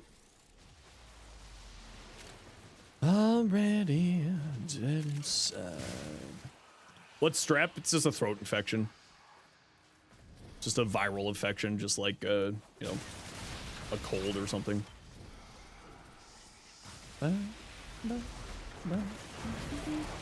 Is it true that you can get pretty much infinite multi-shot on the Stug?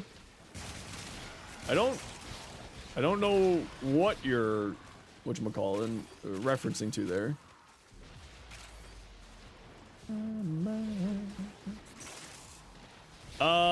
What's the best mod to max Arcarius's damage? Usually you'd be going hard into crit chance and then go with like secondary enervate. And then just like put as much damage mods as you can on that thing. That's like the usual build these days for it. Okay, I gotta run a quick ad break here, everybody. You know the deal. We gotta run ads every once in a while so that new people don't get approval ads. If you don't like ads, you kind of like me and you want to support the community, Twitch sub, Twitch Turbo. Otherwise, it's tight. See you in a second. In squad, we're heading to extract here at 20 minutes. So get ready to head towards extract.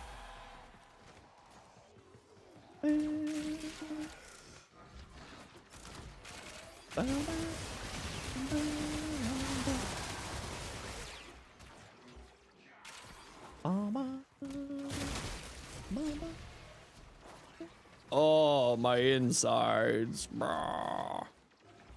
Brah. No, YouTube is just gives you random ads. It's not set up to give you ads at the same time as Twitch. It's just RNG with YouTube.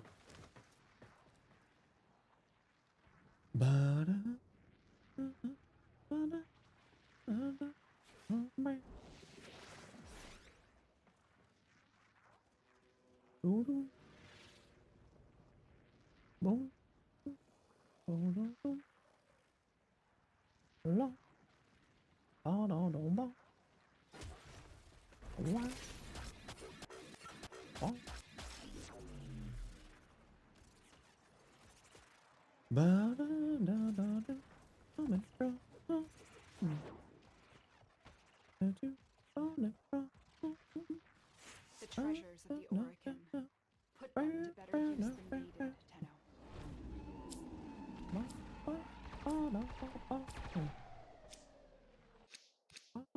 Oculists, if they scan you, sentient fighters won't be far behind. You want ads too?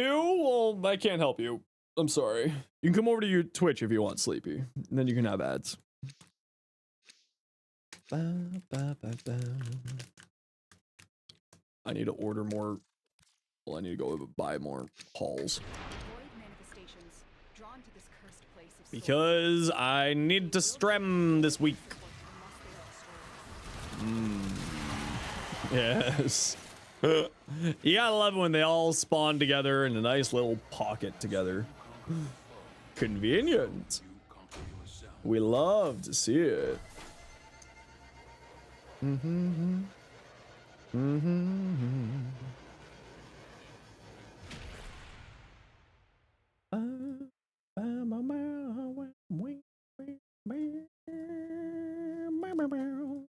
All right, GG peeps, well done. Easy peasy. Not even a worry. All right, let's take a look at your Ash build. Let's see. Silence over the 4. Very high duration. I would probably shift out of some duration on here and go more into strength, personally. Oh, but you put it over the 4, so you don't necessarily need strength. I was gonna say if you weren't, like, I would put silence on Shuriken, personally. Because Shuriken's armor strip, it's 5 enemies. This is just, in my opinion, not a great augment. It's just not a great ability. So I would probably put silence over the 1 and play with the 4. And I personally would run the smokescreen augment over Seeking Shuriken. So what? Words? Seeking Shuriken. Personally, just because extra crit chance is always good. And then like the way that I play Ash is I just activate as 4 and then I just sort of leave it and then I go around and kill other things while it's doing its thing. Like that's how I enjoy playing it. It's not like necessarily a good or best way, but like what you have here is really strong. But just because of this being only 5 enemies, I would probably just use his 4 as like an extra weapon, like an extra damaging ability, and like shift silence over the 1 personally. But like it's not like it's bad to go this direction either, right? It's sort of a 6 of one, half dozen another. I think that you could probably switch out energy siphon for something else, like corrosive projection, so that you reduce enemies' armor by 18%. Because the reason why is you got equilibrium and energize here, you're not gonna have energy problems. It's like this isn't really doing a whole ton for you. Opinions on sight, very fun. I need to play around more with sight. He's a really good frame, actually. I like playing with his 4 though. A lot of people like to swap out his 4 for something else, but I like the 4 more. Yeah, I mean, otherwise looks good on here. Nothing else to say there, Aikido. What do we got? Sebagoth Prime, double augment, roar over the 4. Yep, nothing to say. This is the classic build here. The only thing I would say is that if you got the mod capacity / put another form on here, you could switch out stretch to Archon stretch. But you are having gloom, so any enemies who are inside of your gloom will stop the energy regeneration. So just like keep that in mind. So maybe you don't want to do that. But if enemies aren't in your gloom, then you do get the energy regeneration. So it's a little bit of a trade-off. Depends on the situation. But energize should be good. You might want to run some purple. You're running Zenric? Yeah, I always run Zenric. I don't understand how people can't play Warframe without Zenric. It's wild to me. Arcane Energize, though, should be enough energy, but you probably want at least 1 or 2 of the Equilibrium purple shards on your frame. And with Sensi Construct on Companion, Sevagoth is a relatively energy-hungry frame. These are spamming the 1 and 2 quite frequently. Right? So you might want to get another energy source on here. And it would just be the Equilibrium shards or maybe switching out Stretch. But you do want some range for his abilities, so like maybe not Stretch. But probably the Equilibrium shards is what I would do here. Sub. But yeah, this is the classic build. Not much to say. Again, like I said, Archon Stretch, so that when an enemy isn't in Gloom, then you can get a little bit of energy back. If you got the mod capacity. And it can be activated by Companions, so you don't necessarily need to have it on your frame doing the electric damage. So yeah, just keep that in mind. You should be solid. Looks good. Looks good to me.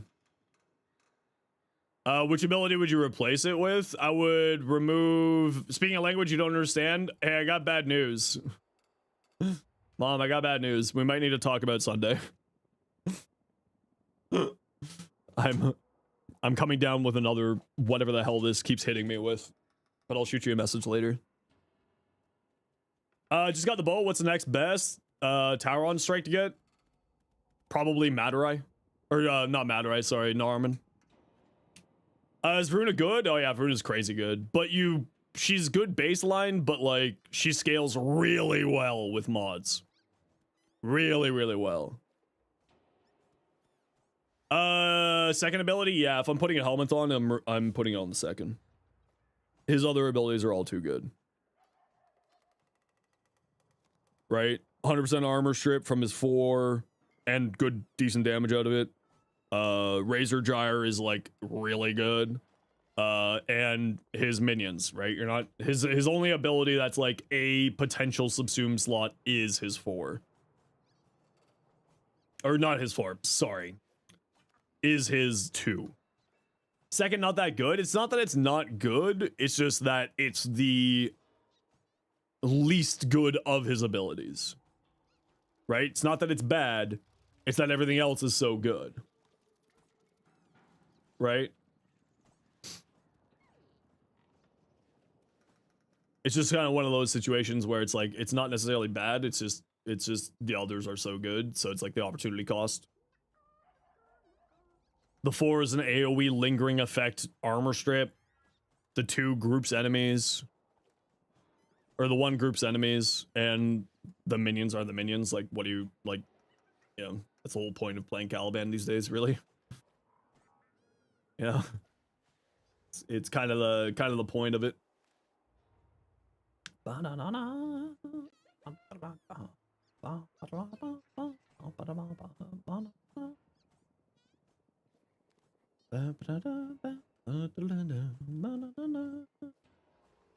All right, everybody. I am calling it here for me. Thursdays we usually end a little bit earlier, so I'm going to call it here for me tonight. But before we go, Nessa LaFresta, thank you for the raid. Chris, thank you very much for the new tier 1. Akarius Live, thank you for the follow. Your Lucky Clover, thank you for the raid. Wolfrey, thank you very much for the new Prime. Lili, thank you for the raid. Hydroponic, thank you for the 2 months tier 1. A Green Snake, thank you very much for the super chat. That is incredibly generous of you. Dovalat, thank you for the gifted sub. And that is it for today. We're gonna drop you off with this fool. And I say fool, but a straight up G. We're gonna drop you off with Brozyme. Alright, everybody. So if you got a emote, if you got a sub, there's some emotes to throw at Brozyme. For everybody else, take care, be safe, be good to each other. Go spend a whole 60 seconds, say hi to Brozyme. And I hope you all have yourselves a wonderful night. We'll be back tomorrow. Keep an eye on my YouTube channel, as I will be putting out borrow recommendations first thing tomorrow morning. So make sure to go check that out. Otherwise, I hope you all have yourself a wonderful day. I'm hoping I'll be feeling better tomorrow. Keep an eye on our Discord, as I may not stream tomorrow, depending on how bad I'm feeling. I'm going to try to stream tomorrow, though. We're trying to hit that Partner Plus, so got to do the grind. But I hope you all have a fun time. Take care, be safe, be good to each other. And go say hi to Brozyme for me. Bye, everybody.